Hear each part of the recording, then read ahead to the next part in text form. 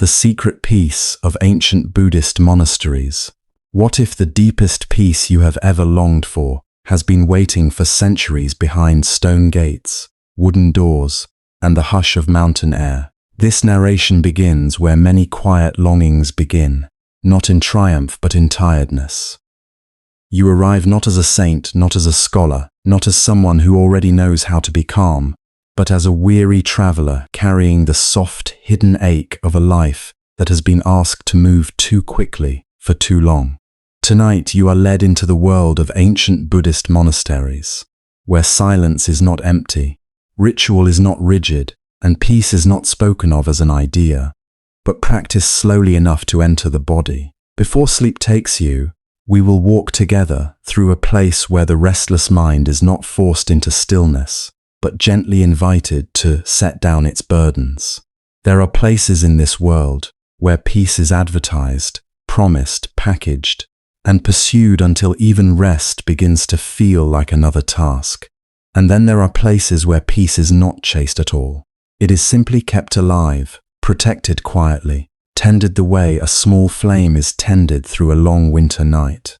Behind old walls darkened by rain and season, behind cedar beams and weathered doors, beyond the reach of hurry, ancient monasteries held something many people could feel but could not easily explain. Not a perfect life, not a life without sorrow, but a way of being with life that did not tear the heart apart. If you find this useful, subscribe to the channel, like this video, and leave a comment. Now let the world loosen its grip for a while. Imagine that it is night, and you are walking a narrow mountain path under a pale moon.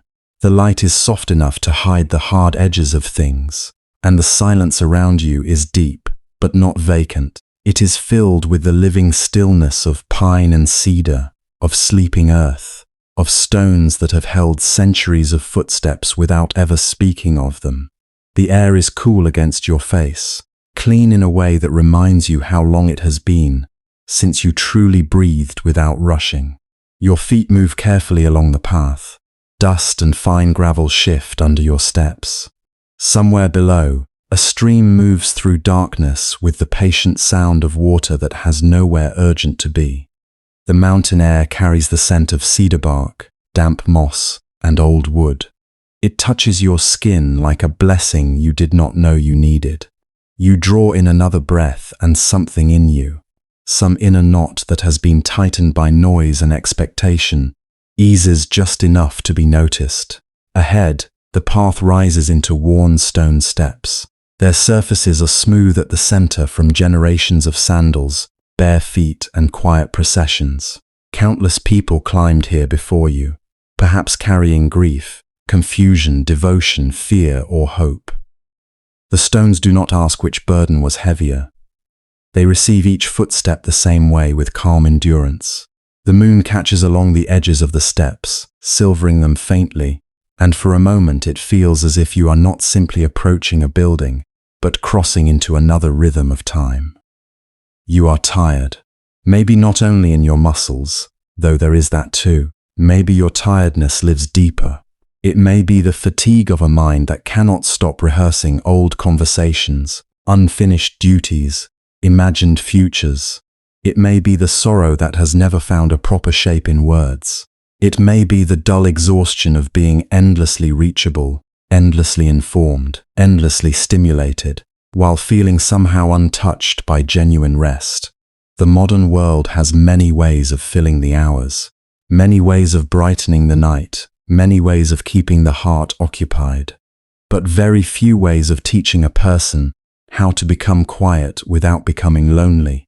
And so you come here carrying invisible weight, not dramatic enough to announce itself perhaps, not simple enough to fix, just the accumulation of too much thought, too much pressure, too many days lived with the nervous system, half braced against a world that rarely softens. You may have learned how to continue, how to smile, how to perform your life with competence. But deep beneath that competence there is a smaller, more honest voice asking for shelter, asking whether it is possible to live without feeling chased from within. This is why the monastery gate matters. At first you see only its silhouette against the moonlit sky, dark and steady, framed by old trees whose branches sway almost imperceptibly in the night wind. The gate is larger than you expected, but not grand in the way palaces are grand. It does not impress by excess. It impresses by presence. Thick wooden doors, iron fittings touched by time, stone posts rooted like old guardians into the earth. It stands with the calm dignity of something made not for display but for endurance. Through storms, through war, through winter after winter, it has remained, not untouched by time, but ripened by it. Somewhere in the distance, a bell sounds. It is not loud. It does not demand attention. It arrives through the dark air in a slow, rounded tone that seems to continue even after the sound itself fades. You do not hear it only with your ears. You feel it in your chest, as if it has struck some hidden chamber inside you where memory and longing meet. One bell, then silence, and in that silence, the whole mountainside feels more awake. You stop for a moment at the foot of the final steps and look at the gate. How many entered here before dawn to meditate while the world slept? How many came in distress, seeking refuge from war, hunger, mourning, or inward confusion? How many young novices trembled with uncertainty before crossing this threshold? How many elders passed through slowly, carrying bowls, sweeping leaves, tending lamps, chanting in voices worn gentle by decades of practice? The gate has watched all of them. It has opened for joy and despair alike. It has never promised that pain would disappear inside, but it has guarded a place where pain could be met differently. That may be the first secret. Ancient Buddhist monasteries were not factories for instant serenity. They were not places where troubled minds were magically erased, nor where human life became free of grief, fear, loss, aging, or doubt. They were places where peace was cultivated the way gardens are cultivated, through repetition, patience, attention, and the humble acceptance of season after season. Peace was not a mood to possess. It was a discipline of returning, a way of sitting with the self until the self became less hard to carry, a way of moving, breathing, eating, praying, sweeping, listening, and resting that slowly taught the heart not to war with its own experience. This is the question that will guide us tonight. As you stand before these ancient doors, with the mountain air around you, and the sound of the distant bell still lingering inside your chest, what secret allowed these monasteries to become places of profound inward peace? Was it silence alone? Was it isolation from the world? Was it devotion, ritual, architecture, discipline, or the beauty of nature surrounding them? Or was it something even quieter than all these things, something woven through daily life so gently that it could be missed by anyone looking only for dramatic revelation? You might think the answer lies in escape. Leave the noise, and you will find peace. Leave the city, leave the schedule, leave the screens, leave the endless demands, and rest will naturally return. There is some truth in that. Environment matters. The nervous system responds to space, sound, light, pace.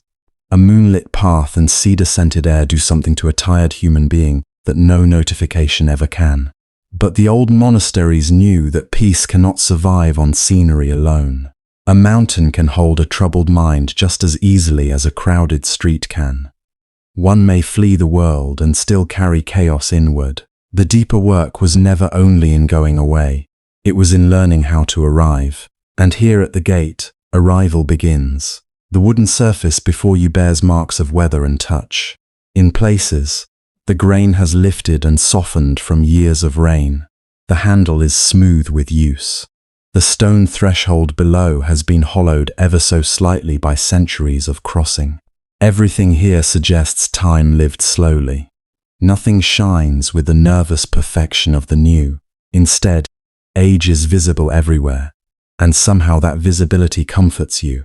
It tells you that what lasts does not remain untouched. It remains because it has endured. Perhaps that is another reason the monastery calls to the tired heart. In the modern world, So much suffering is hidden behind polished appearances. Exhaustion is made to look productive. Anxiety is dressed as ambition. Loneliness is covered by connection that never deepens. Grief is postponed because there is always one more thing to answer, solve, buy, improve, or achieve. But old monastic spaces often wore their wear openly. Their beams darkened, their stones cracked, their bells weathered, their gardens changed with season. They did not pretend to be untouched by impermanence. They lived in conversation with it. And maybe you need that tonight. Not perfection, not instructions barked at your tired mind, not another promise that if you just try hard enough, you will finally become peaceful. Maybe what you need is to stand before something ancient enough to make your hurry seem small, and kind enough to make your sorrow feel welcome. The night deepens gently around you. The trees breathe in the wind. Somewhere nearby, as insects pulse in the grass with tiny rhythms of life. The moon rests on the roofline and along the stone wall, turning rough surfaces soft. The monastery does not glitter. It does not seduce. It does not call out. It waits. In that waiting there is a quiet confidence, as if this place has no need to persuade anyone. Those who are ready for stillness will recognize it. Those who are not may pass by and see only old wood in the dark. You step closer. A final breath of cold cedar air fills your lungs. Beneath your tired thoughts, beneath all the unfinished inner noise, there is now a small shift. Not yet peace, perhaps, but loosening, the beginning of trust. You do not know exactly what lies beyond the gate. A courtyard, a lantern, a sleeping hall, a shrine. Perhaps the faint echo of chanting carried in old timbers. More than that, you do not know what lies beyond this moment in yourself. But for the first time in a long while, you do not feel required to know. That too is part of the monastery's wisdom. It does not drag the mind towards certainty. It teaches the heart to rest in attention. To be here then, here again. To hear the bell. To feel the step. To notice the breath entering cool and leaving warm, to let the world become simple enough that one small act is enough for one small moment. Open the gate, cross the threshold, enter the silence. Then, without announcement and without urgency, the heavy gate begins to open. The hinges move with a low, ancient sound, not harsh but deep, like wood remembering motion. A narrow darkness becomes a passage. The outer world does not vanish all at once, but it starts to fall behind you. The speed, the pressure, the humming strain of ordinary life. As the doors part, the air itself seems to change. The silence within is not emptier than the silence outside, but more gathered, more intentional, as if generations of prayer and mindful living have settled into the courtyard stones. And with one quiet step, you leave the road of weariness behind and enter the first courtyard of stillness. The first courtyard does not try to impress you. It does not rise in grandeur or call for admiration. Instead, it receives you quietly, as though it has been expecting your tiredness for a very long time. The space opens with a kind of humble grace, and almost immediately, your body begins to understand something your mind has not yet put into words. Here, there is nothing demanding your attention, nothing flashing, nothing crowded, nothing competing to be noticed. And because of that, everything becomes easier to feel. The ground beneath you is even and patient, worn smooth by countless passing feet. Stone meets earth, earth meets wood, and each material carries its own calm. The courtyard is often broad enough to let the sky enter fully, but enclosed enough to feel held. You may see a square of open air framed by dark timber galleries, tiled roofs, and simple walls softened by years of weather. Rain has touched these surfaces. Sun has warmed them. Winter wind has moved through the eaves. Time has not damaged this place so much as it has refined it. Near the edges, lanterns may already be glowing if the hour is early or late.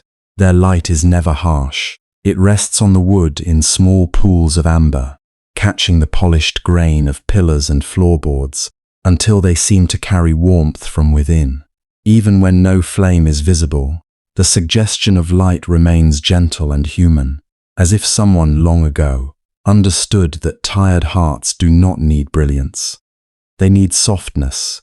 They need a place where the eyes can land without strain. The wooden walkways that border the courtyard are clean and spare, polished by sleeves, by bare feet, by patient sweeping.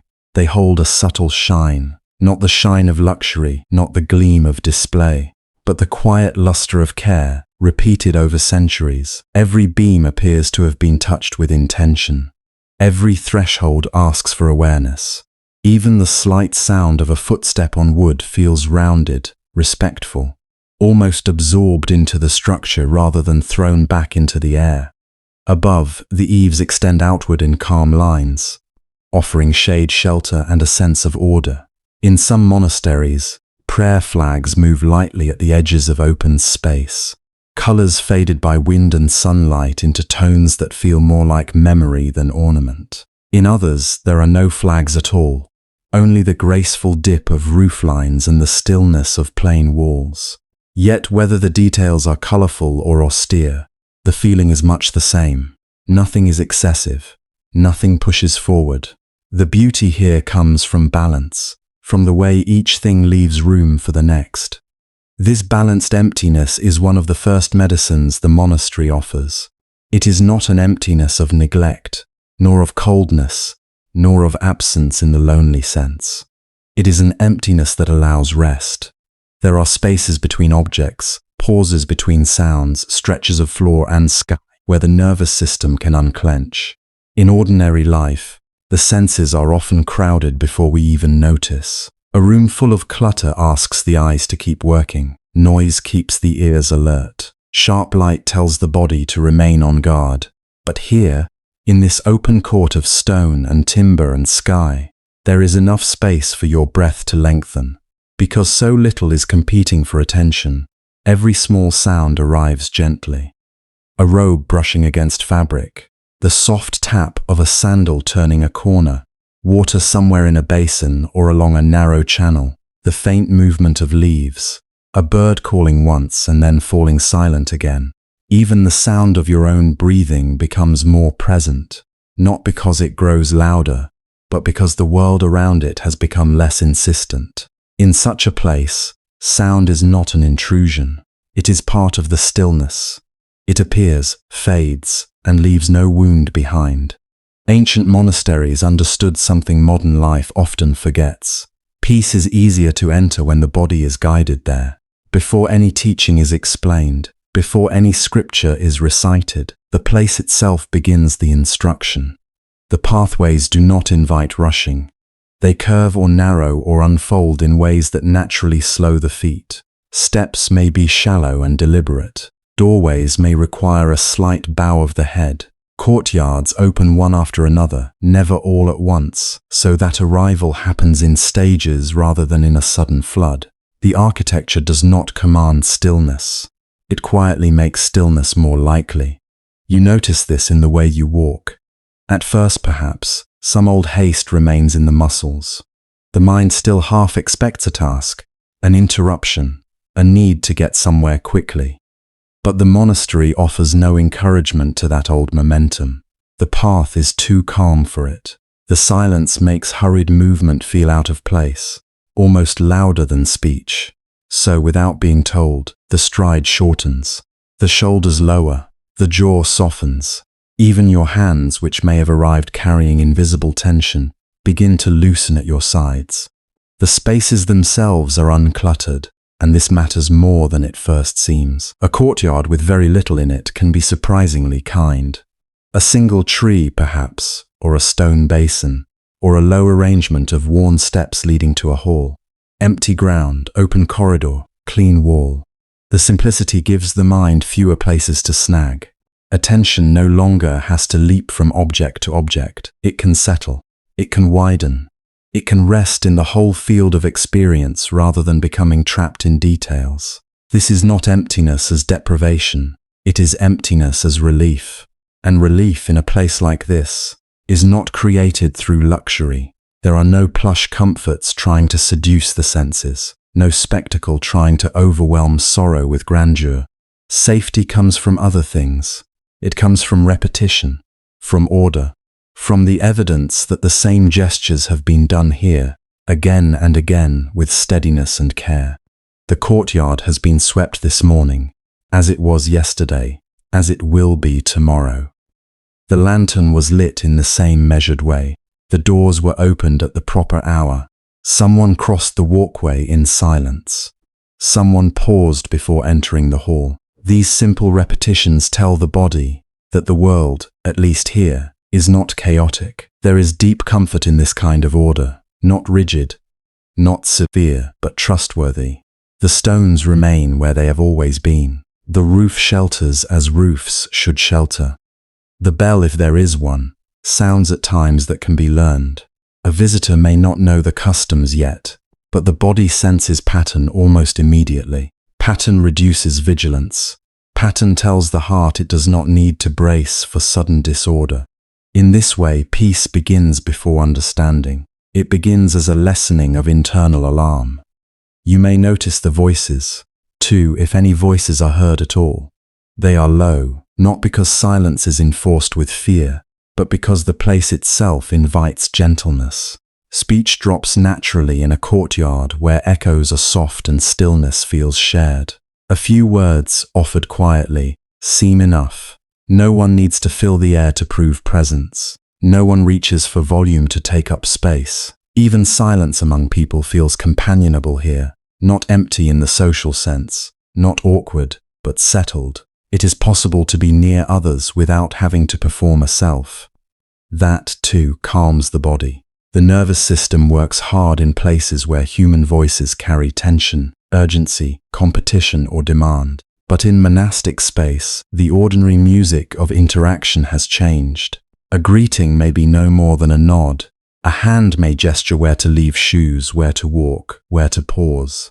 And because so much is communicated without pressure, the body receives a rare message. You are allowed to arrive slowly. You are not late to this moment. You do not have to prove anything before you can rest. The natural pathways through the monastery continue this quiet education. A corridor opens onto another courtyard. A gate frames a garden. A narrow path leads beside a wall where moss gathers in shaded places. A few flat stones may cross a patch of earth. Bamboo may lean in the distance, or pines may hold the air with their resinous stillness. None of these elements seem arranged to entertain. They are arranged to support attention. They carry the gaze forward without jerking it. They give the body a reason to keep moving gently rather than aimlessly. To walk such paths is to feel pace becoming visible. Every turn asks for a little awareness. Every threshold marks a small transition. The body learns where to place the foot, how to angle the shoulders, how to pass from open air into covered walkway and back again. These tiny adjustments gather the mind into the present. There is no need to think of meditation in a formal sense. The architecture is already helping attention return to immediate things. Cool stone, warm wood, the texture of air, the rhythm of steps, the breath entering and leaving. And this may be the quiet secret beneath the peace of such places. The monastery does not begin by asking for lofty insight. It begins by tending to the senses. It understands that a restless mind often lives inside a restless body, so the body is met first, with shade, with stillness, with measured distance between one point and another, with sounds that do not startle, with surfaces that feel cared for, with enough order that the breath can trust the next moment. As trust returns to the breath, posture changes almost on its own. The spine, no longer bent toward some unseen demand, may lengthen a little. The face softens. The chest opens enough for a fuller inhale. Exhale becomes less guarded. Even the eyes begin to see differently. They stop scanning for threat or novelty. They begin to rest on what is here, the line of the roof, the grain of old timber, the quiet sway of cloth in a mild wind, the still square of sky held above the courtyard. This is how peace enters, not all at once, and not first as an idea. It enters through the soles of the feet, through the easing of the jaw, through the widening spaces between thoughts. It enters through repeated forms and gentle acoustics, through clean pathways and empty places that ask nothing from you. It enters through the realization that nothing in this environment is trying to hurry you into becoming someone else. You are simply being slowed back into yourself. And in that slowing, a different kind of listening becomes possible. Not the strained listening of trying to catch instructions, but the deeper listening of a body no longer drowning in noise. You begin to hear how silence can hold sound without breaking. You begin to feel how structure can create freedom. You begin to understand, without anyone saying it directly, that tranquility is not only spiritual in the abstract. It is physical, it is architectural, it is rhythmic, it is built, protected, repeated, and lived. So you move through the courtyard a little more quietly now, not from obligation, but because quiet feels natural here. The lantern light, the polished wood, the broad patient stones, the open center of sky, the restrained beauty of eaves and walls and pathways, all of it has already begun its work. Before a sutra is heard, before a bell is fully understood, before a single full teaching reaches the mind, the body has been invited into safety. And with the body beginning to settle, attention turns to the people who have shaped this peace across generations. They are not distant figures made of legend. They are people, and the peace of the monastery has always depended on people like these. Men who grew old under tiled roofs and cedar beams. Boys who arrived with uncertain hands and lowered eyes. Teachers who spoke very little and yet shaped entire lives by the way they stood, listened, and waited.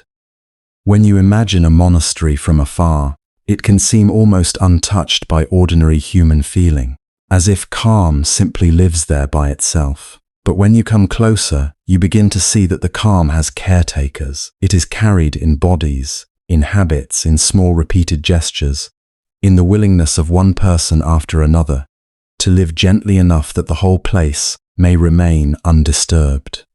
Before dawn, long before sunlight reaches the courtyard stones, there are monks already awake. Some are elderly now, their steps measured not by hesitation, but by years of practice.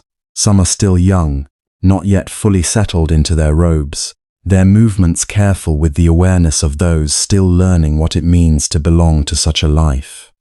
Between them are the middle years, the steady workers of the monastery, those who sweep, mend, chant, prepare, carry, bow, wash, and teach without drawing attention to themselves. There is no dramatic boundary between one role and another. There is simply a shared life, received and continued. The elder teachers often seem at first almost transparent in their humility. Their authority does not arrive with force. It is not announced by grand speech or display. It rests in the way they have reduced unnecessary motion, the way their voices do not rush to fill a room, the way their presence settles the atmosphere around them. Their faces may be lined by weather and age, but the lines do not harden them. If anything, they make them easier to trust. They have lived long enough with discipline that it has become kindness. They have repeated the same simple acts so many times that those acts no longer feel small. In them, routine has ripened into steadiness, and near them, often a little more alert, a little more eager, are the novices. You can feel the softness of youth in them, even with their heads newly shaved, even wrapped in robes that ask them to move with restraint. Some may still carry traces of the homes they left behind. A certain quickness in the eyes, a moment of restlessness in the hands, an instinct to look around before remembering to look within. Yet there is tenderness in this stage. A novice does not enter the monastery already calm. He enters to learn calm. He does not arrive emptied of confusion, desire, embarrassment, homesickness, or pride. He arrives with these things still alive in him. And little by little, the life around him teaches him what can be released and what can remain. That is part of what makes monastic life so deeply human. It is not a gathering of perfect beings. It is a place where imperfection is met not with humiliation but with form. If a young monk wakes distracted, the bell still rings. If he feels lazy, the sandals still wait by the mat. If his thoughts wander, the bowl must still be lifted with both hands. If grief visits him, if memory returns, if longing rises in the chest for family, for old tastes, for old identities, the day still offers him the same sequence of gestures. Fold the blanket, wash the face, put on the robe, step into the corridor, bow, sit, breathe, listen, begin again. Their clothing tells part of the story before a word is spoken. Robes are simple but not careless. They fall in clean lines. They conceal more than they reveal. Their colors, whether deep brown, muted saffron, gray, black, or faded earth red, seem chosen in conversation with soil, bark, ash, and dawn. Nothing in them asks to dazzle. Nothing is designed to distinguish the wearer as special in the worldly sense. And yet, because they are worn with such consistency, they begin to carry another kind of beauty, the beauty of intention. A robe is not merely a uniform. It is a reminder laid across the body. It says, live lightly, move carefully, remember what you came here for. The shaved head speaks in much the same way. To an outside eye, it may first appear severe, but within the monastery it becomes strangely tender. Hair, one of the ordinary markers through which people shape identity, display style, and signal status, is set aside.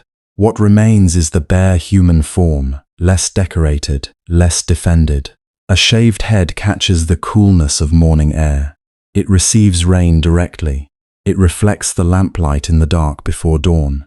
It makes each monk look, in a quiet sense, more equal to the others. Age is still visible, yes. Character still shines through, but vanity has been given less room to perform. Then there is the bowl, carried with care, cleaned with care, received with care. Such a plain object, and yet in monastic life it becomes almost a teacher. The bowl is enough. It holds what is given. It does not choose extravagantly. It does not ask for ornament. In its emptiness there is openness. In its use there is gratitude. To live with a bowl is to remember dependence, not as shame but as truth. No one sustains himself alone. Food comes from labor, weather, generosity, soil, time, and many unseen hands. The bowl keeps this fact close. It teaches reverence for what arrives, and restraint toward wanting more than is needed. Even sandals, worn thin by repeated paths, seem to join in the teaching. You can imagine them lined neatly outside a hall, each pair modest, practical, silent. They carry feet over stone, wood, packed earth, wet ground. They do not promise comfort in excess. They simply serve. And because they are removed before entering certain spaces, they also mark a threshold. The body pauses. The foot meets the floor differently. One world is left outside, another entered with awareness. In a life where attention matters, even a sandal can become part of awakening. Inside the sleeping quarters, the same deliberate lightness continues. Folded blankets, rolled mats, a wooden shelf, a few garments, perhaps a small cloth, perhaps a needle for mending, perhaps a book or text used with devotion rather than accumulation.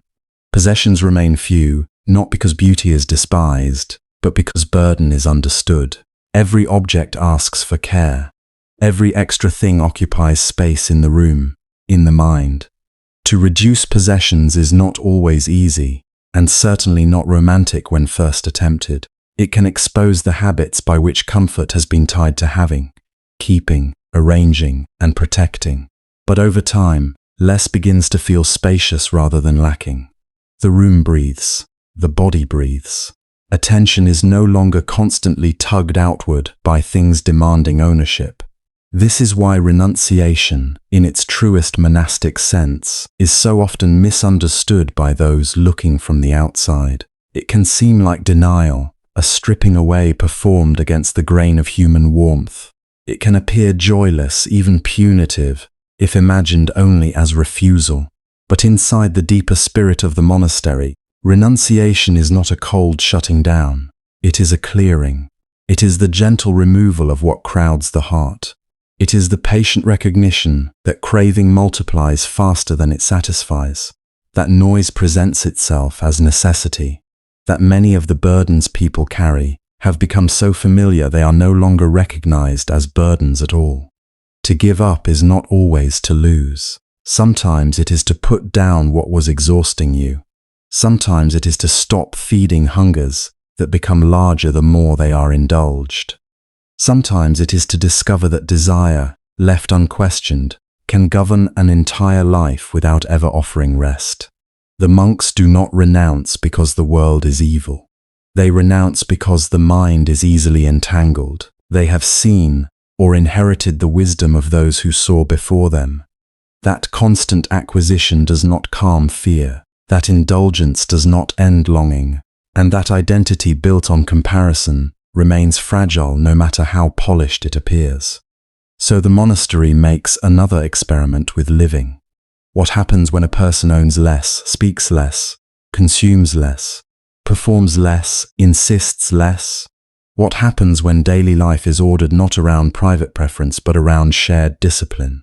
What begins to emerge is not emptiness in the bleak sense, but room to notice, room to breathe without hurry, room to hear one's own mind clearly enough to stop being ruled by each passing mood, room for compassion, because energy once spent defending the self can begin to soften toward others, and others are always present here. That too is essential. The peace of a monastery does not come merely from solitude, though solitude has its place. It comes from shared intention. Many individuals agree, day after day, to protect a certain atmosphere together. One wakes the others by rising on time.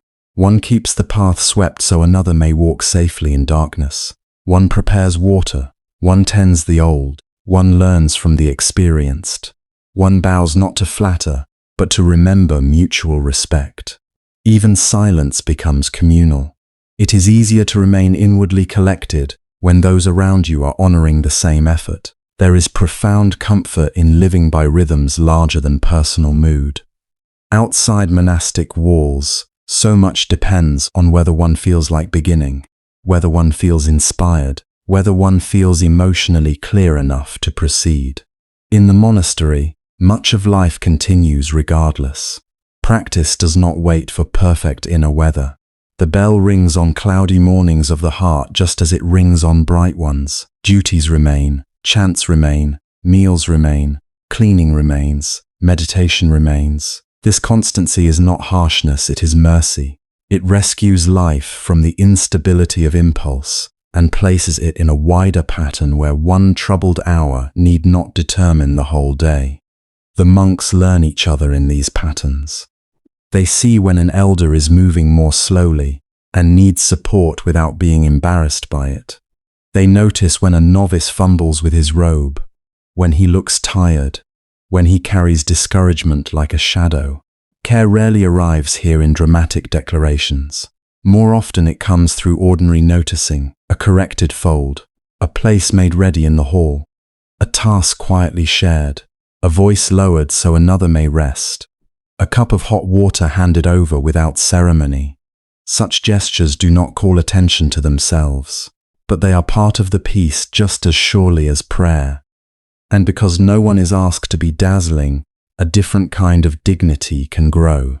A monk may spend years doing work the world would call insignificant, sweeping leaves that will fall again tomorrow, washing bowls that will be used again within hours, repeating chants memorized long ago, repairing a hem, lighting incense, closing shutters at dusk. But when these actions are done in a field of meaning, they do not shrink the person. They refine him. Repetition, instead of becoming deadening, becomes clarifying. One learns that the value of a life does not always lie in novelty, achievement, or display. Sometimes it lies in reliability, in harmlessness, in the ability to return calmly to what must be done. This is how ordinary days become refuge, not by miracle in the theatrical sense, but by countless humble agreements held over time. The elders embody what patience can become. The younger monks embody what patience is still becoming. Between them passes an inheritance more subtle than instruction alone. It moves through posture, timing, tone, restraint, attentiveness. A novice watches how an older monk lifts a bowl, how he bows without self-consciousness, how he sits through discomfort without resentment, how he receives correction without collapse. Such things cannot be fully taught in words. They are absorbed through nearness, and slowly, almost invisibly, the monastery's peace becomes less like an atmosphere imposed from above, and more like a living fabric woven by everyone present. It is in the robe tied before, in the blanket folded squarely, in the sandals aligned by the threshold, in the bowl emptied and washed, in the elder who waits for the younger, in the younger who learns to move without clatter, in the shared willingness to let the day be shaped by something steadier than personal appetite. What might seem austere from a distance reveals itself, up close, as a form of care. You begin to understand that simplicity here is not smallness. It is spaciousness protected from excess. It is discipline softened by humility. It is the quiet courage to live without many of the distractions that most people are taught to chase. These monks, old and young, do not erase their humanity by choosing such a life. They illuminate it. In their reduced world, certain truths become easier to feel. That enough can truly be enough. That gentleness can be strong. That freedom may begin not when everything is available, but when less is required for the heart to rest. And so, with the monastery still wrapped in darkness and the people within it already turning toward the day with unhurried devotion, your attention follows them more closely now. If their calm has depth, it is because it begins before speech, before sunlight, before the mind fully gathers its usual noise. To understand that calm more deeply, you stay with them as the first hours before sunrise quietly unfold. In these hours before sunrise, the monastery seems to belong not to the day, but to something older and more secret than daylight. Darkness still rests over the roofs and courtyards like a folded raft and complete. The mountains beyond remain only outlines, vast sleeping shapes held against a sky that has not yet decided to lighten. Air moves through the stone corridors with a clear, cold touch, and every surface seems to remember the night. Wood, tile, iron, cloth, skin, breath. Everything is slightly chilled, gently sobering, as if the world itself were urging wakefulness without hurry. This is one of the most delicate times in monastic life, treasured not because it is dramatic, but because it is so bare. Nothing has yet gathered speed. No visitor has arrived.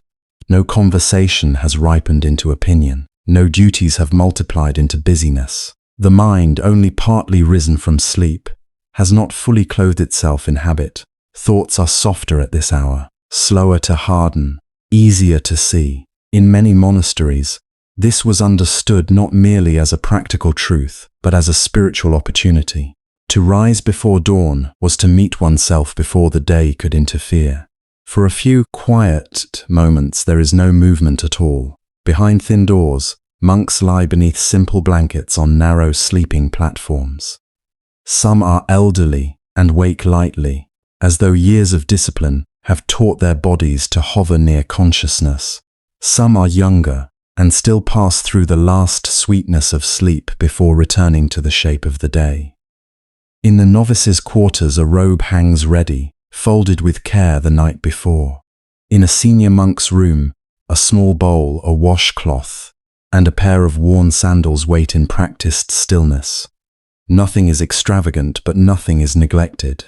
The order of the space allows the order of the mind to return more easily. Then, from somewhere near the heart of the compound, the first bell sounds. It does not crash into the dark, it enters it. A single tone opens and widens, pure and round, then travels through the corridors over tiled roofs, beyond the prayer hall and the kitchen buildings, and out toward the trees. The mountains, still hidden in shadow, receive the sound and give it back in softened echoes. It is as though the valley itself has learned to listen. The bell moves across sleeping stone and damp earth, over moss, over steps worn hollow by generations of bare feet, over little gardens where dew has formed on leaves no one yet sees. Inside their rooms, the monks hear the bell not as interruption but as return. This sound has woken others here for centuries. It has crossed different winters, different dynasties, different names and faces, while carrying the same quiet Ajahn instruction. Rise, attend, begin again. There is mercy in that repetition. No matter what the mind was yesterday, restless, dull, grieving, distracted, the bell does not accuse it. It simply calls it back. One monk opens his eyes immediately, as if he has been waiting just below the surface of sleep. Another blinks into the darkness and rests for one breath before sitting up. Their movements are small, precise, and without wasted force. A blanket is folded, feet find the floor. The chill of stone reaches upward through the soles, honest and unmistakable. In the dimness, hands locate the robe, the sash, the familiar shape of a sleeve, Rosh. No one lingers from indulgence. The body is guided into readiness by long acquaintance.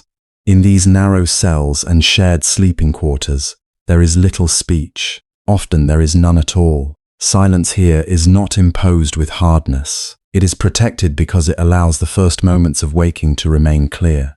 Words, even gentle ones, can quickly invite the mind into old stories. By waiting, the monks give awareness time to stand on its own. They let hearing remain hearing, cold remain cold, breath remain breath. In that simple restraint there is surprising tenderness, a way of not crowding the morning before it has fully arrived. Some carry a basin to wash. Others step to a water jar kept near the corridor.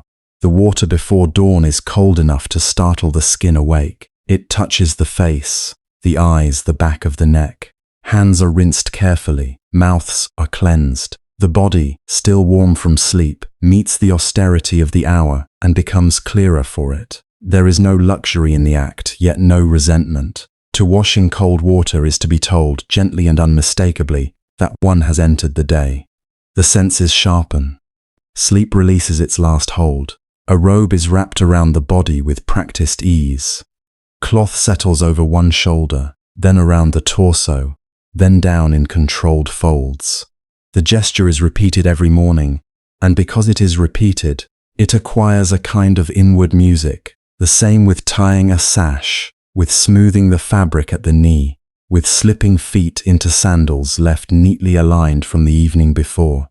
Each act, done thousands of times, becomes less a task than a form of remembering. This is who I am now. This is the path I have entered. This is the life I return to today. In the corridor, dim lamps may still be burning, or there may be only moonlight and memory guiding each step. A novice emerges and bows slightly as an elder passes. The elder returns the gesture almost invisibly. Their faces are calm, not because they feel nothing, but because the morning invites a simpler arrangement of feeling. There is no need to display mood before dawn. If sorrow is present, it can walk quietly. If peace is present, it need not announce itself. The corridor receives both with equal stillness. Sound is different at this hour. The soft brush of robe against robe can be heard. The dry tap of wooden sandals on stone arrives with unusual clarity. A door sliding shut sounds less like closure than like care.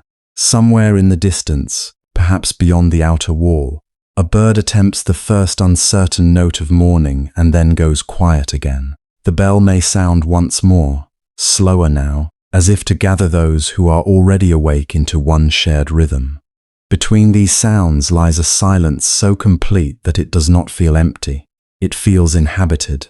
In ordinary life, mornings are often the birthplace of pressure. People wake into clocks, obligations, unfinished messages, the demand to become someone useful before they have even remembered who they are. But in the monastery, before dawn has another purpose. It offers a threshold in which usefulness is not the first concern. Presence is. The monks rise early because the world has not yet become loud enough to pull them outward. Before sunlight stirs the labor of the day, before chores and visitors and communal responsibilities begin to arrange the attention. There is a chance to meet the mind in its less defended state. This early meeting is not always comfortable. The pre-dawn mind can be clear, but it can also reveal what daylight later helps disguise. Anxiety may be there, homesickness may be there, fatigue, desire, old anger, obscure sadness. All can stand nearer when everything around is quiet. Yet this, too, is one reason the hour is valued. It is easier to notice what has arisen when fewer distractions compete for the eye and ear. In that noticing, one does not need to solve everything. One only needs to see faithfully. A monk may feel heaviness in the chest while washing his face, or a young novice may discover restlessness, rising with the sound of the bell. Still, the forms of the morning carry them. Fold the blanket, wash the hands, put on the robe, step into the corridor. The ritual does not erase difficulty, but it keeps difficulty from becoming the whole landscape. This is one of the hidden kindnesses of disciplined repetition. To do the same small things each morning, in the same order, with the same care, gives the heart something steady to lean against. Modern imagination often treats repetition as dull, as though meaning can only survive in novelty. But inside monastic life, repetition becomes a shelter. Because the pattern is known, the mind does not have to defend itself against endless choice. Because the body remembers what to do, the emotions need not govern the hour. A person who is grieving can still dress. A person who is confused can still bow. A person whose thoughts are noisy can still walk to the hall in silence. This continuity is not mechanical. It is merciful. Over time, such repetition changes the atmosphere of even the smallest acts. Lifting a latch, straightening a sleeve, rinsing a bowl, setting a sandal beside another sandal, each begins to feel less like a negligible gesture and more like part of a sacred texture. Not sacred because it is rare, but because it is attended to. The monastery teaches, without saying so directly, that calm does not only descend in extraordinary moments. It is built morning after morning by the way a hand touches a door, by the way a robe is folded, by the way one enters shared silence without demanding to fill it. Now more monks appear from the dark mouths of adjoining hallways. Their forms move quietly toward the center of the compound. Seen from a distance, they might look almost like shadows separating from larger shadows, each one carrying a warm breath into the cold air. Some are stooped with age. Some walk with the careful seriousness of youth, trying to honor what it has not yet fully understood. A few have faces lined by decades of pre-dawn waking. Others are still new enough that every early rising asks something difficult of them. Yet they are all held by the same discipline. And in that common shaping, there is a gentle equality. The courtyard stones are damp beneath their steps. Above them, the sky has shifted almost imperceptibly. It is still dark, but not as absolute as before. The edge between night and morning has begun to loosen. A tree branch shows itself more clearly. The roofline of the main hall emerges from blackness into charcoal grey. Breath becomes faintly visible. The world is beginning to return, but slowly, respectfully, as if it, too, understands that this hour should not be broken open too quickly. No one hurries to outrun the cold or to arrive first. The monks know where they are going, and so there is no anxious urgency in their pace. This lack of haste is not laziness, it is trust in the form. The day does not begin by being seized, it begins by being entered. Each footstep participates in that truth. The body wakes more fully with movement, the mind settles through repetition, and the small stream of figures threading through the courtyard becomes a visible expression of communal intention. Many bodies, one rhythm. Many inner worlds, one direction. There is deep restfulness in this, though from the outside it may appear austere. Rest does not always mean softness or sleep. Sometimes rest is what arises when the heart no longer has to improvise its purpose every morning. In the monastery, the first purpose is already given. Wake up, cleanse, dress, gather. Remember, because of that, the earliest hour is freed from confusion.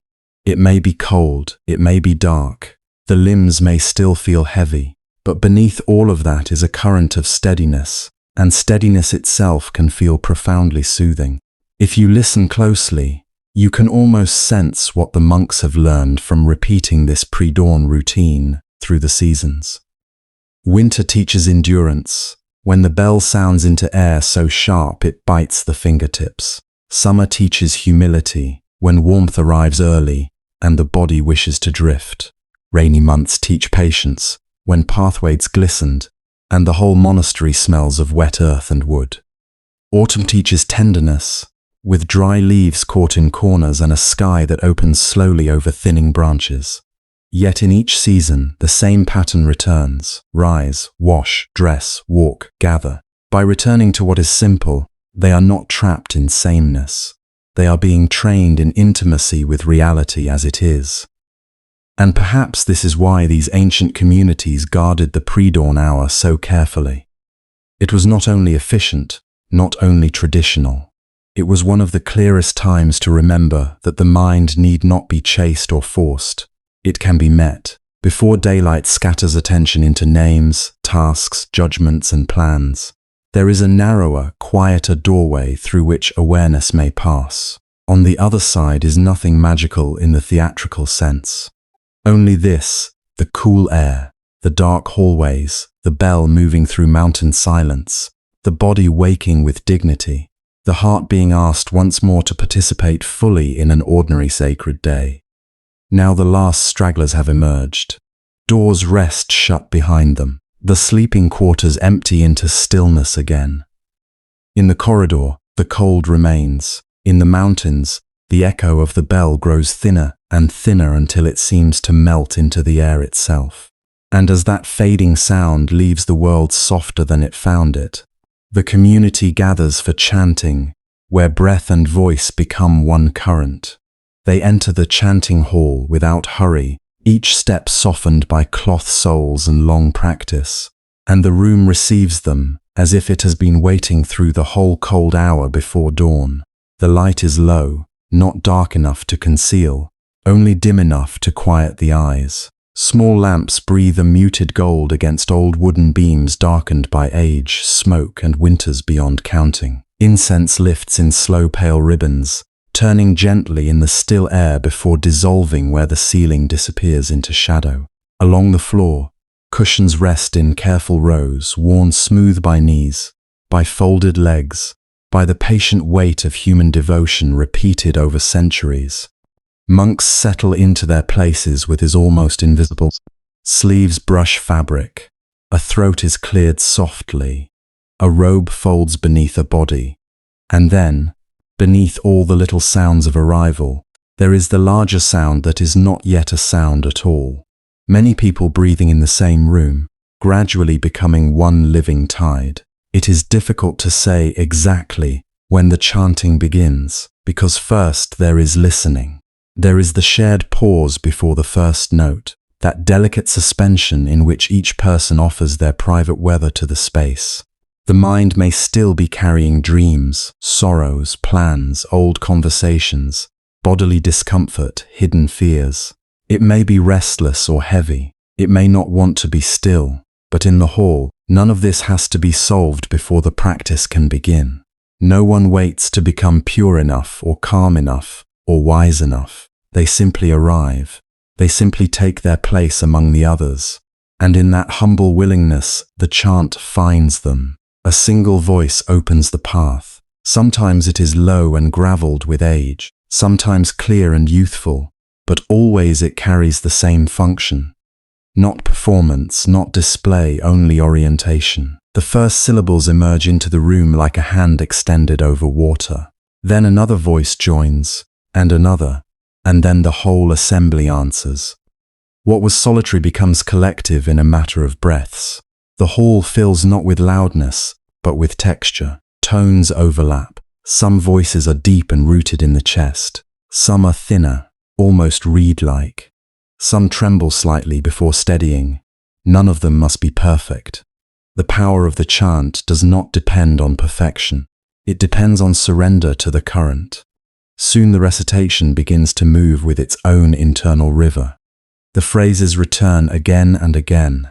Ancient words carried in memory rather than hurry. Their cadence is deliberate, measured enough for the body to follow. With each repetition, the mind is given less room to wander into its old brambles, not because it is scolded into obedience, but because it is gently occupied. The chant asks so little and so much at once, just this breath, just this sound, just this syllable shaped in the mouth and released into the common air. For a nervous system accustomed to vigilance, fragmentation, and the endless anticipation of what comes next, this is no small mercy. Repetition has a way of loosening the grip of fear. In ordinary life, the mind is trained to scan for danger, novelty, interruption. It braces, it prepares, it keeps one ear open to threat. But the chant offers no surprise. Its phrases loop back on themselves. Its melody, if it can be called melody, is often narrow in range and patient in movement. Nothing leaps out to startle the heart. Nothing demands quick interpretation. The body begins to understand before the intellect does, that for these moments there is no emergency to solve. Breath lengthens. Shoulders descend by degrees. The muscles around the eyes and jaw release their small, unnoticed contractions. Even the pulse may seem to fall into step with the voices, as though the heart itself were relieved to stop improvising. Tone matters here in ways that are both subtle and profound. A low sustained note can touch the body, like a hand laid gently on the sternum. A communal unison can create a warmth in the chest that no solitary thinking can produce. The vibrations move through wood, fabric, skin, and bone. They travel not only through the ears, but through the rib cage, through the throat, through the hidden caverns of the body where feeling lives before language reaches it. One does not merely hear the chant, one is lightly entered by it. The floor receives it, the beams hold it, the lungs respond to it. If grief has made a small locked room inside the chest, vibration can sometimes reach the latch where words cannot. This is part of why chanting soothes. It gives the mind less to manage and the body more to trust. It creates a pattern, and living beings often rest inside pattern more easily than inside freedom. Freedom can feel vast and exposed when the mind is tired or lonely. But cadence is kind. Cadence says, you do not have to invent the next step. Follow, stay here. Let this phrase carry you to the next one. In a world that asks the individual self to maintain its separate identity at every moment, chanting offers a brief and healing release from self-construction. Not annihilation, not numbness. Simply a reprieve from the effort of being only oneself. This is why even those who do not fully understand every line can still be moved to the edge of tears. Meaning does not arrive only through translation. There is also the meaning of continuity, the meaning of devotion repeated so many times that the sound itself grows roots. These syllables have passed through mouths, long returned to dust. They have been spoken in winters harsher than this one, in summers thick with heat, in monasteries hidden in cedar forests, in temples facing crowded roads, in caves, in ruined halls, in rebuilt halls, under dynasties and occupations and years of peace and years of fear. To hear them now is to stand in a river that began long before one's own life and will continue after it. Something in the heart recognizes this and softens. Perhaps not every word is grasped by the thinking mind. Perhaps the language is old, formal or half familiar. Yet understanding can occur in another register. A child can be soothed by a lullaby whose lyrics are not analyzed. A grieving person can feel comfort in a prayer before deciding what they believe about it. The emotional truth moves ahead of explanation. In the chanting hall, ancient words do not ask to be possessed. They ask to be received. Their age is part of their tenderness. They seem to say, others have suffered before you. Others have loved, feared, lost, hoped, and knelt in confusion before dawn. You are not the first to bring an aching mind into a quiet room. You are not alone in the strangeness of being human. and loneliness, so often hidden beneath the surface of ordinary days, begins to alter shape here. Outside the monastery walls, loneliness can feel like being sealed inside one's own skull, condemned to private weather, unable to prove to anyone how heavy the heart has become. Even in crowds, one may feel unaccompanied. The modern world gives many forms of contact, but not always communion. To be near others is not the same as to move with them. Yet in the chant, the distance between lives narrows in a very old way. Breath synchronizes, pauses are shared. The ending of one phrase is known by all before it arrives. No one needs to explain their pain for it to be carried, if only a little, by the larger body of voices. There is a tenderness in this that can feel almost startling. A person may arrive in the hall, burdened by some quiet wound, some memory they cannot put down, some fatigue that sleep itself has not healed. They may feel fractured, ashamed of their own need, unsure whether they belong anywhere at all. Then the chant begins, and slowly they find that their individual voice, however frail, disappears into something sturdy enough to hold it, not erased, held. This difference mass. To belong is not to become identical. It is to be included without having to perform uniqueness or defend it. In the measured flood of recitation, one voice after another joins the whole, and private pain is given a wider sky. The communal aspect of chanting also changes the emotional temperature of silence itself. Alone, silence can sometimes sharpen sorrow. It can amplify the stories one tells oneself at 3 a.m, when the mind becomes both witness and tormentor. But silence approached through shared sound feels different. The chant lays down a path across the inward wilderness. It says, "We are going there together. We are not throwing you into emptiness without a lantern. First we will walk side by side. First we will make a sound strong enough to gather the scattered pieces of attention. Then, when the mind has remembered how to rest against rhythm, silence may come not as abandonment, but as arrival." The wooden hall seems to know this. Every object within it appears shaped by repeated use toward peace. The beams overhead have listened to countless dawns. The incense bowl has sent up smoke for generations of weary hearts. The cushions have welcomed young novices, old teachers, visitors uncertain of the forms, mourners praying through fresh loss, disciplined practitioners steady as mountains, and distracted ones trying again despite themselves. The room holds all of it without commentary. It asks only participation. Sit here, breathe here, let your voice be one among many. In such a place, holiness does not feel distant. It feels practical, embodied, almost domestic in its gentleness. As the chanting continues, the distinctions between inside and outside begin to blur. The cold mountain air remains beyond the walls, yet something equally clear and spacious opens within the chest. The smoke curls upward and vanishes, and thoughts may do the same if left ungrasped. A phrase rises, crests, and returns, another follows. The mind, so often addicted to novelty, begins to discover the quiet richness of recurrence. The same words are not truly the same each time they are spoken. The breath changes them. The heart changes them. The hour changes them. A line heard with distraction at first may land with unexpected tenderness a few minutes later. What seemed distant may suddenly feel intimate. What sounded austere may reveal a hidden mercy. In this way, chanting becomes more than recitation. It becomes a form of being carried. One does not need to push so hard from within. The current does some of the work. For those who spend much of life overthinking, over-explaining, over-controlling, this can be deeply relieving. The practice does not ask for brilliance. It does not ask for emotional clarity. It asks for participation and release. Say the syllables, follow the bell, breathe with the others. Let the old words hold what you cannot yet name. Let the shared tone smooth the rough edge of thought.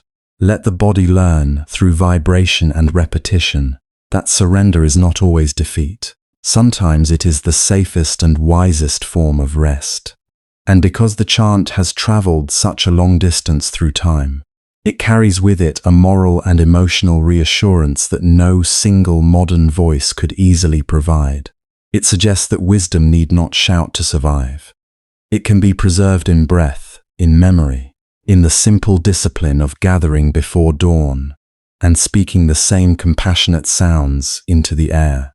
Generation after generation has discovered that the heart cannot be argued into peace, but it can be invited, coaxed, accompanied. The chant is one of those ancient forms of accompaniment. It does not erase suffering. It gives suffering a place to kneel without becoming the entire horizon. Eventually, as all rivers do, the recitation begins to thin. The phrases grow fewer. The final responses lengthen into the room. One last note is held, then softened, then allowed to descend. No one seizes the ending. No one hurries to fill what follows. The sound settles into the beams, into the cushions, into the bodies of those who have spoken it. And in the wake of that shared vibration, silence appears changed. It is no longer empty in the frightening sense. It is resonant, prepared, almost luminous. The mind, having been gathered from its many edges, is ready now to meet the spaciousness the monastery has been guarding all along. What comes next is not merely the absence of chanting, but another kind of teaching entirely. In the old monasteries, silence was never treated as a blank interval between more important things. It was not dead space, not a polite hush, not a punishment for speaking too much. It was living instruction, subtle and steady, waiting with a patience few human teachers can sustain. After the final note fades, the silence that rises in its place seems to have shape and temperature. It settles around the room like a soft robe. It touches the skin. It enters the chest. It asks for nothing dramatic. It only asks that nothing be added too quickly. At first, this can feel tender. It can also feel unbearable. Many who came to monastic life discovered this almost immediately. They imagined peace as a lovely stillness that would soothe them on arrival, as if crossing a gate could also cross out the noise within. But silence has a way of revealing what sound can help us avoid. Without conversation to lean on, without the little performances by which a person proves identity, intelligence, wit, or sorrow, the mind begins to hear itself more clearly. Thoughts that once moved unnoticed through a crowded day now sound louder. A memory returns. An old embarrassment glows with fresh heat. A grief that looked settled shifts in its sleep. Restlessness starts pacing like an animal along the inside of the ribs. Fear lifts its head. Longing, which often survives years of neglect, quietly comes forward and sits where it can be seen. The monks of earlier centuries understood this well. They did not speak of silence as a decorative virtue, something refined and gentle for already peaceful people. They knew it as a discipline, and disciplines are not designed to flatter the ego. They reveal it. Silence, in the monastery, was a mirror with unusual honesty. It showed agitation without accusing it. It exposed craving without making a villain of the one who craved. It allowed sorrow to rise without forcing it to justify its presence. In this way, silence became compassionate, not because it sheltered people from themselves, but because it made space for the truth of their inner life to appear without judgment. You can imagine a novice sitting in the hall after evening recitation, hands folded, back straight, trying very hard to be composed. Around him, others remain motionless. No one instructs him in that moment. No one says, "Now you will meet your impatience. Now your hidden loneliness will surface. Now your mind will invent a dozen urgent reasons to stand up and leave." Yet, this is exactly what may happen. The knees ache. The room feels too warm. A single cough from across the hall echoes like an interruption in a vast landscape. Then comes the familiar inner noise, not spoken aloud but somehow louder than speech. Why is this so difficult? How much longer? I should be better at this. I am failing at stillness. Ancient monasteries knew these currents intimately. Their wisdom lay not in pretending such movements were signs of spiritual weakness, but in recognizing them as part of the path itself. Silence does not remove the human mind. It introduces us to it. And still, not all silence in a monastery feels the same. It has textures, moods, seasons of its own. There is the silence immediately after a bell, perhaps the clearest threshold of all. A bell rings through wood corridors and open courtyards, through kitchen steam and folded robes, through chambers where lamps burn low. Its tone travels outward, then seems to travel inward as well, touching places in the listener that words rarely reach. When the sound finally thins into the air, what follows is not simple quiet. It is a silence shaped by the bell's passing, like water still carrying the memory of a stone. For a few breaths, everything seems to listen.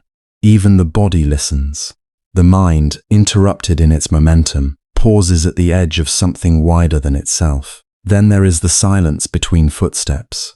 In a monastery, walking is often slow, deliberate, almost ceremonial even when it is practical. Sandals meet stone. Cloth brushes lightly against cloth. A foot lifts, moves, settles. Is the small interval before the next step. In ordinary life, such intervals go unnoticed, lost beneath haste and intention. But in monastic space, they become audible in their own way. The silence between footsteps is not empty. It holds balance, attention, and the willingness to arrive exactly where one already is. Each pause says, here. Each step says, here again. Over time, a person begins to feel how much of life is spent rushing over these little bridges of being, never quite landing. The monastery teaches landing. There is also the silence within gardens, a different quiet from the hall or cloister walkway. Gardens breathe. Their silence is porous, threaded with motion too delicate to command the eye. Bamboo leaves touch one another with a dry whisper. A pine branch releases a single drop of water left from the morning mist. Gravel holds the memory of raking. Moss receives light without reflection. Somewhere unseen, an insect works patiently in the roots. The silence here is not the silence of closure, but of relationship. Nothing in the garden is announcing itself, yet everything belongs to a conversation older than speech. Those who tend such places often learn that one must become quieter in order to notice how alive quiet truly is. And then there is the smallest silence, perhaps the most intimate of all, the pause between breaths. Breath enters, breath leaves. Between the two, there is a brief resting place so slight the distracted mind may never sense it. But monks sat with this long enough to know that an entire world can open in a moment that does not insist on being noticed. In that pause, nothing is being grasped, nothing is being declared. The self, so busy arranging and narrating, loosens for an instant. There is only aliveness before the next motion begins. To dwell gently near that pause is to discover that peace does not always arrive as a grand feeling. Sometimes it appears as a tiny gap in the machinery of becoming. This is why silence in ancient Buddhist communities was never merely about refraining from speech. One could keep the mouth closed and still remain surrounded by noise. Complaints could continue inwardly. Arguments could go on in secret.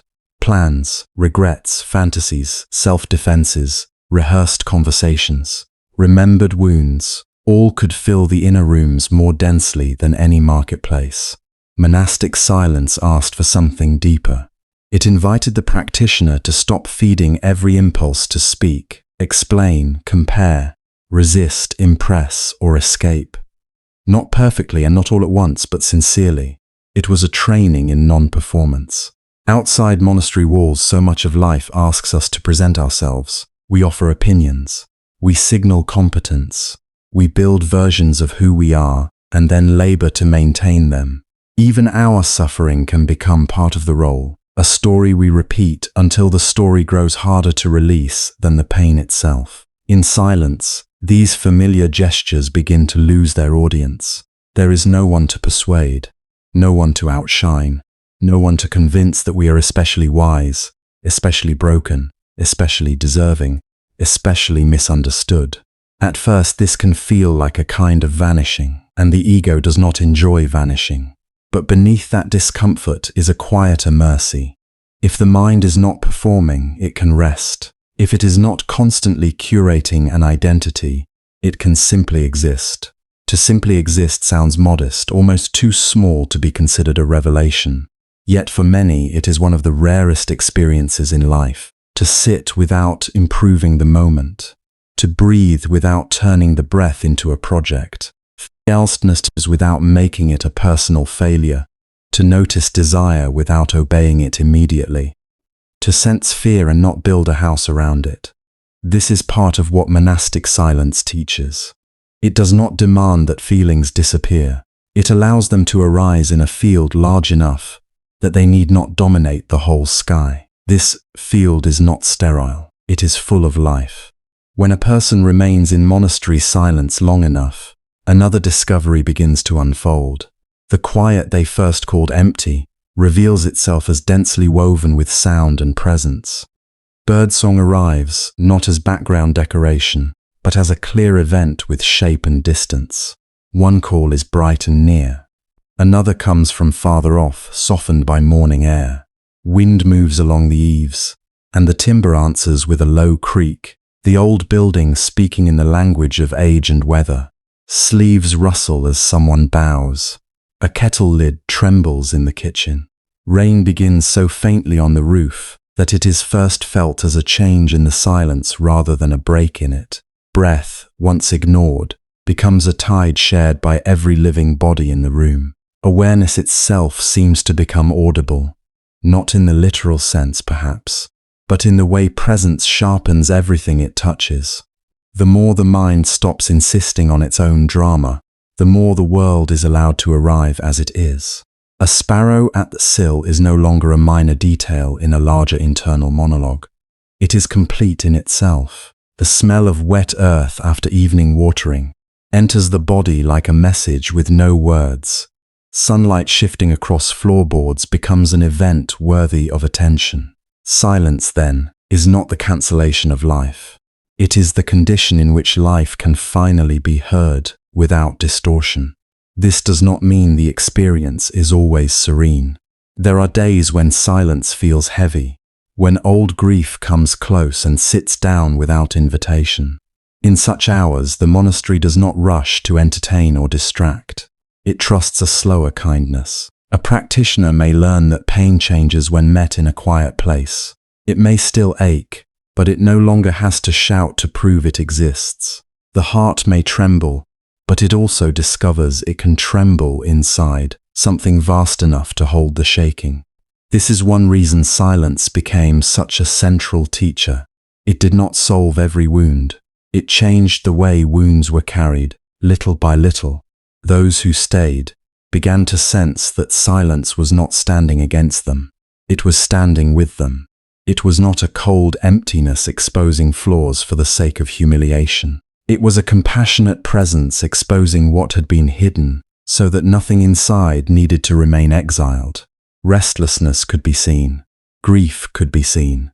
Fear could be seen. Longing could be seen.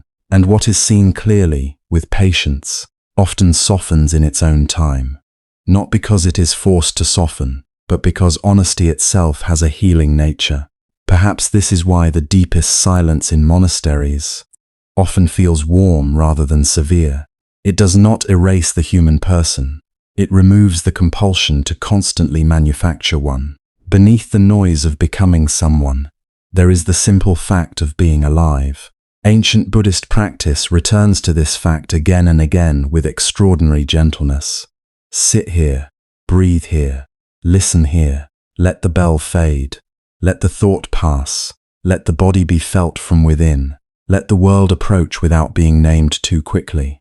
Over time, silence ceases to feel like a void one must endure. It becomes a refuge spacious enough to tell the truth. And in that truth, even the monastery itself seems to change character. Corridors lengthen into contemplative paths. Doorways frame not just rooms, but thresholds of attention. Stone steps, worn by generations of quiet feet, seem to hold the memory of all those who once paused there to gather their minds. The air between buildings feels inhabited by listeners. It is as though the whole place has been shaped, over centuries, not only by hands and tools, but by the discipline of restrained speech and careful presence. The walls do not merely contain silence, they have learned it. To enter such a place fully is to discover that the silence is teaching all the time.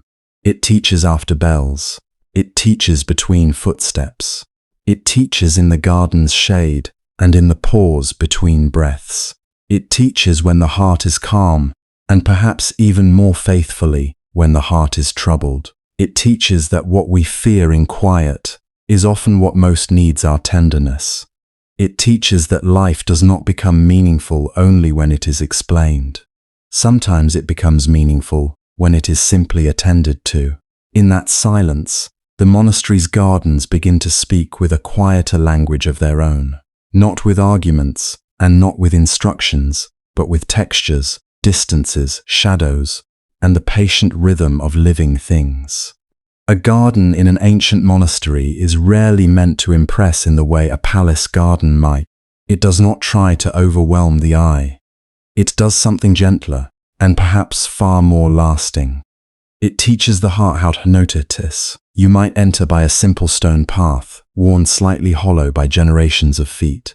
The stones are uneven, not carelessly placed, but arranged with such subtle intelligence that each step asks for a little attention. Your body cannot hurry without feeling the path. Your gaze lowers naturally. The mind, which a moment ago may have been wandering through memories or plans, begins to gather itself around the simple fact of walking. One foot, then the next, stone under sole, a soft shift in balance. The quiet companionship of earth. Along the edges of the path, moss spreads in deep green patches, thick as old velvet. It grows over roots and low stones, softening hard outlines, making age appear not as damage but as tenderness. Moss belongs to places where time is allowed to remain visible. It does not bloom dramatically, and it does not ask to be admired. Yet the longer you look, the more it seems to carry a whole atmosphere within it, cool and shaded and unhurried. In the monastery garden, even this small green presence becomes a lesson. Nothing in it strains, nothing declares itself, and still, it transforms the ground. Nearby bamboo rises in pale clusters, slender and alert. When wind passes through, the stalks move together with a faint knocking sound, hollow and musical, as though the air itself were practicing a form of restraint. Bamboo bends without losing its rootedness. It yields without collapsing. To watch it is to receive an unspoken teaching about balance, about a strength that does not need hardness in order to endure. Some gusts are strong enough to stir the whole grove, setting leaf against leaf in a dry whisper. Yet when the wind passes, the bamboo returns, not to what it was exactly, but to a new stillness, as all things do. In one part of the garden there may be a lotus pond, still in the early morning before insects fully wake. The water holds a dim reflection of eaves, clouds, and branches. Broad leaves spread across the surface, some fresh and open, some torn at the edges, some beginning to yellow. Here and there, a fallen petal drifts toward the side. What is beautiful is not separated from what is fading. The pond does not hide change, it presents it quietly, without sorrow and without denial. A bloom opens, another droops, a leaf brightens, another sinks below the skin of the water. Nothing needs to be announced. The lesson is already there. This is part of the hidden wisdom of such gardens. They were not arranged merely so that the eye could enjoy them. They were shaped so that attention itself could be trained. Simplicity was not emptiness, it was precision. Proportion was not decoration. It was a discipline of relationship. A stone lantern placed slightly off-center, a patch of raked gravel left unadorned, a single pine leaning toward open space, a basin of clear water near an old wall. These things were often positioned with care so refined that the mind, without quite knowing why, begins to settle into their order. The garden does not force understanding. It invites a different quality of seeing. That invitation matters because the human mind so often reaches for excess. It wants more color, more explanation, more certainty, more possession. But the monastery garden gently loosens that habit. It shows that a few elements, held in right relation, can create spaciousness deeper than abundance. Stone beside moss, bamboo beside wall, water beside sky, shade beside morning light. The beauty here does not depend on accumulation. It depends on harmony. And harmony in such a place becomes a moral and spiritual education as much as an aesthetic one. Perhaps there are fallen leaves resting along the edge of the path, copper and gold against dark earth. No one rushes to clear every one of them away. Some remain where they landed, caught in a corner of the steps, or gathered lightly against the base of a railing. They are not seen as interruptions to perfection. They are part of the scene's truth. A garden that tried to erase every sign of passing time would betray the very peace it hopes to offer. In these monasteries, the leaf that has fallen is still allowed to belong. Morning dew adds another tenderness. It settles on old leaves, on the fine tips of grass, on the smooth railings weathered by countless hands. For a brief hour, the ordinary shines. A droplet clings to bamboo like a bead of glass, trembling but unfallen. Moisture gathers in the shallow lines of wood, making the surface darker and richer. The railing, old and familiar, receives the dawn as quietly as the leaf does. To notice dew is to notice how temporary beauty often is. Soon the light will rise, the air will warm, and the bright small jewels will vanish. Yet their vanishing does not make them less real. If anything, it makes them dearer. This is how impermanence is taught here, not first through doctrine, not through a sentence to memorize, but through sensation. You stand beneath branches and feel wind move across your face. You hear leaves shifting overhead, each sound appearing and dissolving before the mind can hold it. Light trembles on the ground, broken by moving foliage. A cool patch of shade slides slowly as the sun climbs. Somewhere a petal loosens and falls. Nothing makes a speech about change. Change is simply happening, touching skin, entering hearing, passing through sight. And because it is felt directly, it becomes gentler to receive. The teaching is no longer abstract. It does not arrive as an idea to agree with. It arrives as a living atmosphere. The branches sway, and for a quiet moment you understand that stability does not mean stillness in the rigid sense. Stability can include movement. Peace can include alteration. Even serenity is not the freezing of life, but the willingness to remain present while life continues to shift. Watching the wind move through the garden, you may begin to sense this in your own body. Thoughts come, thoughts pass, feelings rise, feelings recede. The mind, like the bamboo, need not break each time something unseen passes through it. There is mercy in learning this way. Many of us resist impermanence because we imagine it only as loss. But the garden reveals another face of it. Because things change, the morning has its freshness. Because the dew evaporates, we kneel inwardly to appreciate it now. Because blossoms do not last, their opening is precious. Because leaves fall, the earth is fed. Because shadows move, light can be noticed. Impermanence is not merely what takes away. It is also what allows the world to remain alive, responsive, unfinished, and intimate. Ancient monastic gardens understand this so deeply that even their emptier spaces have purpose. A bare patch of swept ground, a long stretch of wall, an open view between tree trunks toward distant hills. These are not absences waiting to be filled. They are intervals, rests in the music. They give the eye somewhere to breathe. They let the mind release its grasping. In ordinary life, we often crowd our perception until nothing can land softly within us. In the garden, space itself becomes compassionate. It says, "You do not need to seize everything. You may simply be here." Architecture helps carry this message. Wooden walkways frame the garden without imprisoning it. Verandas create sheltered thresholds where one can sit half inside, half outside, belonging to both worlds at once. The dark lines of beams and railings give form to the softness of leaves and water, while nature returns the favor by softening the austerity of built space. The roof eaves cast long, protective shadows. The gravel brightens the dimness beneath them. Branches lean toward the walls as if in greeting. The pond reflects a corner of the hall, making stone and timber seem less separate from cloud and reed. Nothing stands alone. Structure and growth, stillness and motion, all complete one another. This companionship between nature and architecture has a quiet effect on thought. It reduces the harsh edges of inner noise. A rigid mind begins to loosen when it sits where wood has weathered, where stone has lichen, where straight lines end in leaves. The monastery does not remove the world in order to create contemplation. It arranges the world so contemplation can arise naturally. It gives the senses just enough to rest upon, without crowding them.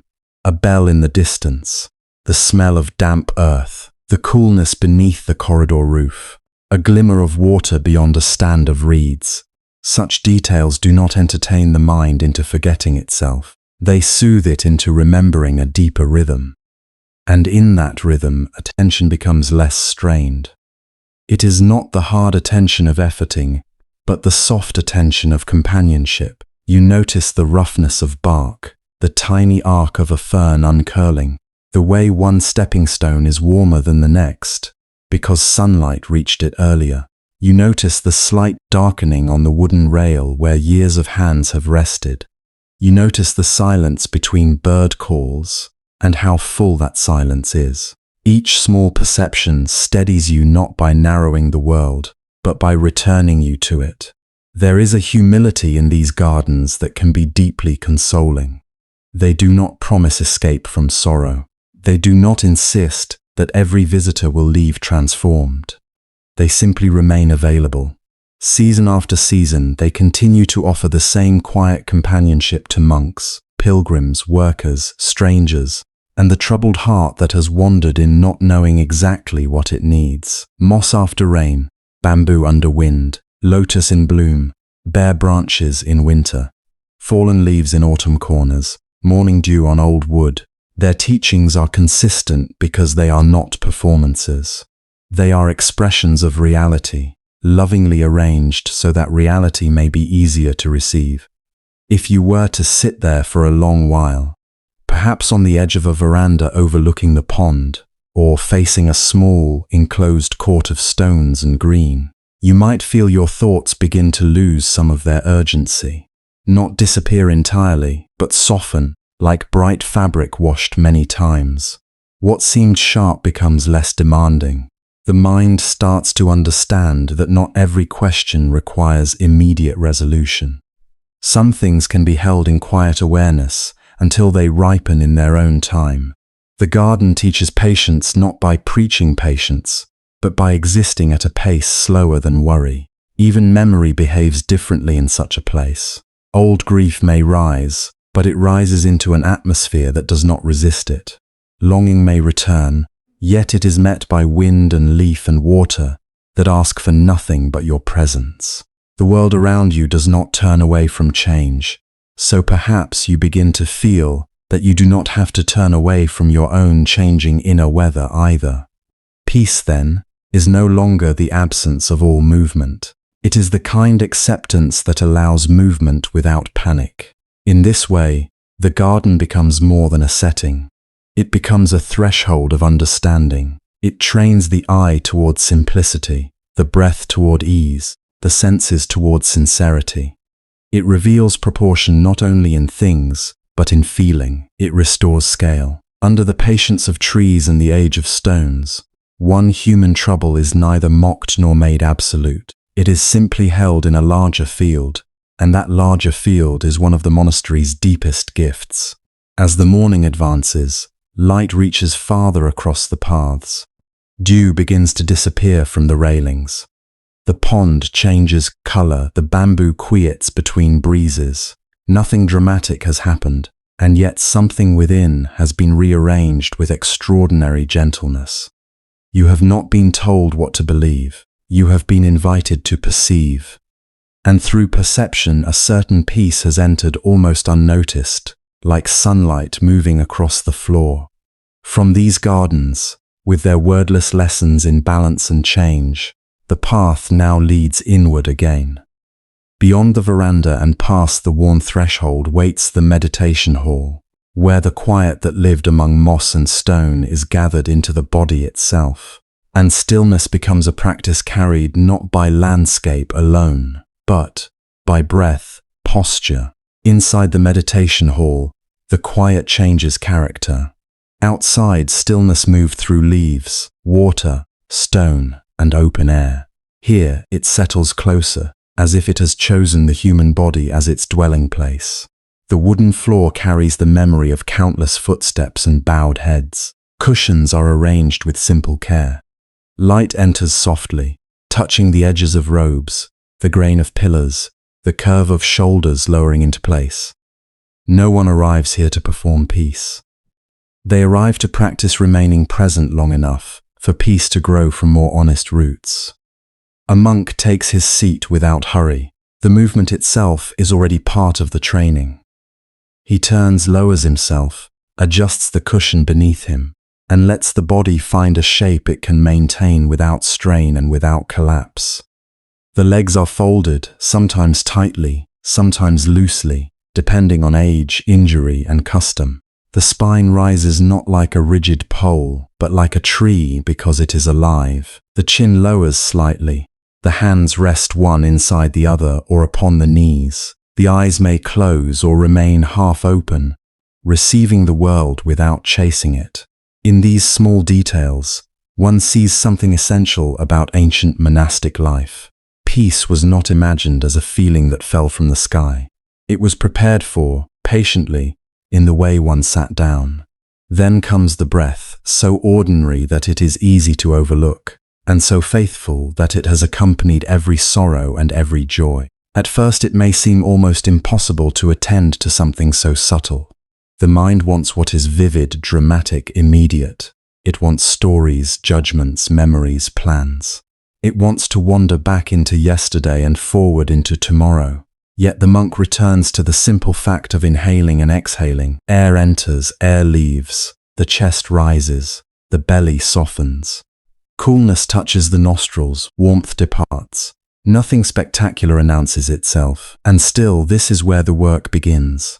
In many imaginations, meditation is mistaken for instant calm, as though one sits down and is immediately surrounded by a glowing silence, untouched by difficulty. But inside the monastery, those who practiced longest knew better.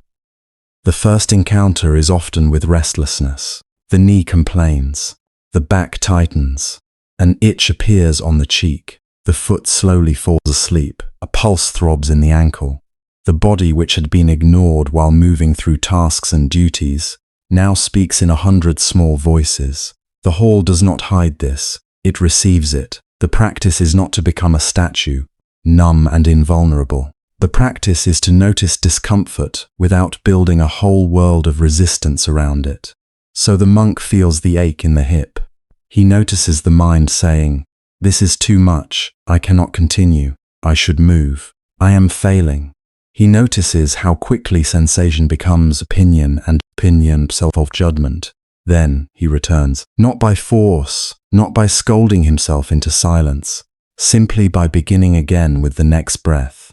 This beginning again is one of the monastery's deepest disciplines. It sounds modest, almost too modest to matter. Yet repeated over years, it reshapes the heart. A person learns that losing attention is not the end of practice. Returning attention is the practice. Thoughts drift in as naturally as clouds crossing a valley. Some are trivial. A memory of sweeping the courtyard, the sound of a bird heard at dawn, the question of whether rain will come. Some are heavy with emotion. A parent's face from long ago, a word once spoken in anger, hunger for praise, shame over weakness, fear of illness, fear of death, desire for comfort, desire to be seen as wise, boredom with the breath, boredom with the body, boredom with the plainness of this moment. Meditation does not prevent these visitors from arriving. It teaches another way of receiving them. A monk does not always meet memory with serenity. Sometimes a memory opens like an old wound. In the stillness of the hall, grief can grow louder before it softens. Regret can return with painful clarity. Remember a childhood loss, a betrayal, a failure, a kindness that arrived too late. Beneath the calm architecture of the monastery there lived real human minds, carrying the same weather that passes through any life. This is part of the secret peace of such places. They were not built for people who had no inner storms.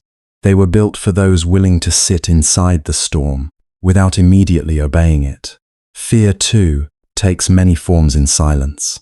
It may appear as fear of bodily pain, fear of wasting one's life, fear that beneath all activity there is an emptiness too large to face. Sometimes fear is subtle, wearing the shape of impatience, irritation, or the sudden urge to leave the cushion and do something useful. Yet when there is nowhere to run, fear can be seen more clearly. It enters the body as tightening. It fills the throat, the chest, the belly. It tells stories about what might happen next. In meditation, the monk learns to know fear not only as a command. He feels it rise. He feels it peak. He feels it change. What once seemed permanent reveals itself as movement. Desire follows a similar path. Desire for food, for sleep, for warmth, for affection, for recognition, for relief. In monastic life, these longings were not erased by shaving the head or putting on robes. They simply became easier to observe because life was made plainer. The fewer distractions there are, the more visible the mind becomes. Sitting quietly, a monk might notice how one small craving branches into a whole forest of imagined fulfillment. If only the posture were easier. If only I were more advanced. If only this session ended now. The content changes, but the movement is familiar. The mind reaches outward, believing the next condition will finally settle it. And then, by returning once more to breath and posture, the monk begins to understand that chasing every desire does not bring rest. Seeing desire clearly begins to loosen its grip. Even boredom becomes a teacher. This may be one of the least romantic truths about meditation, and therefore one of the most important. There are long stretches when nothing seems to happen. No insight descends. No radiant peace unfolds. The breath feels dull. The room feels still to the point of heaviness. Time seems slow and stubborn. For many people, this is where they would decide the practice has failed them. But in the monastery, boredom itself was observed with care. What is boredom, after all, but the mind's refusal to be intimate with what is simple? What appears empty at first can gradually reveal great subtlety. The breath has texture, silence has layers, awareness has depth. But these are not available to a mind constantly demanding stimulation. As the sitting continues, something quietly widens, not because the monk forces it open, but because repeated returning has made the field of attention less crowded by struggle. At first, he may know only the breath at the nostrils. Then he begins to notice the whole body breathing, a gentle expansion and release. Then sounds enter awareness without tearing it apart. A crow calling from the roof, wind touching a shutter, the faint shift of fabric as someone adjusts their robe. Then feeling tones become visible, pleasant, unpleasant, neutral, each arriving and fading. Then thoughts are no longer only content to be believed. They are events, appearing and disappearing in the mind's open space. Awareness grows less narrow, less defensive. It begins to include rather than exclude.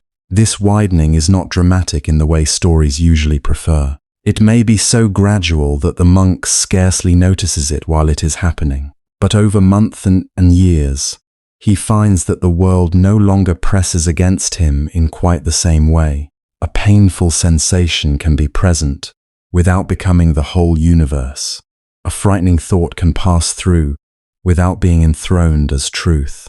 Sadness can be felt deeply without turning into despair. Joy can be welcomed without grasping.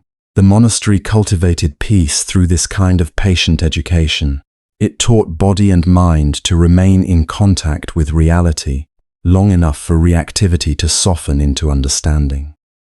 There is tenderness in this discipline, though from the outside it might seem austere.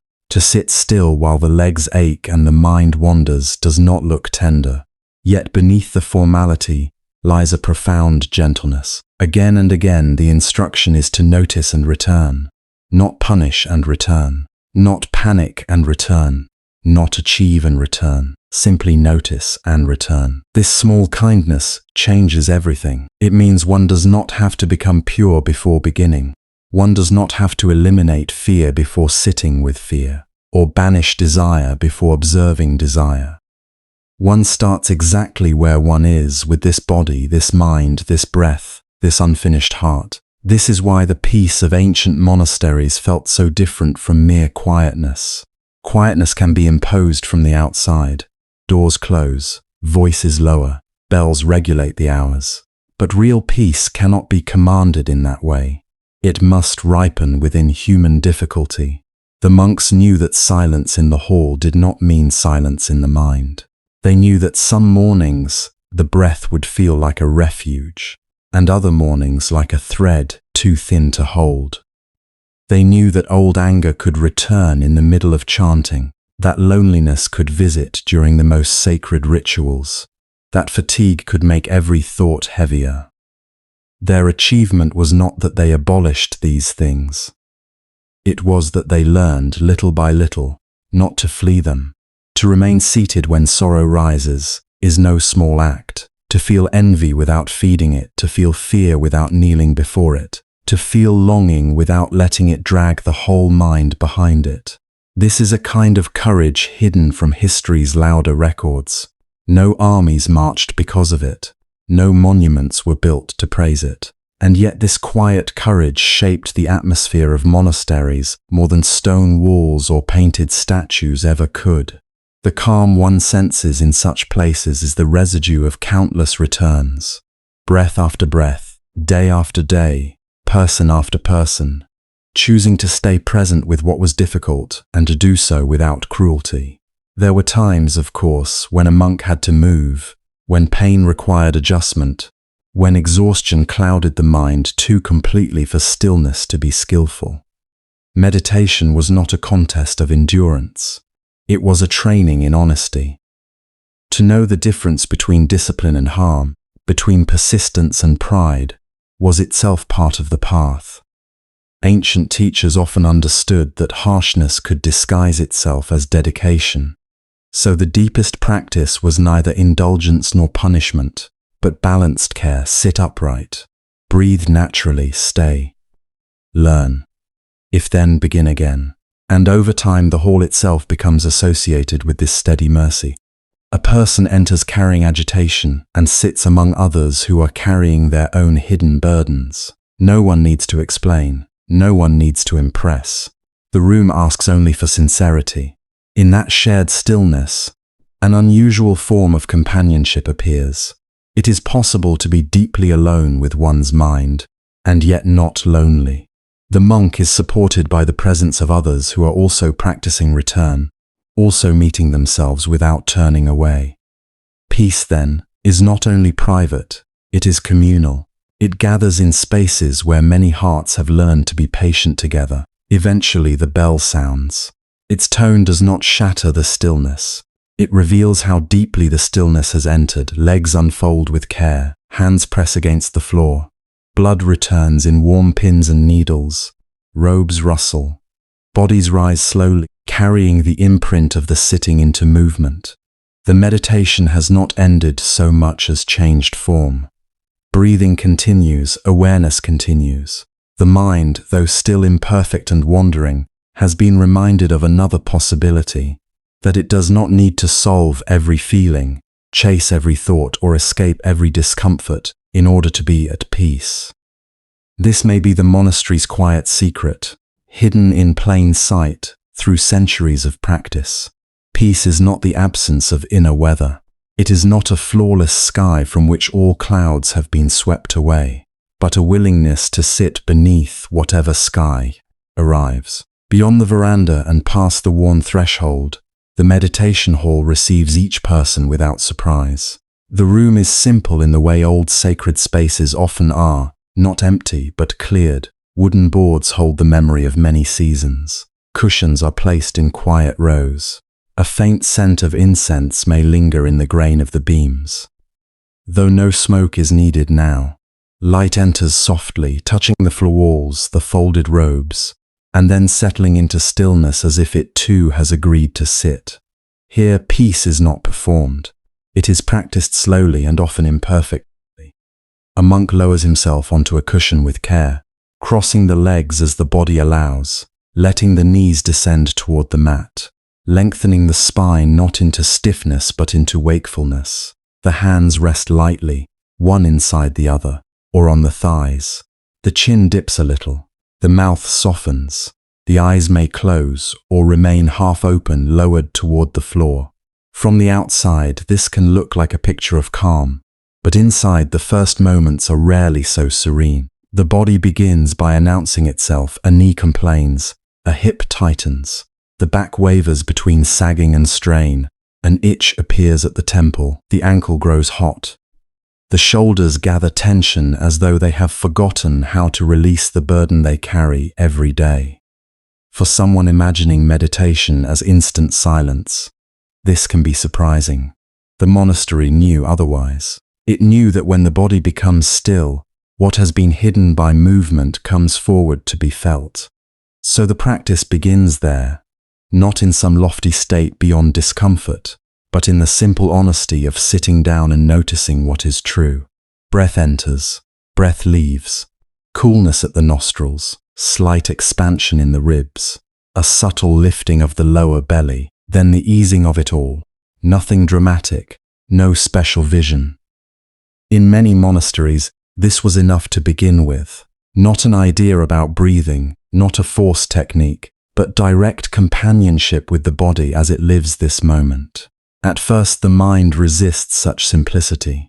It wants a result. It wants a sign that something important is happening. It wants the quiet to arrive quickly, preferably without effort, preferably without having to meet all that stirs beneath the surface. But monasteries were patient teachers. They did not demand that the mind become blank. They invited it to return, again and again, gently and without drama. They brought attention back to breathing, back to posture, back to the fact of being here. A thought appears. Perhaps it is practical. A task left unfinished. A repair needed on the roof. A letter never sent. Then another thought follows, and another, linking itself into a small story with great confidence. Soon the body is seated in the hall, but the mind is halfway across a village road, reliving a conversation from 3 winters ago, or inventing tomorrow's argument before it has happened. This, too, is part of meditation, not failure, not interruption. The practice is to notice that one has drifted, and then to return. That returning is the quiet labor at the heart of monastic peace. It is so modest that the world often overlooks its power. No audience sees it, no applause follows it. A monk notices that the mind has wandered into memory, and returns to the breath. A few moments later it wanders into fantasy and returns again, then into irritation, then into sleepiness, then into planning. And each time, without punishment, without despair, attention is guided back. This repeated gesture, almost invisible from the outside, is how peace is cultivated, not by controlling the mind into obedience, but by teaching it, through kindness and patience, where home is. As the sitting continues, breath becomes more than a point of focus. It becomes a kind of thread through changing weather. Some breaths are shallow, some deep, some arrive smoothly, others seem caught on thoughts the chest has not yet released. The monk does not need to improve the breath. He learns instead to know it, to feel the breath when it is rough, to feel it when it settles, to notice how emotion enters breathing, how fear shortens it, how longing subtly reaches through it, how sadness can weigh on the exhale, like a hand on the heart. Nothing is pushed away. Everything is studied with tenderness. Over time, awareness begins to widen. What started as attention to a single breath opens into a fuller listening. The pressure of the cushion beneath the body, the pulse in the hands, the small sway of balance, the distant sound of a bird beyond the hall, rain beginning on the roof, someone coughing once and then becoming quiet. The mind learns that stillness is not the absence of sensation, but the capacity to remain undisturbed among many sensations. Awareness grows broad enough to hold them without chasing each one. And yet, broad awareness does not mean ease at every moment. Sitting still for long periods can bring forward what movement and busyness have long concealed. A memory may rise with astonishing force, a childhood grief, a face no longer living, an old humiliation the mind has carried in secret. In ordinary life, many flee such moments as soon as they begin, reaching for noise, conversation, work, food, distraction, any bridge away from the feeling. In the monastery, there was another way. A monk stayed. He felt the memory in the body where it landed, perhaps as heat in the throat, pressure in the chest, hollowness in the belly. He breathed with it. He watched its shape form and change. This did not mean enjoying pain or pretending that sorrow was small. It meant refusing to abandon oneself in the presence of sorrow. That distinction matters. The peace of the monastery was not built on denial. It was built on intimacy with experience, even difficult experience, without becoming entirely lost inside it. A memory could come like a storm cloud, dark and convincing, and still the monk remained seated, not because he was made of stone, but because he was learning that storms move. However slowly, however fiercely they move. Fear, too, was met in this way. Sometimes fear had no clear object. It appeared as restlessness, a trembling under the skin, a sudden certainty that one should stand up immediately and do anything other than remain here. The hall itself might feel too quiet. The mind might whisper that stillness is dangerous, because in stillness one cannot hide. Ancient monasteries understood this whisper well. To sit quietly is, in its own way, an act of courage. It removes the familiar coverings and reveals how much noise we use to keep from hearing ourselves. So fear was observed, not fed, not argued with, not obeyed at once. Where is it in the body? Does it tighten the jaw, flutter in the stomach, clench the hands? Can it be known as sensation before it becomes a story? Breath by breath, the monk learned that fear, when not constantly supplied with imagination, could unfold and pass like other states. Sometimes it faded quickly, sometimes it stayed for a long while. But even then, something important changed. Fear was no longer the ruler of the room. It had become one visitor among many. Desire entered the hall in quieter forms. The desire for comfort, the desire for praise, the desire for spiritual achievement, which can be one of the subtlest desires of all. A monk might begin a sitting and soon want a better posture, deeper calm, a brighter mind, a more meaningful experience. He might compare this morning with yesterday, or himself with the monk beside him, who seems impossibly composed. In such moments, desire wears the face of improvement, but beneath it is often the ancient ache of not wanting things to be as they are. Meditation did not shame this impulse. It illuminated it. Wanting has appeared. Wanting for this to end. Wanting for this to become special. Wanting for the self to feel larger, safer, more certain. Once seen clearly, desire loses some of its spell. It can still be strong, but it is no longer invisible. A wanting mind can be held in awareness just as an aching knee can be held, with honesty and without immediate surrender. This is one of the monastery's quiet revolutions. Not to destroy desire by force, but to know it so well that it need not command every step. Then there is boredom, that dry and often underestimated companion. Boredom in meditation can feel almost unbearable because it strips life of ornament. Nothing seems to be happening. Breath comes, breath goes. The hall is still, the minutes lengthen. The mind complains that this cannot possibly matter. Yet monasteries discovered that boredom is not an empty space but a threshold. If one stays with it carefully, without rushing to escape, boredom begins to reveal hidden textures. The breath is not actually the same from moment to moment. The body is not still in one unchanging way. The mind's irritation with simplicity is itself a fascinating movement. Beneath boredom lies a finer sensitivity waiting to be uncovered. This is why meditation in the old monasteries was never merely a technique for relaxation, though relaxation might sometimes come. It was a schooling in reality.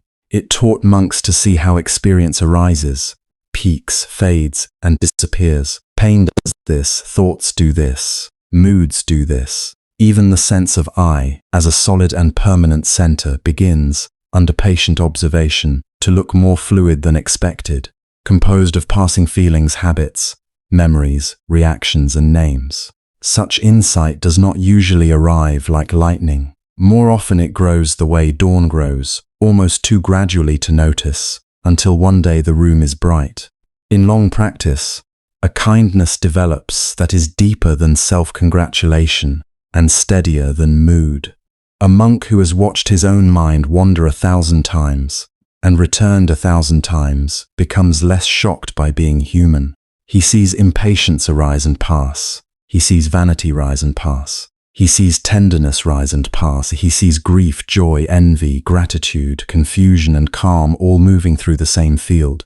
From this, compassion becomes more natural, not sentimental compassion, but the grounded understanding that everyone is carrying weather inside them. Perhaps this is the monastery's secret peace, if it has one. Not a life from which inner storms have vanished forever, but a way of sitting through those storms without hatred. Not the elimination of fear, memory, longing, or sorrow, but the discovery that one need not flee each time they knock at the door. Peace, in this sense, is not a reward handed to the pure. It is a capacity slowly grown in ordinary bodies, on ordinary cushions, through ordinary days of returning to one breath, and then the next. There were surely mornings when the hall felt luminous, when attention gathered easily, and awareness opened like a clear sky. But there were also many hours of heaviness, distraction, numbness, and doubt. The monks did not wait only for the luminous days. They practiced inside all of it. That is what gives their stillness its credibility. It was tested. It was earned in small increments, in unseen effort, in faithful repetition. The polished quiet one feels in an ancient monastery was not created by a single revelation. It was shaped by countless moments in which someone noticed the mind had wandered and gently came back. And in that repeated coming back, a person changes. The body learns steadiness. The breath becomes a companion rather than a background. Thoughts lose some of their tyranny. Feelings become waves rather than prisons. Awareness grows wide enough to include both pain and birdsong, both regret and sunlight on the floorboards. One begins to trust that not every discomfort requires escape, and not every emptiness needs to be filled. This trust is subtle, but it is life-giving. It creates a quiet center from which one can meet the world with less fear and more grace. When the period of sitting finally ends, no trumpet sounds. A bell may ring once, clean and low, entering the body like a small circle, widening through water. Hands uncurled, pins and needles spark in the feet. The back bends forward with relief. Robes rustle. Someone clears his throat. The hall has not removed life's difficulty, but it has changed the way difficulty is held.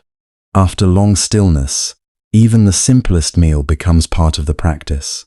After long stillness, even the simplest meal becomes part of the practice. The monks rise from meditation, not as men hurrying toward pleasure, but as people continuing the same lesson in another form. Their steps remain measured. Their breathing is still calm from the cushion. What waits for them is not a feast, not entertainment, not an interruption from spiritual life, but another doorway into it. The dining hall in an ancient monastery was often plain, almost austere to the eye that expects decoration. Wooden beams darkened by years of smoke and weather held the roof overhead. light entered softly, sometimes through narrow windows, sometimes through open doors, where morning or noon air drifted in carrying the scent of earth, rain, or distant pine.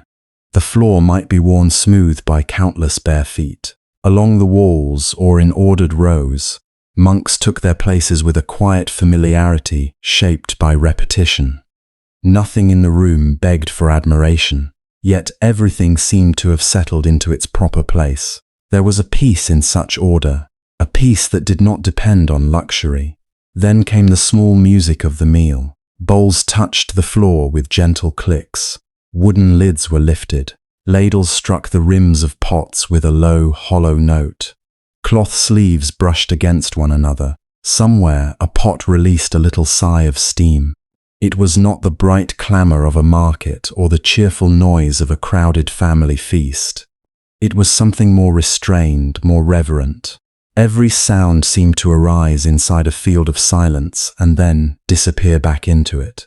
Even hunger, in such a place, learned to speak softly. You can almost see the food as it arrives. White rice, simple and fragrant, releasing little clouds of warmth into the cool air. Greens gathered from a monastery garden or from nearby hills, their bitterness and freshness still alive in them. Root vegetables, humble and nourishing, carrying the sweetness of the soil. A clear broth, light but comforting, with floating slices of radish or leaves of cabbage. Sometimes beans, sometimes a little pickled vegetable sharp enough to wake the tongue. Rarely anything elaborate, rarely anything meant to excite desire. And yet, because the meal came after labor, after prayer, after waiting, it possessed a quiet richness that abundance often cannot give. In many monasteries, eating followed forms that had been refined over generations. The bowl was held carefully, the portion received without grasping. The eyes were lowered, not in shame, but in steadiness. One did not seize food as if the world might take it away. One accepted it. There is a deep difference between taking and receiving. Taking tightens the body. Receiving softens it. The hand opens, the breath loosens. The mind remembers that life is sustained by gifts far older and wider than the self. For that reason, a meal in a monastery was never just about what sat in the bowl. It carried the unseen hands of many beings. Before the first bite, gratitude widened the moment. The rice had not appeared by accident. It had grown under sun and rain. It had rooted in mud. It had been planted, tended, harvested, husked, carried. Perhaps villagers had offered it with bowed heads, placing part of their own hard-earned food into monastic hands. Perhaps a farmer had bent all season in wet fields. Perhaps a cook had risen before dawn to wash the grains, tend the fire, stir the pot, and season the vegetables with care. Firewood had been chopped, water had been drawn, clay, metal, wood, and earth had all given something. To eat with awareness was to remember this invisible assembly, not in an abstract scholarly way, but intimately. This bowl exists because no one lives alone. This mouthful is a meeting point between cloud and soil, labor and kindness, need and generosity. The monastery trained the heart to feel this truth not as an idea, but as a fact as immediate as warmth in the hands. Gratitude then was not a performance. It was the most honest response possible, and with gratitude came restraint. The monks did not eat to decorate the ego with refined pleasures. They ate to sustain the body that practiced, served, swept, carried water, copied teachings, comforted the sick, and sat through long hours of silence. Enough rice, enough broth, enough salt, enough to continue. The discipline seems severe only to a mind taught that satisfaction always lies just beyond enough, in more seasoning, more variety, more sweetness, more indulgence.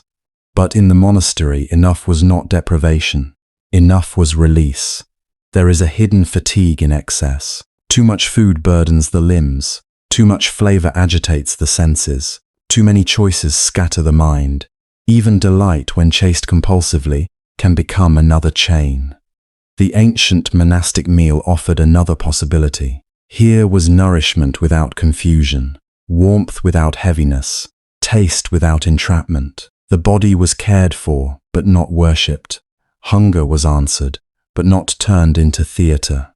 Imagine the first spoonful of broth after a morning of silence. The heat touches the lips. The aroma rises faint and vegetal. The throat receives it with relief. Nothing dramatic happens, yet the whole body seems to say yes. The rice follows plain and steady, each grain distinct. The greens are chewed slowly. Their texture demands attention. Their slight bitterness sharpens awareness instead of dulling it. To eat in this way is to discover how much of ordinary life has been missed. Not because life withheld it, but because speed and distraction rushed past it. Mindful eating in the monastery was a kind of returning to the body before appetite became craving, returning to taste before taste became entertainment, returning to hunger before hunger became panic. The monks were not trying to erase human need. They were learning how to meet need cleanly. Hunger would arise, as all living things feel hunger. The stomach would tighten, saliva would gather, the body would signal its emptiness. But around these signals, the mind no longer had to build a storm of urgency. One could feel hunger fully without becoming possessed by it. This is one of the quiet dignities of monastic life. Hunger, so often treated in the world with irritation, fear, or instant obedience, was welcomed into awareness and observed with patience. Not romanticized, not denied, simply known. There is something deeply moving in that image, a person feeling the ache of an empty stomach, yet remaining composed, not because he is hard, but because he is awake. He trusts that the body can wait a little.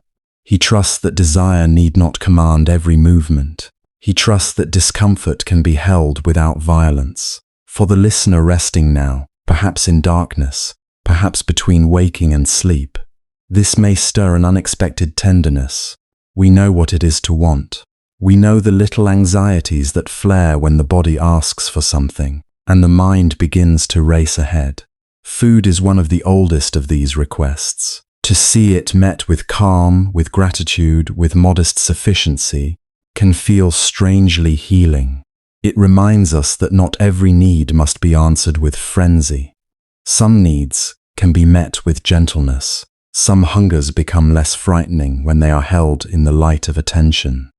In the monastery dining hall, this attention extended to every gesture. A monk did not speak idly over his meal if silence was being observed.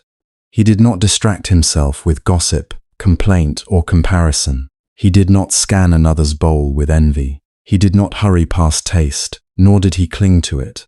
He lifted the food, chewed, swallowed, breathed. Such simplicity sounds small, but it asks for a great steadiness. To remain present while eating is harder than it first appears. The mind wants to leap ahead to the next bite, the next preference, the next judgment. Practice gently brings it back. This bite, this breath, this gift. Even the bowl itself became a teacher. It was limited in size, it could hold only so much. In that quiet limit there was wisdom. A life organized around endless accumulation never learns where sufficiency lives. But a bowl with edges teaches measure.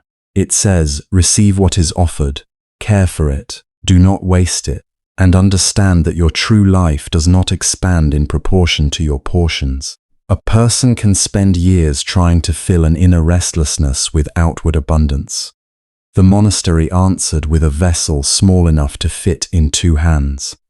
And perhaps those 2 hands mattered too. To cradle a bowl is to feel its warmth directly. To bring it close is to become intimate with sustenance. The meal is no longer distant, no longer abstract. It asks the eater to join it consciously. The old world moved more slowly in this way. Steam was visible, weight was felt. The smell of cooked grain rose plainly into the face. Gratitude had something tangible to rest upon. There was also humility in communal eating. No one was fed because he had outcompeted the others. No one displayed status through extravagant portions or rare delicacies. The meal belonged to the rhythm of the whole community. Each person depended on conditions beyond himself, and each knew it. That knowledge, repeated day after day, softened vanity. The body that sat in meditation was the same body that needed rice. The mind that sought enlightenment still relied on farmers, weather, and kitchens. Spiritual aspiration was brought down to earth in the most wholesome way. One could not float away into self-importance while holding a bowl of cabbage broth. This humility did not diminish the sacredness of the meal. It deepened it. The food was simple, but simplicity let the sacred come closer. When there is less noise, subtler truths can be heard. The truth that to live is to receive. The truth that enough can be beautiful. The truth that gratitude nourishes in ways seasoning cannot. The truth that restraint, far from being cold or joyless, can open a peaceful spaciousness inside the heart. You can imagine the meal nearing its end. The steam has thinned. The hall remains quiet. Bowls are nearly empty, not from greed but from respect. Nothing is wasted casually. Perhaps hot water is poured in to rinse the last grains, and even that cloudy water is drunk, honoring what was given. Such actions may seem minor from the outside, but they shape the soul inwardly. They teach care. They teach completion. They teach that reverence is made not of dramatic moments alone, but of repeated, almost invisible acts of attention. By the time the meal is finished, the hunger that entered the hall has changed. It is no longer sharp, no longer insistent. Yet the monks do not leave dulled by indulgence. Their bellies are steadied, their senses clear. They have been fed but not conquered by food. This balance is delicate and profound. To be nourished without becoming sleepy in spirit. To be satisfied without becoming grasping. To feel the body supported while the mind remains light. This is one of the secret arts of the monastery. And maybe that is why the scene touches something so tender in us. Beneath all our modern excess, there remains a longing for this kind of plain sufficiency. A longing to stop negotiating with endless appetite. A longing to trust that a simple meal can be enough. That an ordinary day can be enough. That a quiet life can still be full. In the monastery, this longing was not dismissed as naive. It was practiced, protected, and patiently embodied. Rice, broth, greens, silence, gratitude. Together they formed a way of being in the world that did not depend on abundance to feel rich. So the bowls are emptied, cleaned, and set aside. Sleeves are adjusted. Benches or floor mats are left in order. The hall returns to its stillness as if the meal had been a brief passing weather of warmth and steam. No one clings to it. No one mourns its ending. The nourishment has done its work. Fed but not burdened, the community returns to work, where labor itself becomes another form of prayer. They step out from the dining hall, not into leisure, but into the next shape of attention. The bowls have been washed, the body has been nourished just enough, and now the day continues in the old familiar language of work. Sandals cross stone paths, robes move softly through corridors, a broom is lifted, a bucket is filled, a door is opened to light and dust. The most was not kept only in meditation halls or in the hush before dawn.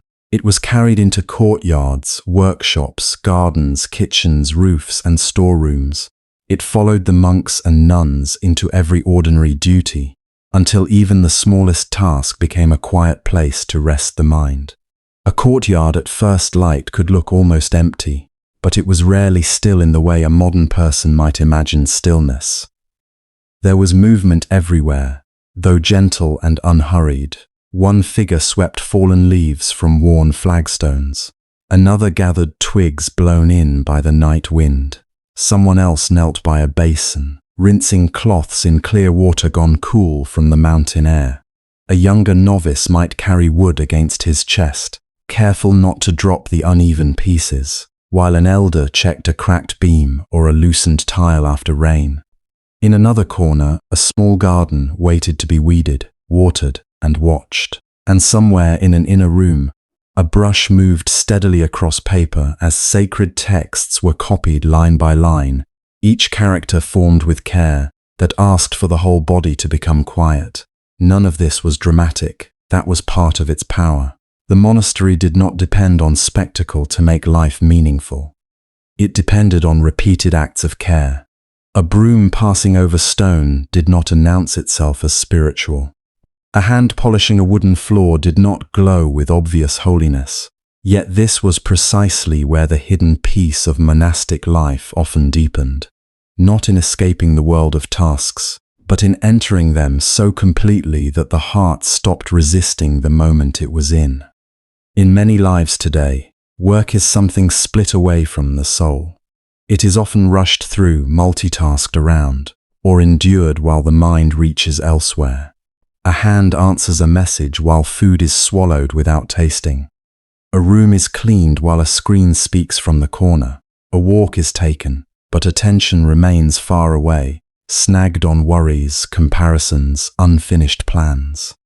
Modern life teaches a peculiar fragmentation, as if the mind must always be divided to prove that it is busy enough, productive enough, important enough. But in the ancient monastery, there was another understanding.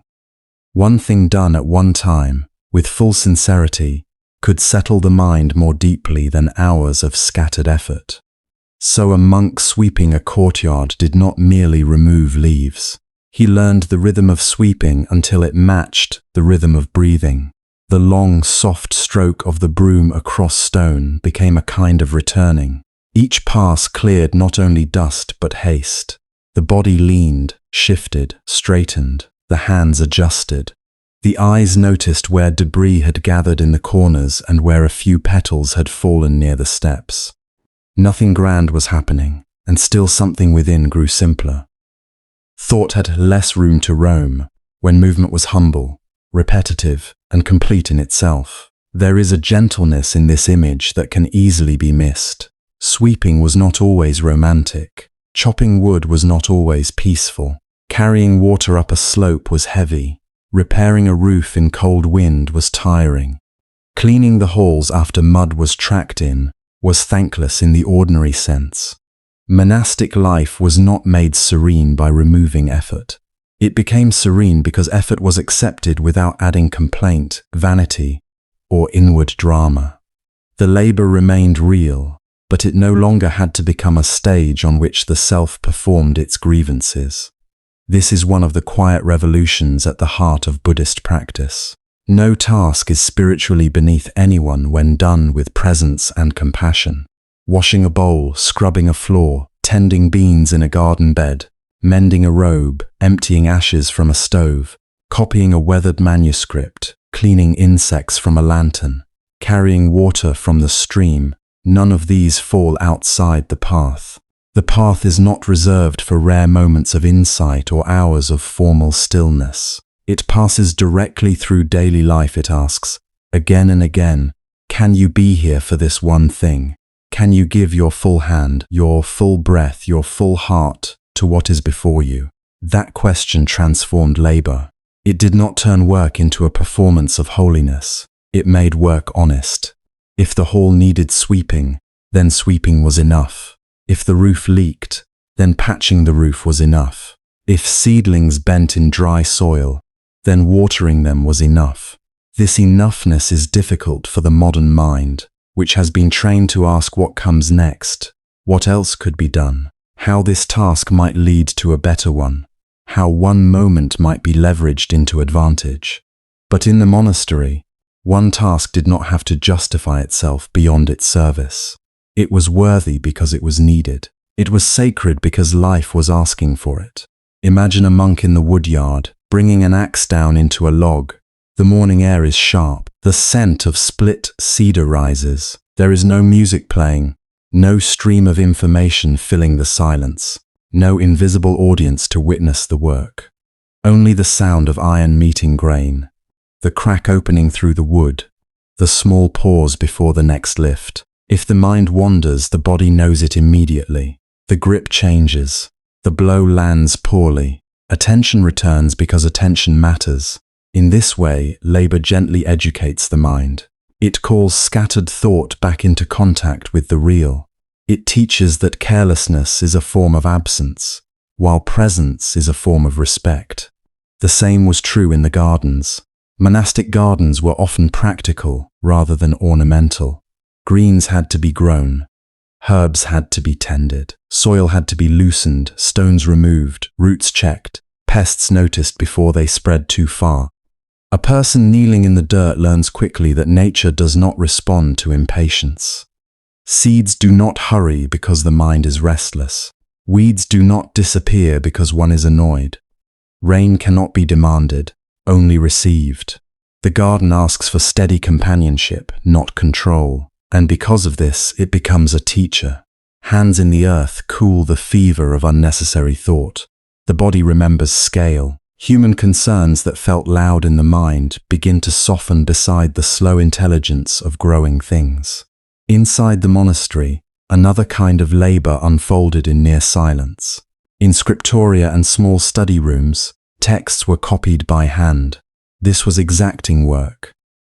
It required discipline of posture, steadiness of breath, patience with imperfection, and reverence for meaning. A brush loaded with ink had to be guided without rush. One character followed another, not carelessly, but with deliberate attention. To copy a teaching was not only to preserve it for future readers. It was to let the teaching pass through the body of the scribe.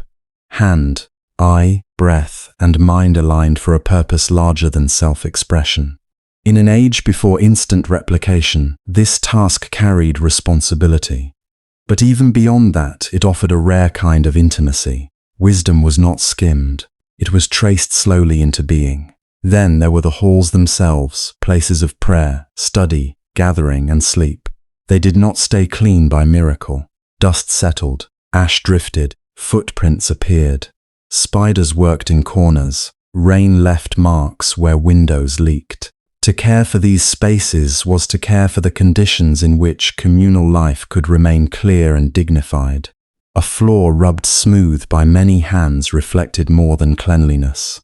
It reflected devotion without display. Someone had taken time so that others might enter a room unburdened by neglect. Someone had quietly prepared an atmosphere of order, where the mind could rest more easily because the environment had been treated with tenderness. This tenderness extended to repairs. Ancient monasteries weathered seasons just as bodies do. Wood swelled and shrank. Roof tiles shifted, paper screens tore, steps wore down, walls cracked under heat and cold. Maintenance was not a distraction from spiritual life. It was part of the vow to remain awake within changing conditions. To mend what had frayed was to acknowledge impermanence without despair. Nothing lasted untouched, and therefore everything required care. A monk replacing a tile after a storm was not resisting impermanence. He was participating in compassion. He was saying yes to the fleeting world by tending it while it passed through his hands. There is something deeply soothing in this way of living because it gives restless thought a humble rhythm. Modern anxiety often feeds on abstraction. It circles what might happen, what should have happened, how one appears, how one compares, what remains unresolved. The monastery did not erase human worry, but it offered the mind another place to stand. Lift the bucket, pour the water, fold the cloth, wipe the table, stack the wood, pull the weed, stir the pot, hang the robe in the sun, return the tool to its place. Each action answered confusion, not with theory, but with direct contact. Here is the next thing. Here is this breath. Here is this task. For some, this may seem too simple to be transformative, but simplicity, faithfully practiced, changes the texture of consciousness. A mind that is forever stimulated begins to lose trust in quiet, and then seeks distraction even from itself.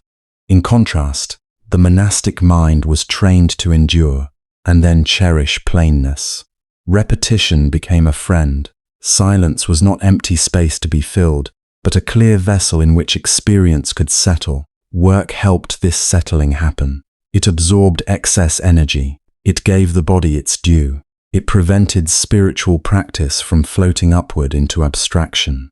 It reminded the practitioner that awakening, if it is real, must be able to walk through a kitchen, a garden, a muddy path, a room in need of sweeping. And perhaps this is why these old images still move us. We sense in them a wholeness that our own lives often lack. To do one thing at a time should be ordinary, yet it has become almost luxurious. To wash a cup while only washing a cup, to listen while only listening, to mend while only mending, to eat while only eating.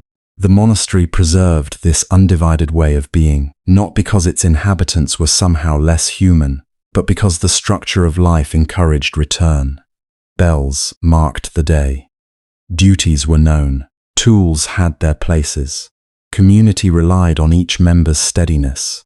In such a world, wholeheartedness became easier to practice, and from that wholeheartedness came a strange and durable calm. Not every worker in the monastery felt serene all the time. Feet ached, tempers occasionally rose, rain ruined plans, winter stiffened the hands, novices lost focus, elders grew tired. Yet peace did not depend on flawless moods. It grew from the repeated willingness to come back. Back to the broom, back to the bucket, back to the page, back to the patch of earth, back to the beam that needed mending. In returning, pride softened. Restlessness lost some of its power. The self, which always wants to make itself the center of every activity, found less room to dominate when work was done simply for the good of all. So, labor in the monastery was never merely practical, though it was practical in every visible sense. It fed people, sheltered them, warmed them, preserved their teachings, and kept their surroundings alive and usable. But under that visible usefulness, it also shaped attention. It trained humility. It taught interdependence. It revealed that care is not separate from contemplation. The hand at work and the heart at prayer were not enemies. They were two expressions of the same willingness to meet life directly. In that way, a swept path became more than a clean path. A repaired roof became more than shelter. A copied text became more than ink on paper. A weeded garden became more than food. Each ordinary act carried an invisible echo. This too belongs to the way. This too can be done without grasping. This too can become a place where the mind lays down its noise and feels, however briefly, the relief of being exactly where it is. And as the day moved on, from sunlight into shadow, from one duty into the next, the monastery's peace revealed itself as something built not out of escape, but out of intimate participation. The quiet there was earned by attention, protected by discipline, and softened by service. Yet peace in the monastery was never built by labor alone. It was also guarded by wisdom passed from teacher to student. There is an old account, still told in some monasteries, of a well that cracked during a dry autumn and would no longer hold water overnight. Each morning the courtyard keeper found the bucket empty and had to draw fresh water before the sun rose high enough to warm the stones. For a season he complained under his breath, certain that this small ruined well had singled him out for extra suffering while everyone else's work stayed simple. An old monk who swept nearby said nothing for many weeks. Then, one morning, he pointed to the path beside the well, where grass had grown thicker and greener than anywhere else in the courtyard, fed by the water that leaked away each night. "Look," he said, "at what your labor has been feeding, even while you believed it was wasted." The keeper did not stop wanting the well repaired, and in time it was mended. But he carried the old monk's words with him afterward, and he began to notice, in other tasks that felt fruitless, a similar quiet growth happening just out of sight. This is part of what labor taught inside those walls. That effort is rarely lost, even when its results are invisible to the one who gives it. Sometimes that wisdom arrived not in a formal sermon, but in a human voice so gentle that it seemed to enter the heart before the mind had time to defend itself. In the late afternoon, when the heat had softened and the long work of the day was loosening its grip, a few novices and older monks might gather in a wooden hall open to the breeze, or beneath a broad tree whose leaves moved like quiet hands above them. No one hurried into place. Robes settled, sandals were left at the edge. A bird called once from the branches, then fell silent, and after a time an elder began to speak. His voice was not dramatic. It did not rise to command attention, because attention was already there, waiting. It was low, unhurried, worn smooth by years of recitation, reflection, and restraint. Some voices ask to be admired. This one asked only to be received. It carried no edge of performance. It moved with the calm certainty of water, finding its path through stone. Often there was a long pause before the first sentence, as if he wished to leave room for everyone to arrive inwardly, not only physically, before a single teaching was given. For those who listened, the teaching was never only about ideas. It was also about how truth felt when carried by someone who had lived with it, through loss, through doubt, through aging, through the ordinary frictions of communal life. The elder did not speak as though he stood above suffering, looking down upon it from a safe height. He spoke as one who had sat beside it, learned its habits, and no longer feared its face. He might begin simply, with something almost small enough to miss. A young monk is troubled because another has spoken harshly. A lay visitor is grieving a death. A novice cannot quiet his thoughts and feels ashamed of his restlessness. An old nun worries that her body can no longer endure the discipline she once kept with ease. The elder listens first. Sometimes he lowers his eyes. Sometimes he asks a question so plain that it startles everyone with its tenderness. Where do you feel the pain most strongly? What is it asking from you? What have you added to it since this morning? Then, gently, the larger teaching unfolds. He speaks of suffering not as punishment and not as a sign that one has failed, but as a condition woven into human life. To be born, to love, to hope, to lose, to grow old, to fear change, to cling to what cannot stay. These are not private mistakes. They are part of the fragile inheritance of being alive. In the stillness of the hall, such words do not sound bleak. They sound relieving. They loosen the loneliness around pain. They tell the listener softly that what aches in you has a place in the great pattern of things. He may say that suffering deepens when the mind tightens around experience and says this must remain, or this must not be. A pleasant moment comes and we try to hold it still. An insult lands, and we rehearse it until it becomes a room we cannot leave. Fear appears, and we mistake it for prophecy. Desire appears, and we mistake it for necessity. The elder does not condemn this.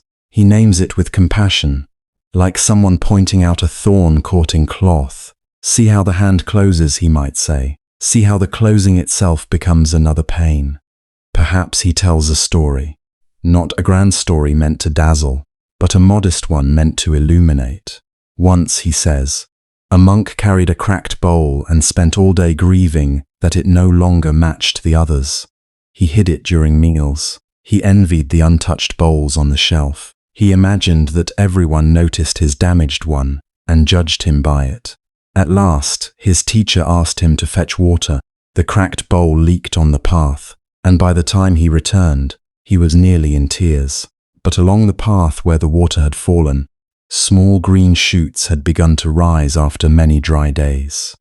The teacher did not tell him to love his bowl.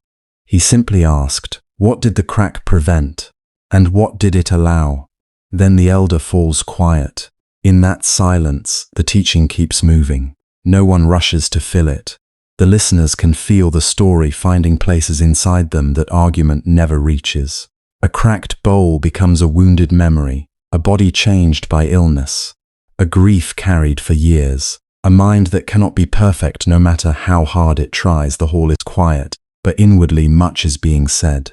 When he speaks again, he may turn toward attachment, though perhaps he does not use the word in a severe or distant way. He might describe attachment as the trembling wish to build a permanent home inside what is passing. We do it with praise, with identity, with youth, with certainty, with those we love.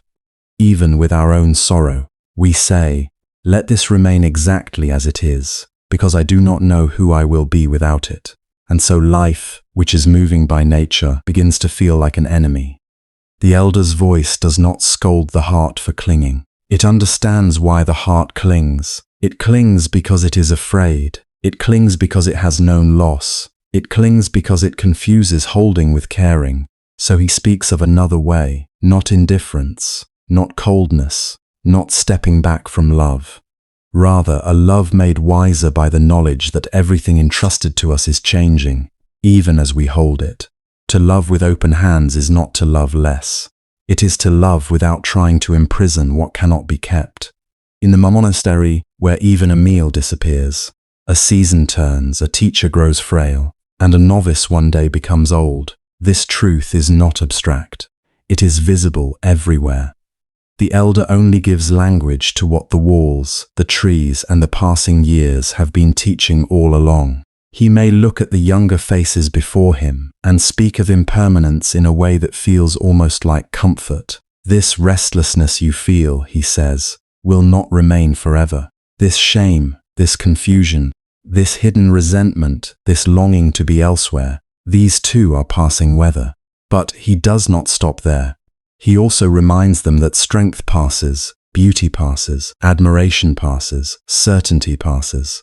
The very moods we depend on are unreliable guests. If we build ourselves upon what changes, we must tremble whenever change arrives.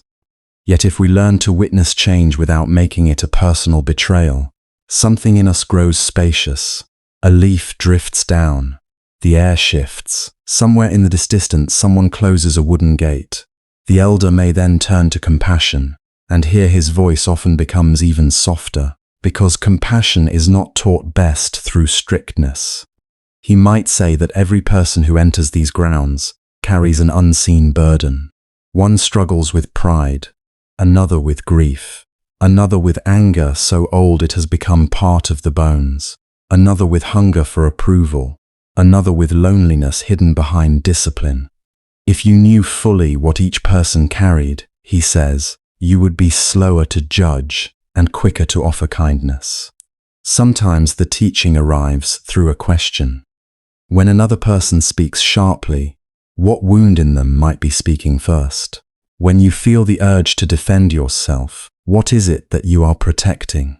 When you cannot forgive, what pain are you still asking the world to acknowledge? These questions are not traps. They are doors. They turn the mind from accusation toward understanding. Inside a monastery, where people live close enough to see one another's habits plainly, compassion is not sentimental. It is practical. Without it, discipline becomes dry and unbearable. With it, correction can be received without humiliation, and effort can continue without hardening into pride. And then perhaps he speaks of the most subtle teaching, the one that cannot be grasped by force at all, the teaching of non-self. He does not announce it as a puzzle to be solved. He approaches it as one might approach a frightened animal patiently, without sudden movement. We suffer, he may say, because we keep constructing a solid someone inside the stream of experience.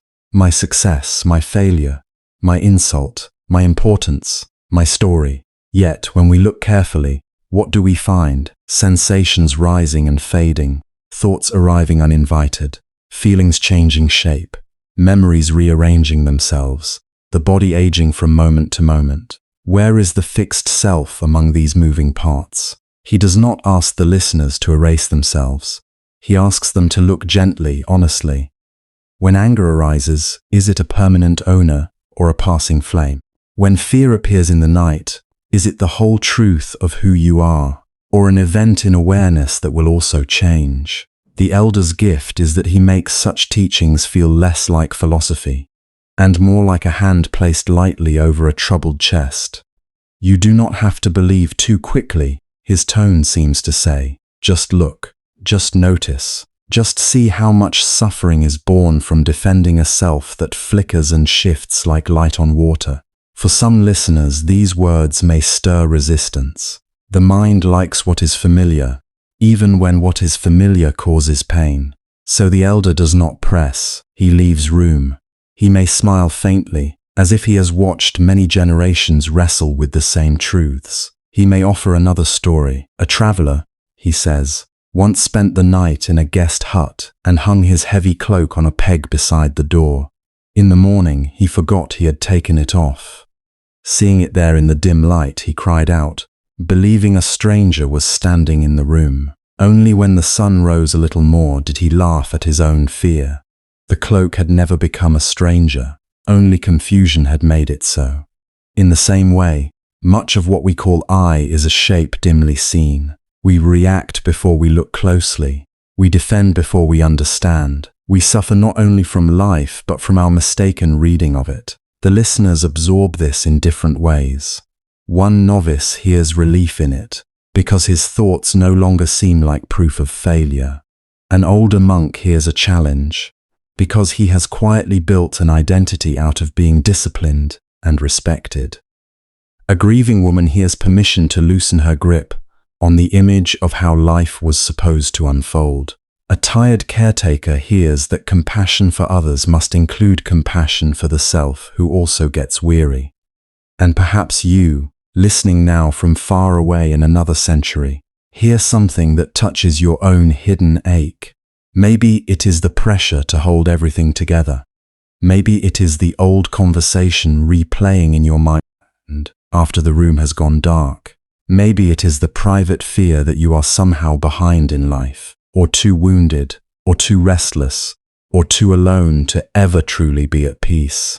The elder's voice reaches across the distance with no need to know your name. It does not flatter you, and it does not dismiss your pain.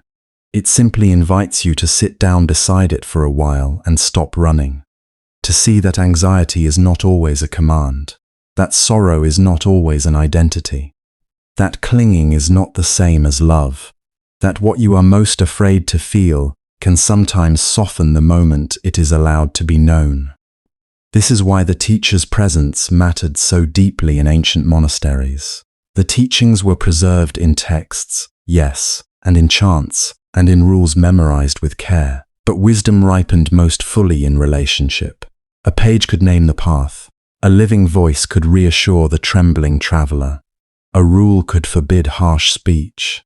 An elder, by speaking with patience even when tired, could show what gentleness looked like in action. A doctrine could explain compassion. A teacher who paused before answering, so that no one felt crushed by his certainty, could embody it more convincingly than any formula. Authority in such places was real, but its deepest form was not domination. It was steadiness. It was the authority of someone who had stopped making an enemy of truth, someone whose very pace suggested that nothing essential would be gained by panic, someone who corrected not to display power, but to reduce suffering. The younger monks learned from words, but also from how the elder drank tea, how he listened to foolish questions without contempt, how he admitted not knowing, how he let silence do part of the teaching. Sometimes the most memorable lesson was almost nothing at all. A novice, ashamed after making a mistake, kneels waiting for rebuke. The elder only says, "Next time, be awake sooner." The words are plain, but the tone carries no sting. In that moment, discipline is transformed. It is no longer the fear of being broken. It becomes an invitation to be more present. Another student asks a confused question and expects a polished answer. Instead, the elder asks, "What do you see when you watch your own mind?" The question returns the student to direct experience. Knowledge is not handed down like a stone tablet, it is awakened. Over years, such teaching changed people in ways that were difficult to measure from the outside. Harshness softened, certainty loosened. A mind once eager to win arguments learned to listen. A heart once armored by shame learned that it could remain open without falling apart. The monastery's peace, then, was not the absence of human difficulty. It was the patient work of meeting difficulty with clarity, humility, and compassion again and again, under the guidance of those who had practiced doing the same. And yet, even within those quiet compounds, beneath the measured chanting and the reassuring cadence of an elder's voice, not every struggle dissolved easily. Some wounds followed people into the robe. Some doubts remained after the teaching ended. Some conflicts lived on in secret, hidden behind bowed heads and disciplined routines. And as these words settle inward, The gaze turns gently toward those concealed burdens, toward the shadowed places that existed even inside such peaceful walls. There were nights when the monastery seemed to hold its breath. The lamps had been dimmed. The chanting was over. Sandaled footsteps no longer crossed the courtyard stones. Moonlight lay quietly along the edges of tiled roofs, and the wind moved through bamboo with a softness so delicate it almost felt like a blessing. From a distance, such a place might have appeared complete in its peace, as if anyone who entered those walls left behind the turbulence of ordinary human life. But inside the stillness, minds continued to move. A young monk might kneel on a woven mat, spine straight, hands folded, trying to follow the rise and fall of his breath, only to find his thoughts drifting home. He would see, with painful clarity, the face of his mother in the doorway at dawn, or remember the smell of rice steaming in the family kitchen, or hear the laughter of younger siblings running through a yard. He would not walk again for many seasons, perhaps for the rest of his life. Renunciation was noble, but it was also costly. The robe covered the body, yet beneath it there was still a son who missed the warmth of familiar voices. There was still a heart that could ache at the memory of being loved in simpler ways. Homesickness did not vanish just because a person had chosen the spiritual path. In some ways, silence made it stronger. During the day there were tasks to perform, teachers to obey, sutras to memorize, bells to answer. But at night, or in the long hours of meditation, memory had room to return. It came quietly, not always as dramatic sorrow, but as an ache so subtle it could hardly be named. It lived in the chest. It lingered in the throat. It appeared when the mind settled enough for old tenderness to rise. And for some monks, this longing brought confusion. Had they failed in detachment? Were they too weak for the path? Or was this grief simply another truth to witness with compassion? The monastery did not erase such questions. It revealed them. This is one of the gentlest, most important things to understand about ancient monastic life. Those sacred compounds were not escapes from being human. They were careful containers in which human difficulty became visible with unusual clarity. Outside the walls, a person might distract himself with commerce, gossip, travel, romance, ambition, or endless labor. Inside the monastery, many of those coverings fell away. The days became simple. The routines became repetitive. The noise lessened. And when life grows quiet, whatever has been buried often begins to speak. Wandering thoughts were not rare. Even in a hall full of disciplined practitioners, minds could leap from one memory to another, from hunger to regret, from desire to fantasy, from prayer to irritation in a matter of seconds. A monk reciting sacred verses might suddenly remember an insult from years before and feel anger stirring in his body. Another, walking mindfully through a garden, might become lost in imagined futures, wondering whether his practice would ever deepen, whether enlightenment was real, whether he had mistaken longing for wisdom. Someone else might be seized by small worldly concerns that felt embarrassingly persistent. The wish for better food, a softer sleeping mat, recognition from a teacher, relief from another novice's habits. These were not signs that the monastery had failed. They were signs that the monastery was honest. In quiet places, the mind is not automatically serene. Sometimes it is simply more audible. Thoughts that had once been drowned out by busy living became louder against the spaciousness of monastic silence. Restlessness might arrive in strange forms. A knee aching during meditation could become the center of an inner storm. An itch on the face could feel unbearable when one had vowed not to move. The stomach, asked to accept modest meals, might grumble not only from hunger but from resistance. The back could burn. The legs could go numb. Summer heat could settle under the robe like a weight, while winter cold crept through thin walls and into the bones. There is something deeply human in this. The spirit may aspire toward freedom, but the body still demands to be noticed. Ancient monks knew discomfort intimately. Their lives were often austere by design, but austerity did not make them superhuman. A hard sleeping platform remained hard. Illness remained frightening. Exhaustion from long hours of labor or prayer remained exhaustion. Mosquitoes still bit exposed skin. Feet still blistered on rough paths. Age still stiffened joints. The body, with all its vulnerability, entered the monastery along with the soul's devotion. And part of monastic peace was not pretending otherwise. There were also deeper sorrows that no schedule could fully tame. Some entered the robe carrying grief. They had lost parents, children, spouses, siblings, friends.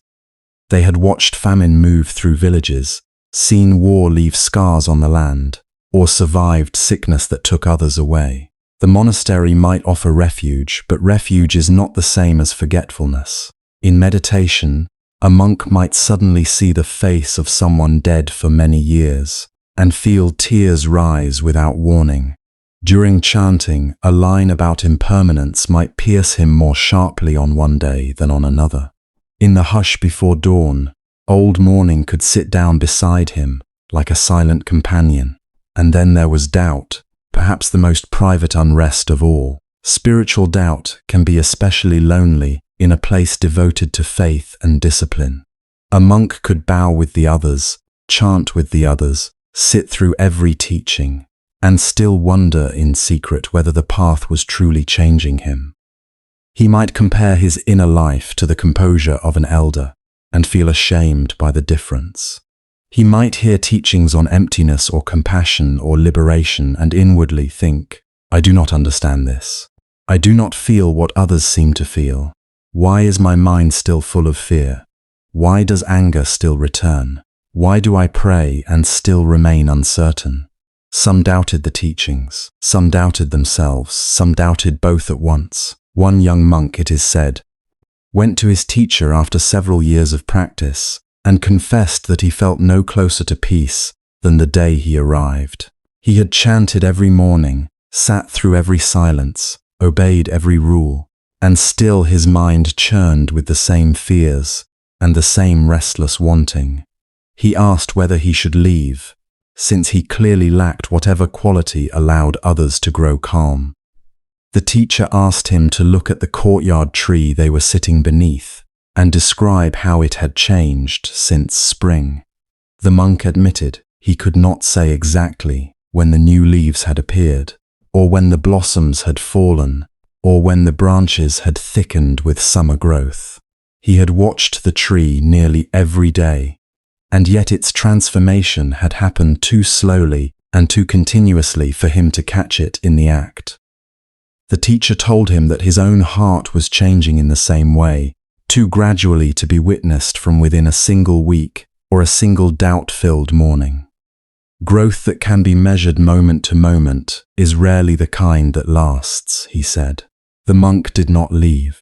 He stayed another 20 years, and it was only near the end of his life that he understood how much distance he had quietly traveled. And often, the doubt was not dramatic rebellion.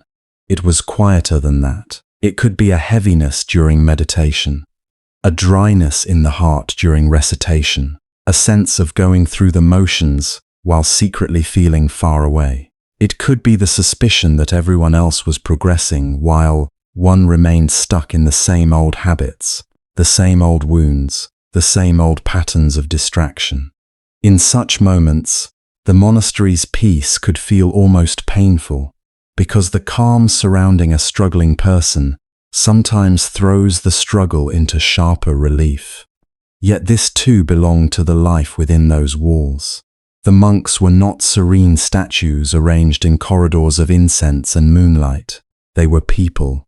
Some had fiery temperaments they spent years trying to soften. Some were naturally melancholy. Some were drawn to solitude and then discovered that too much solitude unsettled them. Some longed for holiness and were startled by how ordinary their minds remained. Some had renounced worldly attachments only to find that attachment can remake itself in subtler forms. Attachment to reputation, to purity, to progress. to being seen as wise, humble, obedient, advanced. Silence did not destroy the ego in a single stroke. Sometimes it simply gave the ego fewer places to hide. This is why patience became so essential. The monastery was not meant to produce perfection overnight. It was a place of repeated beginning. If a monk lost his focus 100 times during meditation, he returned to the breath 100 times. If resentment surfaced during communal work, he noticed it, softened around it, and tried again. If grief overwhelmed him one morning, he still rose for the bell the next day. If desire troubled him, if vanity embarrassed him, if fatigue made him irritable, the practice was not to declare himself ruined. The practice was to see clearly, to refrain from causing harm, and to begin again with a little more honesty than before. There is something profoundly comforting in that rhythm. Not mastery, but return. Not purity untouched by struggle, but a willingness to meet struggle without abandoning the path. The elders in many monasteries understood this in quiet, practical ways. They had once been young and restless too. They knew the sting of comparison, the ache of loneliness, the frustration of unruly thoughts. A wise teacher did not always demand dramatic insight. Sometimes he simply taught endurance with kindness. Sit a little longer. Rest if you must, but do not give up. Notice the thought and let it pass. Do not make an enemy of your own mind. Do not cling to yesterday's failure. Begin this breath as if it were the first.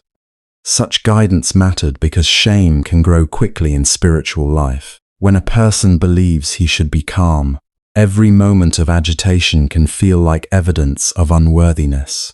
When he believes he should be detached, every pang of longing can feel like defeat.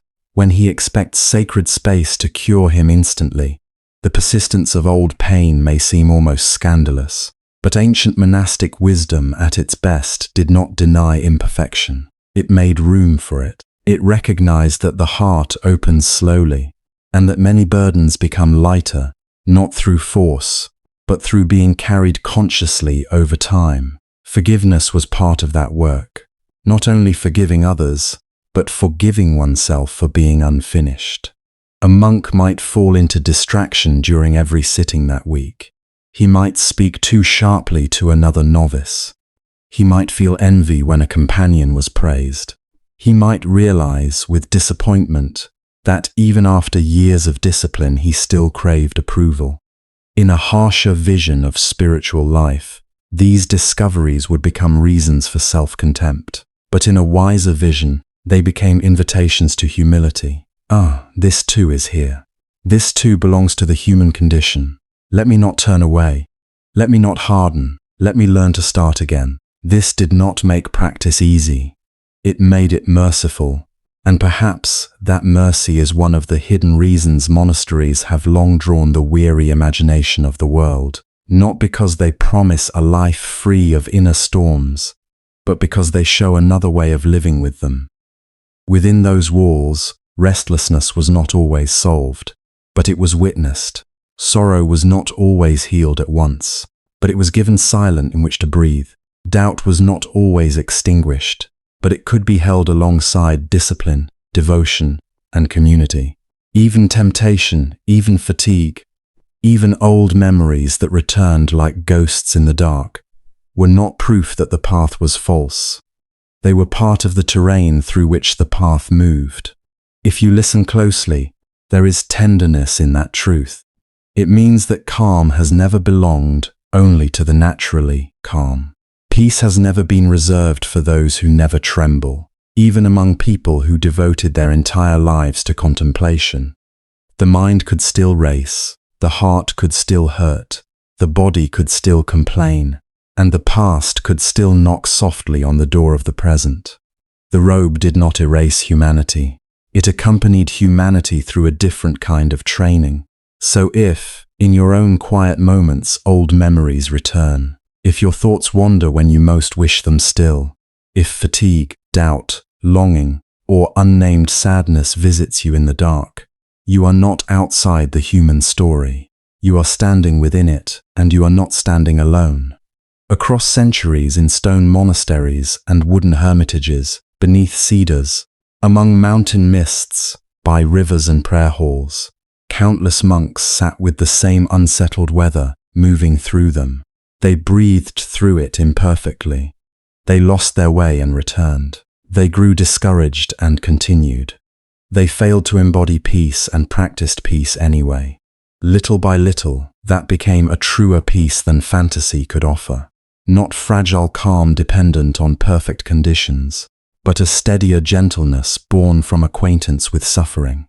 Not innocence untouched by conflict, but compassion shaped by having met conflict inwardly. The monastery's hidden gift was not that it kept all unrest outside its gates.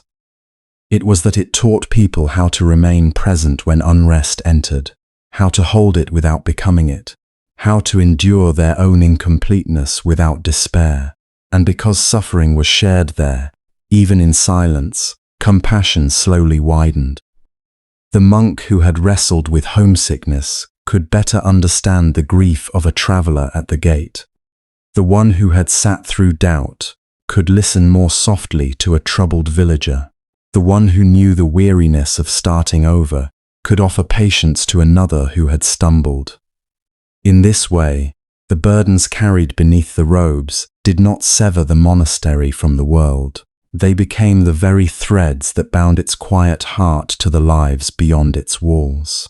And so the monastery did not remain a shelter only for those who lived within it. Its stillness moved outward, almost the way incense drifts through open air, leaving a trace where no one can quite see its source. Beyond the stone paths, beyond the prayer halls dim with morning light, there were roads worn by sandals, by carts, by tired feet carrying ordinary human sorrow. Along those roads came villagers, pilgrims, widows, merchants, the sick, the uncertain, and those who could not even explain what had brought them there. The monastery, for all its discipline and seclusion, was never separate from their lives. A traveler might appear at the gate just as the afternoon heat began to soften, clothes marked by dust, face hollowed by distance. He may have crossed mountain passes, slept beside rivers, or wandered without any sure destination except the rumor of a peaceful place. The monks who met him would not always have much to offer in material comfort. Ancient monasteries were often poor by the standards of kings and markets. Their roofs leaked, their bowls were plain, and their meals were small. Yet what they offered was often the thing the traveler had been lacking most: a welcome without suspicion, a place to rest without needing to justify his weariness, water placed before him by steady hands, and a silence that did not demand performance. Sometimes a bed of straw or a space beneath a sheltered eave was enough to feel like mercy. Sometimes it was the simple question, asked gently, of whether he had eaten. In a world where many doors were closed by fear, status, or exhaustion, the opening of a monastery gate could feel like a blessing in itself. The traveler was not received as an interruption to sacred life. He was part of it. His fatigue, his confusion, even his wordless longing belonged to the same fragile human story the monks had entered when they chose a life of practice. Villagers came too, not from distant lands, but from nearby fields and clustered homes where life unfolded in familiar cycles of planting, harvest, marriage, birth, illness, and death. They came with practical questions and private griefs. A father worried over a son whose temper had turned dangerous. A young mother, frightened by a season of poor rain, asked how to quiet the fear that sat in her chest at night. An old man, bent from years of labor, came not for doctrine but for company after the death of his wife. The monastery did not stand above these concerns, as if spiritual life belonged somewhere cleaner and more abstract. It listened to them as part of the great shared burden of being alive. A monk might sit beneath a tree with a villager and speak in simple words about anger, not as a sin to be hated, but as a fire that burns the one who carries it. He might remind a mother to return her mind, again and again, to the breath whenever fear began to race ahead of what had not yet happened. He might tell the grieving old man that love does not vanish when the body disappears. That sorrow is the shape love takes when it can no longer reach what it longs to hold. These were not always formal teachings. Often they were humble offerings, shaped to the life of the listener, given with the understanding that wisdom must bend close to ordinary pain, if it is to become useful at all. In many places, monasteries also became centers of learning for the surrounding community. Children might gather in a courtyard or under the shade of a broad tree, tracing letters, memorizing verses, hearing stories that taught patience, honesty, and reverence for life. Adults too would learn there, perhaps not in the language of scholarship alone, but in rhythms of remembrance. Festival days, chanting, sermons, and conversations after offerings all became ways in which the teachings entered village life. A farmer who never read a scripture might still come to understand impermanence by hearing a monk speak of the moon's phases, the ripening and falling of fruit, the way even the strongest season cannot remain. The monastery taught not only through words, but through the shape of its days. Villagers saw that there was another way to live besides chasing, grasping, defending, and competing. They saw men who owned almost nothing, and yet moved with a steadiness many wealthy people never found. They saw meals taken in gratitude, work performed without loud complaint, and rituals carried out with care, even when no reward could be expected. The sight of such a life did not solve every hardship in the village, but it offered an image of the human heart arranged around something deeper than fear. Sometimes that image alone could sustain a person through difficult months.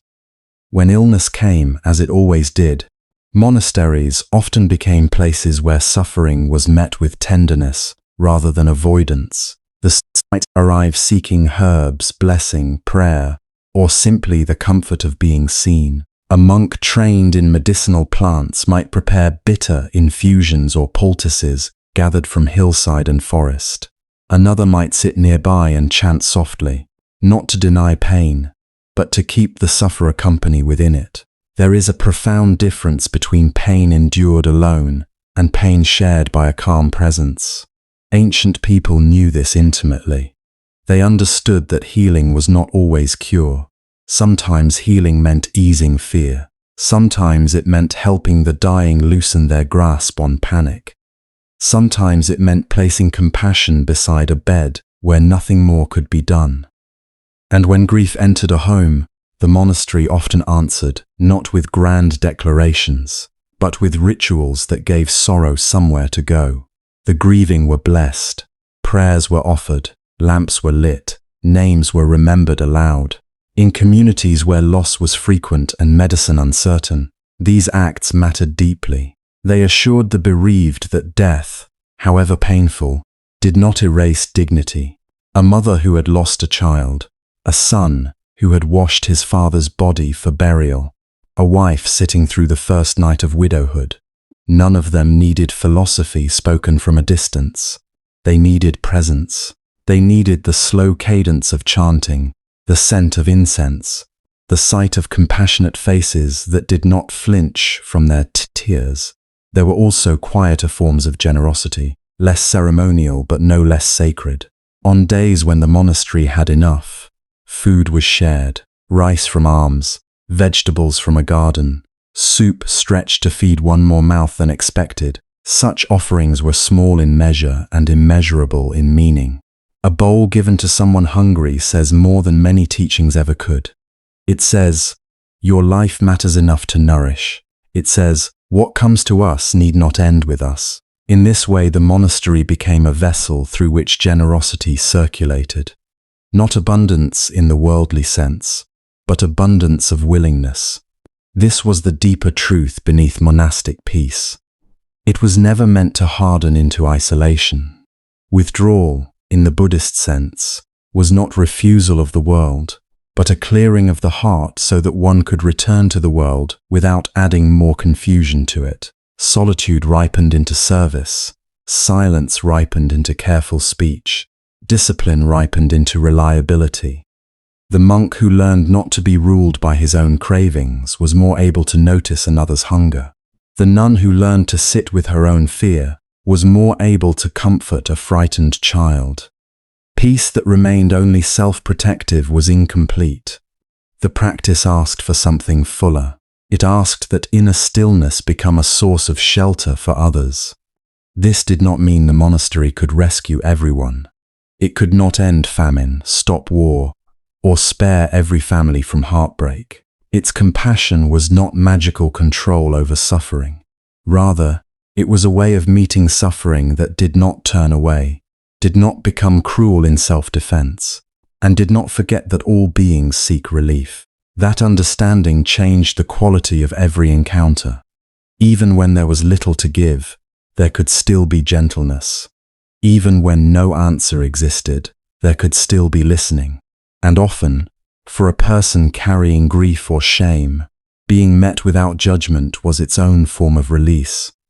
The circle of care extended beyond human beings as well. In the old stories and in the ordinary habits of monastic life, one sees a tenderness toward animals that arose from the same recognition of shared vulnerability. A dog limping near the gate might be fed scraps of rice. Birds nesting in the eaves were not disturbed without cause. Insects were brushed aside rather than crushed when possible. A wounded ox belonging to a poor family might be blessed with as much sincerity as any wealthy donor. Compassion did not ask first whether a creature was useful, articulate, or beautiful. It began from the simpler fact that this being too wishes not to suffer. For villagers watching, such acts taught quietly but powerfully. Children notice how adults treat the weak. They learn the moral atmosphere of a place by seeing whether life is handled roughly or carefully. In a monastery where even a stray animal could receive a moment of regard, something important was being modeled. Not sentimental attachment, but reverence. Not pretending that nature is free of pain, but refusing to add needless harm.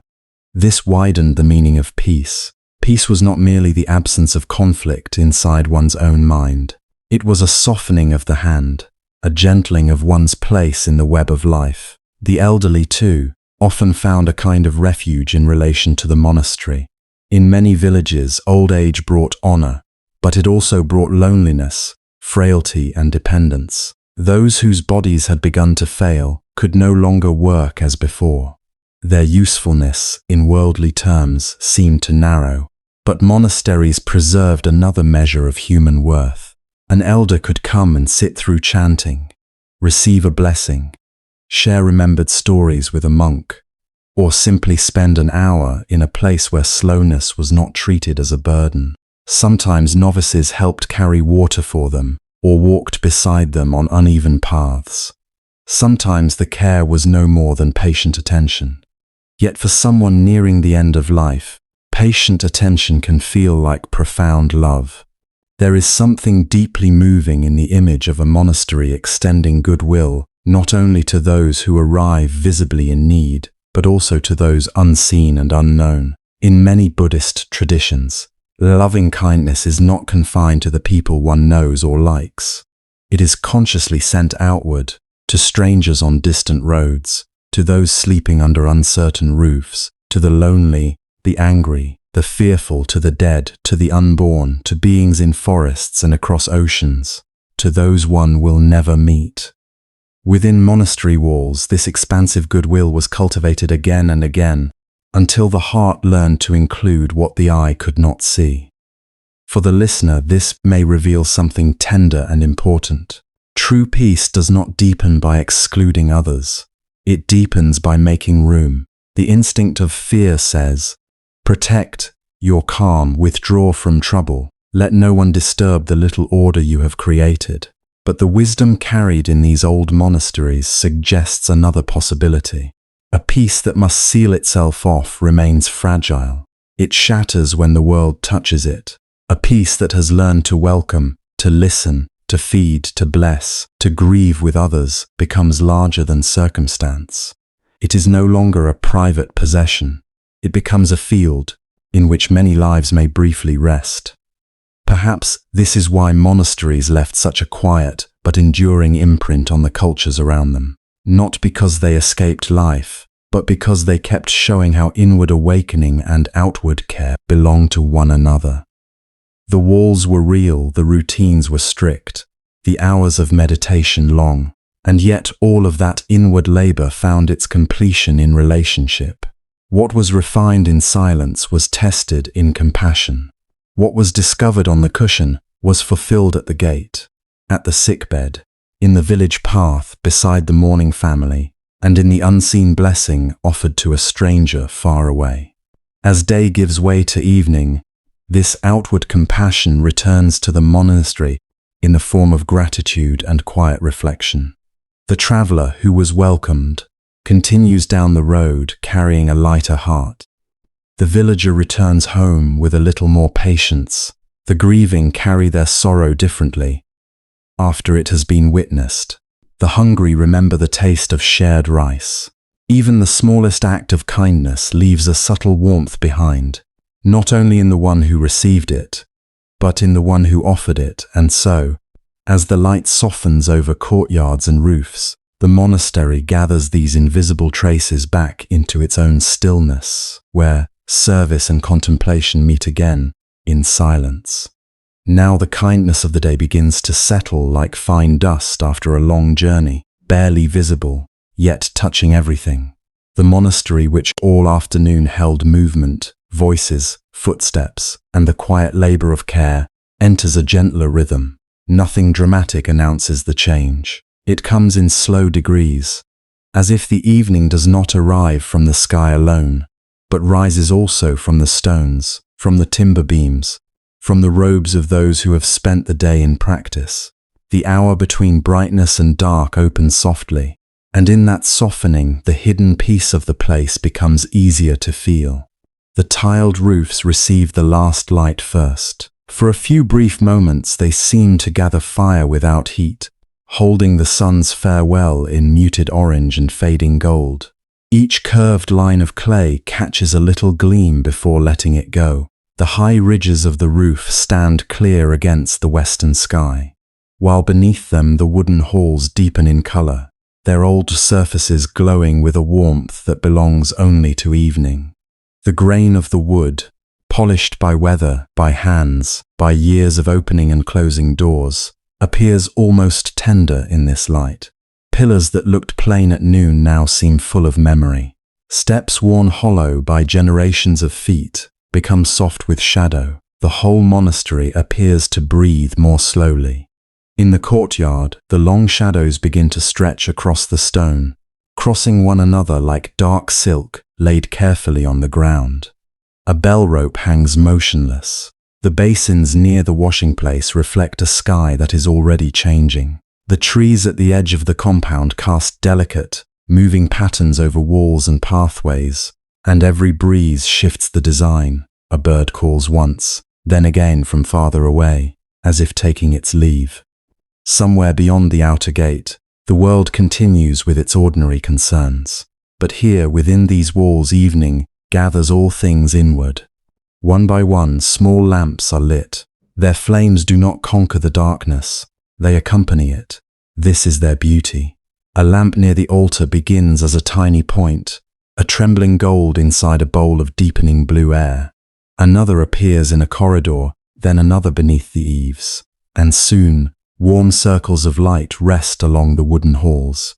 They touch the floorboards, the door frames, the corners where dust settles, the faces of old statues, the edges of hanging scrolls. In daylight, these objects simply exist. In lamplight, they seem to reveal their inward life. The monastery is no longer broad and open as it was under the sun.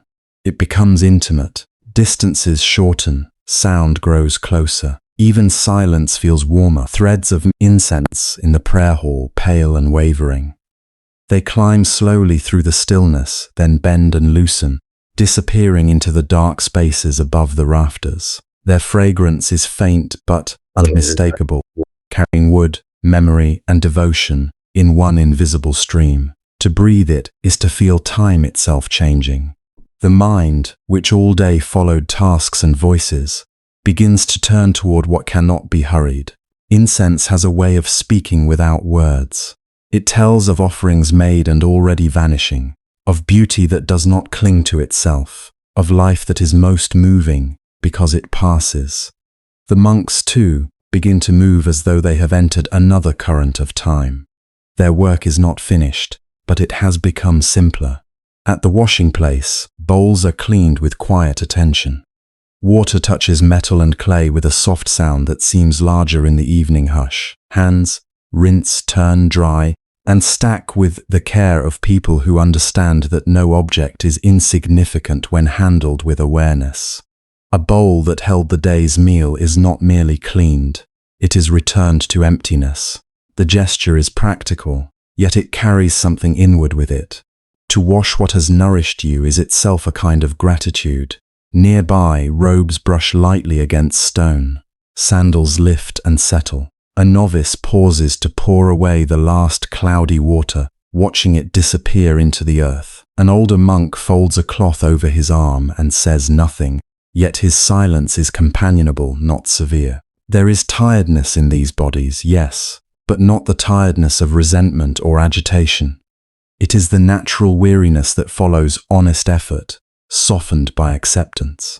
Evening does not ask them to become more than they are. It permits them to become quieter inside what they already are.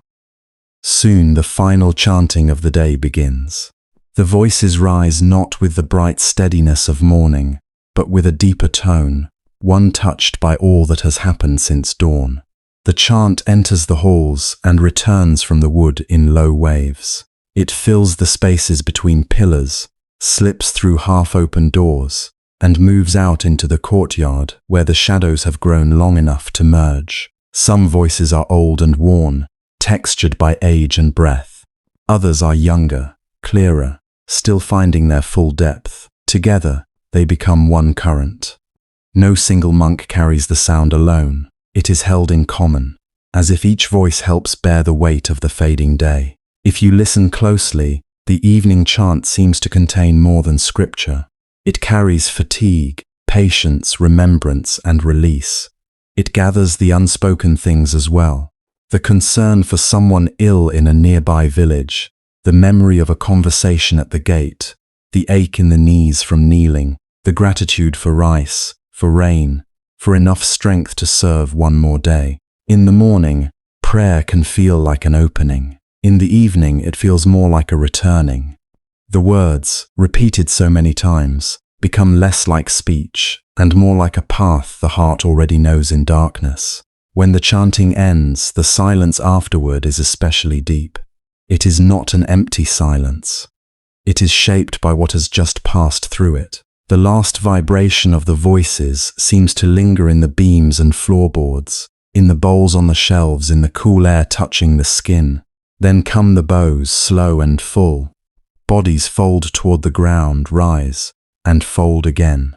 There is humility in this movement, but also tenderness. To bow at day's end is to acknowledge that nothing was fully possessed, nothing fully controlled.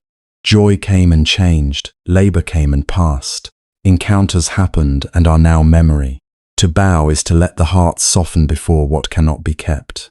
Outside, beneath a sky that darkens by quiet degrees, some monks continue in silent walking. They move along the familiar paths around the courtyard, beside the halls, under trees that are turning into silhouettes.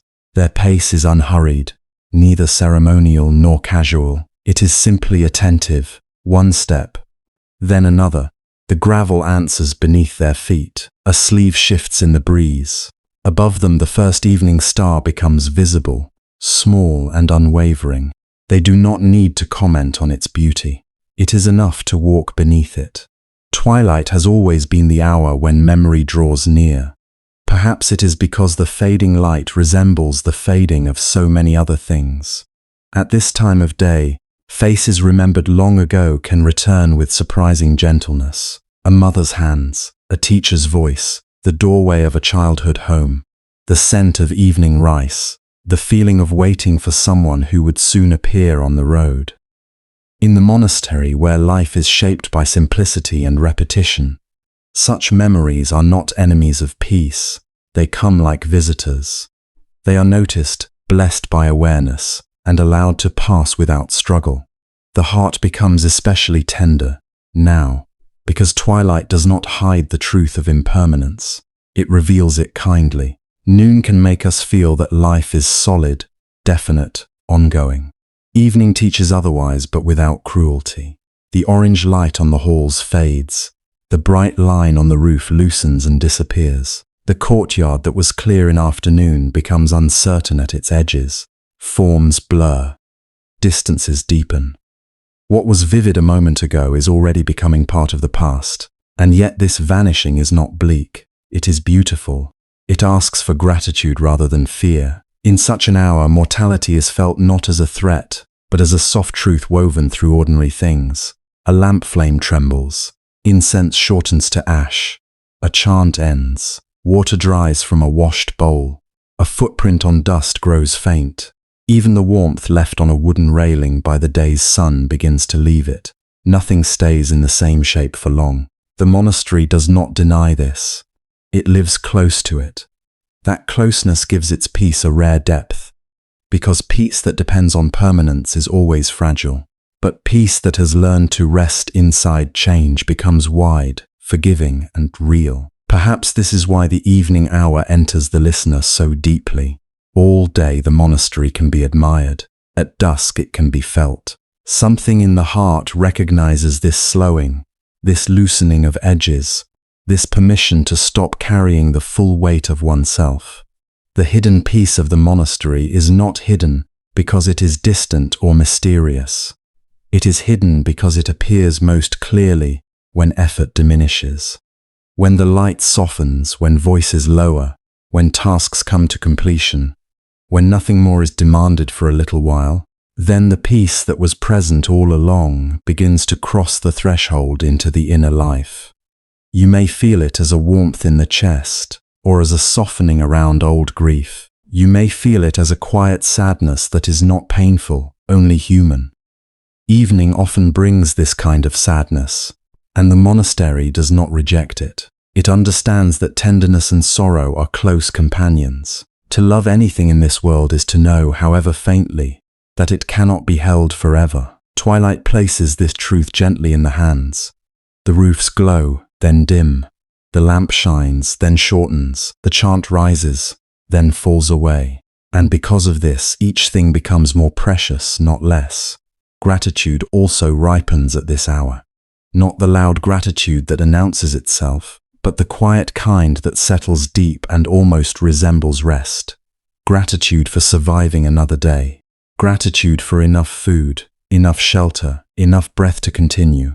Gratitude for companions whose names may never be known beyond these walls. Gratitude for teachings that outlast moods. Gratitude even for the weariness in the limbs, because it means the day was inhabited fully. In the ancient monastery, gratitude does not always appear as words. It appears in how a lamp is protected from wind, in how a mat is rolled and set aside neatly, in how a door is closed without noise. As darkness grows, the architecture of the place begins to disappear, and what remains becomes simpler still. A line of light beneath a doorway, the outline of a pine branch against the sky, the faint red point of incense at the altar, the echo of steps turning a corner. These fragments are enough. In fact, they may be more than enough. When less can be seen, the heart is invited to rest from naming and judging. It no longer has to organize the world so tightly. It can receive the monastery as atmosphere, as presence, as a field of quiet in which nothing insists and nothing rushes. This is the emotional hour when the outward life finally folds into inward stillness. Service returns to silence. Discipline returns to breath. Community returns to shared quiet. Whatever was given away in compassion through the day seems now to return in another form, not as possession, but as calm. The monastery grows darker, yet the heart feels less afraid of darkness. The lamps do not banish the night, and still they reassure. The shadows deepen, and still they do not threaten. Everything seems to say, in its own wordless way, that ending is not always loss. Sometimes it is simply the most honest form of peace. And so the monks bow once more, or sit for a final few moments, or continue their silent walking until even the paths are hard to see. The courtyard keeps their shadows only briefly before absorbing them. The wooden halls hold the day's last warmth, then release it into the cooling air. Overhead, the sky passes from indigo toward a fuller dark. The world grows spare, gentle, and inward. With darkness fully settled, the night reveals another layer of stillness that daylight could not show. With darkness fully settled, the monastery does not become silent in the way a modern room sometimes does. Instead, it begins to speak in smaller voices. What seemed still from a distance now reveals a delicate web of sound, each thread soft, each one belonging exactly where it is. The great noises of day have fallen away. In their place come the humble sounds that only night is patient enough to carry. Beyond the walls, crickets begin their steady music, simple and unashamed. Their rhythm rises from the grass and low stones, as if the earth itself were breathing in tiny repeated notes. They do not hurry, they do not perform, they continue as they have for countless nights. Beneath changing moons, beneath storms, beneath clear constellations, beneath generations of sleeping monks, their song does not ask to be understood. It only surrounds the darkness with a fine living texture, making the night feel less empty, less vast, less cold. From the hills or forest edge comes the sound of wind moving through pines. It does not arrive all at once. First there is only a slight shifting, a murmur almost too faint to name, and then the branches receive it and answer. Needles brush against one another with a dry, whispering tenderness. Higher limbs sway with long, measured creaks. The air passes through them like a hand through strands of silk, made rough by weather and age.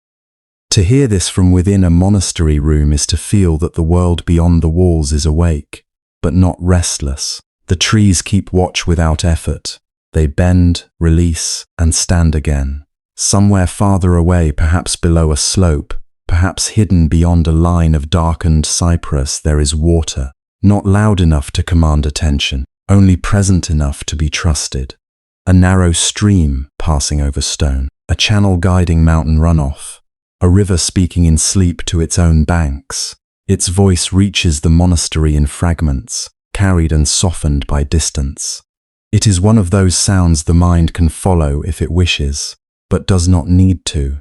It tells an old story without beginning or end, a story of movement that does not strain, of persistence that does not resist.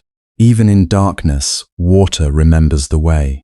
Within the buildings, the old beams answer the cooling night. Wood that held the warmth of afternoon now contracts slowly, releasing small creaks into the corridor air. A roof support settles. A floorboard murmurs. A distant sliding door shifts almost imperceptibly in its frame. None of this startles those who know such places. The monastery is old enough to have a night language of its own. Its sounds are not signs of weakness, but of life continuing in another register. Timber expands and eases. Joints remember their burden. Walls breathe out the stored heat of day. The whole structure seems less like an object and more like a companion resting beside those within it. At times, when the hour is deep and the lamps have long since been lowered, there may be the nearly inaudible sound of sandals touching wooden floors. A soft step, then another, measured, light, unhurried. Perhaps an elder crossing a corridor after checking a lamp. Perhaps a novice carrying water. Perhaps someone waking briefly for a quiet duty that has been repeated so many nights it no longer feels separate from prayer. The sandals do not slap or scrape. They brush the floor with the gentleness of someone, unwilling to disturb either sleepers or silence. Then they fade again, absorbed into distance, and the listener is left with the comforting knowledge that somewhere nearby, human care remains awake. Sometimes, from a hall or small bell tower, a bell sounds through the night air.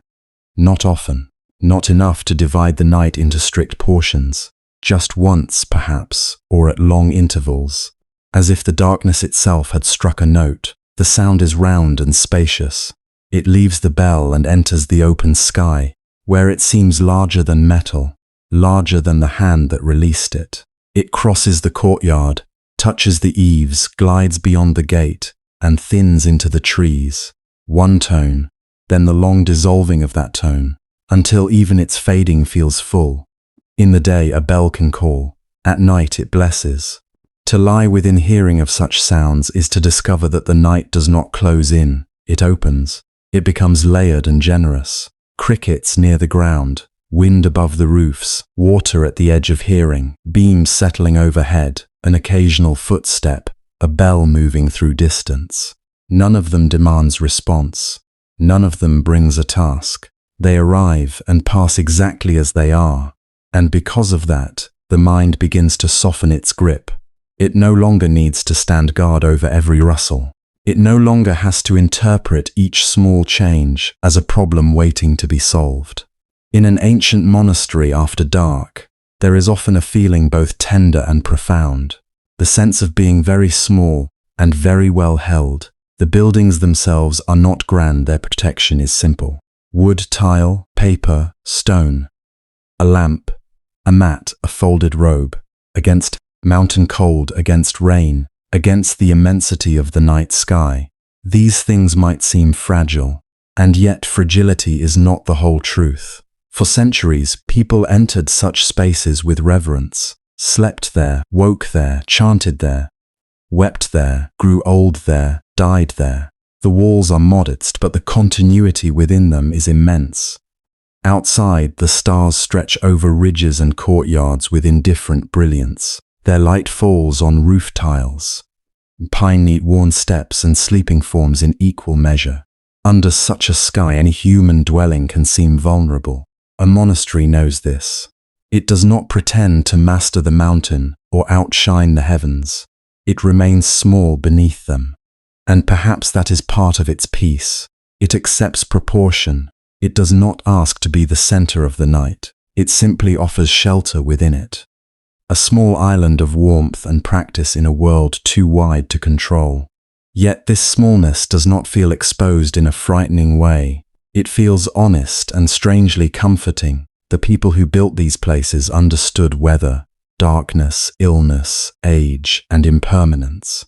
They did not create ritual because life was certain. They created ritual because life was uncertain. A bell at evening, a bow before sleep, sandals placed neatly by the threshold, a robe folded for the coming dawn, a chant remembered even in fatigue. These repeated gestures became a kind of invisible architecture, stronger, in some ways, than the beams, more enduring than the lamp flame. The night could be cold, but the forms of care remained warm. That is why the monastery after dark feels both vulnerable and protected at once. The wind can be heard. The distance can be felt. The world is not shut out, but neither is one abandoned to it. The sounds of night pass through a field already shaped by devotion. The crickets sing beyond the wall, and the wall does not claim to stop them. The bell sounds into vastness, and vastness receives it. The old floor creaks, and no one rushes to silence it. Everything belongs. Everything is allowed its place. In such an atmosphere, even uncertainty becomes less sharp. It does not disappear, but it loses the power to wound so deeply. Imagine, then, that you are lying within one of these rooms. The bedding is simple. The air is cool enough to make the blanket feel welcome. Nearby wood carries a faint, dry scent, touched by years of incense and seasons of rain. The darkness is not complete. Perhaps a little moonlight finds the paper screen. Or perhaps the last ember glow from a corridor lamp has become only a dim suggestion. You are not asked to do anything more. The day, with all its impressions, has set them down. The monastery asks for nothing now except your willingness to squeeze inside it. You hear the insects first, steady as a woven pattern, then the wind touching the pines. Then, after a while, water, so faint that it seems to move through the edges of thought itself. The building gives a small creak, then settles. Far away, a step passes along a corridor and vanishes. Much later, or perhaps only moments later in the strange looseness of night, the bell offers a low singular tone, and the air holds it as long as it can. None of these sounds interrupts your rest. They compose it. They gather around you like careful hands adjusting a blanket. And because these sounds ask nothing, your mind can begin to ask less of itself. It does not need to review every unfinished conversation. It does not need to rehearse tomorrow. It does not need to search for the perfect answer to old questions. Here, beneath the old roof, among the patient sounds of wood and wind and water, there is no problem that must be solved before sleep is permitted. There is no gate to pass, no test to complete. Rest is not a reward for having mastered the world. It is something simpler. It is what becomes possible when, for a little while, you stop trying to carry what night is willing to hold for you. If a thought arises, let it be like the bell's fading tone. It appears, resonates, then thins into quiet. If a memory returns, let it pass like wind in the pines, touching what it touches and moving on. If a feeling lingers heavy or tender, let it rest beside the distant water, still in motion even when unseen. Nothing has to be forced away. Ancient monasteries did not become peaceful by defeating every disturbance. They became peaceful by giving each sound, each shadow, each human feeling, a place within a larger stillness.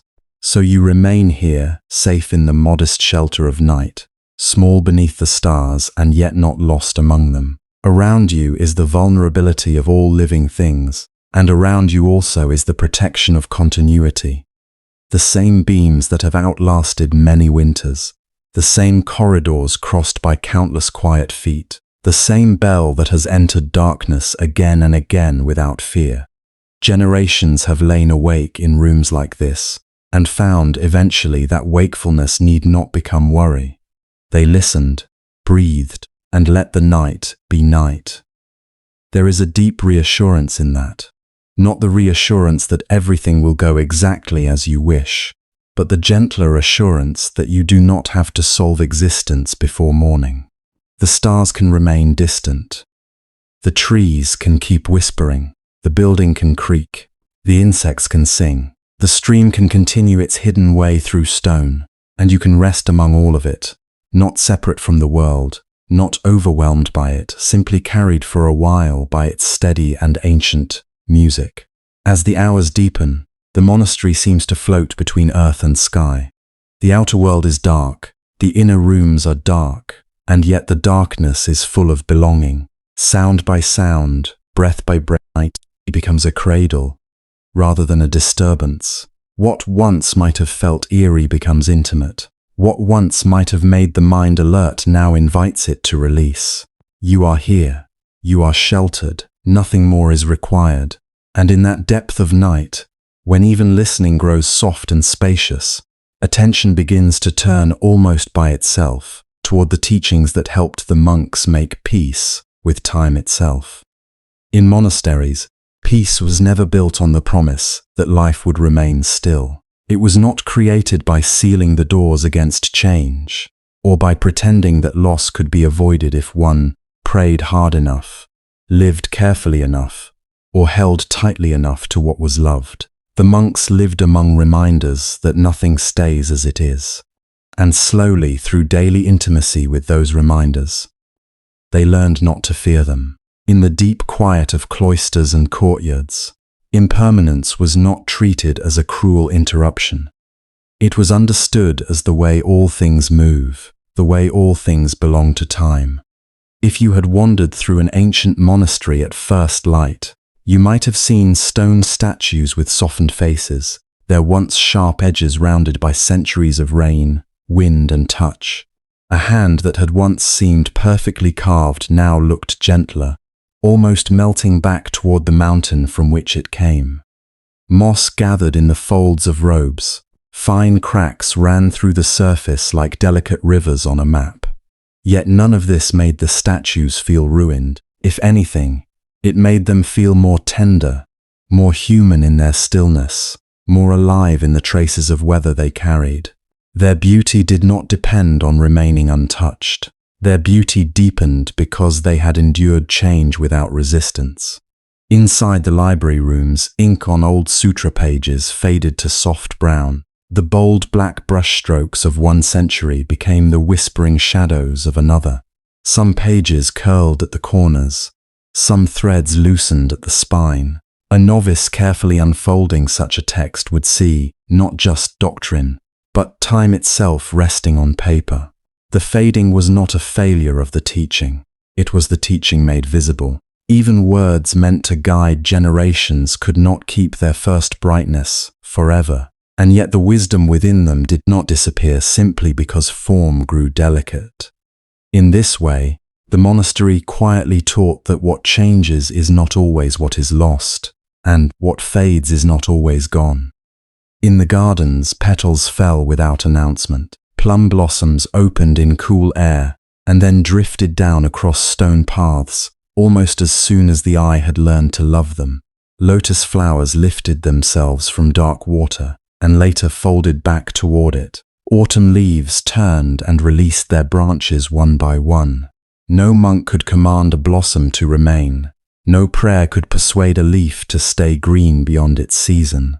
So the monks learned to look carefully while beauty was present, and to bow inwardly when it passed. This was not indifference. It was a refined form of love, one that did not try to imprison what it cherished. The teachers themselves embodied this lesson. Young novices entered the monastery and found elder monks whose backs had bent over years of sweeping, kneeling, copying, and walking. The older teachers' voices sometimes trembled, their steps slowed, their hair whitened, then thinned. Some forgot small details but remembered the shape of compassion with astonishing clarity. A student watching such a teacher age could feel sorrow, of course, but also reverence. The body changed, strength changed. Seasons passed through the face. Yet the warmth of presence, the patience of attention, the quiet humor born of long practice often shone more deeply with age. Impermanence was not merely decline. It was revelation. It showed what remained meaningful when youth, certainty, and control began to loosen. Even the stone steps of the monastery carried the lesson underfoot. Countless feet had worn hollows into them. Sandaled monks, travelers, cooks, gardeners, children, elders, all had passed the same way for years beyond memory. The steps had not stayed hard and untouched. They had yielded slightly to devotion, to repetition, to weather and weight. To place one's foot there was to feel history not as an idea but as a physical truth. Everything is shaped by contact. Everything is slowly altered by use, by love, by time. The steps did not complain of being worn down. Their wornness was the record of service. In such surroundings, impermanence ceased to be an abstract concept. It was not something discussed only in formal teaching halls or recited in polished phrases. It was visible in stone, paper, petals, bodies, pathways, bells, timber, roofs, and breath. It was in the steam rising from a bowl of rice and vanishing into morning air. It was in the candle shrinking while giving light. It was in the way incense became fragrance precisely by disappearing. Again and again, the monastery presented one gentle message. This too changes, and this is not a mistake. For many hearts, change first appears as a threat. We fear losing health, losing those we love, losing identity, losing purpose, losing the version of life we quietly hoped would remain. The mind grips because it believes gripping will protect what is precious. It clings to roles, to plans, to self-images, to unfinished conversations, to old injuries, to imagined futures. Yet the tighter the grasp, the more strained the heart becomes. Ancient monasteries understood this with great tenderness. They did not scold the human impulse to hold on. They simply offered another way. They trained the heart to open around change rather than harden against it. This training happened in small, repeated acts. A monk swept leaves that would fall again tomorrow. He folded robes that would wrinkle again with use. He washed bowls that would soon be filled and emptied once more. He sat with discomfort in meditation, and watched it rise, alter, and fade. He listened to thoughts arrive in clusters, insist on their importance, and then dissolve when not fed. He attended funerals. He chanted for the sick. He watched seasons turn through the same window year after year, until the body understood what the mind had long resisted. Nothing can be kept exactly as it is, and suffering grows when we demand otherwise. But this was never meant to become a cold philosophy. Impermanence in the monastery was not a reason to love less. It was a reason to love more softly, more fully, and more presently.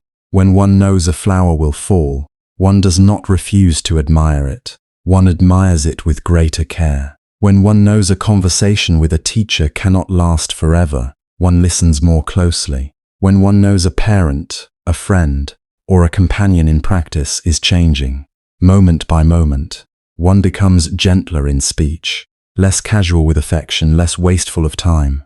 Impermanence gives tenderness its urgency. It reminds the heart that every meeting is precious because it cannot be repeated in exactly the same way. There is a quiet relief in this, even if it asks something brave of us. To belong to life is to belong to change. To love anything at all is to become vulnerable to its passing, its transformation, its unpredictability. The monasteries did not offer escape from this truth. They offered companionship within it. Their walls, gardens, and teachings seemed to say, yes, loss is part of the path, and yes, your heart can learn to meet it without shattering every time, not because it becomes numb, but because it becomes spacious. A spacious heart does not deny pain. It simply stops building a second pain on top of the first.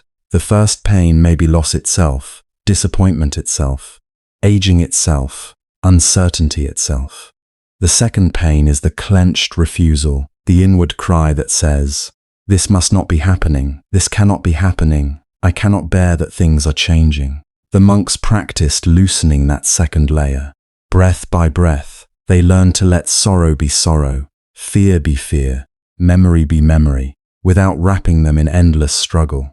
In this way, suffering could pass through like weather, instead of becoming a permanent architecture of the self. Perhaps this matters especially now, in the quiet hours when sleep feels far away. Wakefulness can become another object of grasping. The more desperately the mind tries to force sleep, the more alert it becomes. The more urgently it begs tomorrow to be manageable, the more it fills the night with plans, worries, revisions, and imaginary rehearsals. But what if, for a moment, you did not grip so tightly? What if you let this night be a changing thing, not an enemy to defeat? What if wakefulness itself could be met as the monks met a passing storm or a restless wind through the pines? With patience, with curiosity, with the deep knowledge that it too will not remain forever. Thoughts come, then alter, then drift. Roles come, then alter. Threats come, then alter, then drift. Even the identities we wear so faithfully by day loosen in the dark. The achiever, the caretaker, the one who must know what to do, the one who must hold everyone together, the one who must not fall behind, the one who must fix the future before morning. These are heavy garments for the night. In the monastery, evening invited a laying down of such robes, not because responsibility vanished, but because the heart needed intervals of being no one in particular, just breathing, just listening, just existing within the vast movement of things. Imagine for a moment placing your regrets beside an old monastery wall. The wall does not reject them, but it does not cling to them either. Rain has struck it, sun has warmed it, vines have crept and receded across it. Years have gathered there and moved on. In that same way, perhaps your mind can hold what has been without fastening to it so tightly. The past has left its marks, yes, but marks are not chains. The monastery teaches that memory can be honored without being endlessly reopened, that mistakes can be learned from without becoming a permanent name, and future anxieties, too, begin to soften under this light.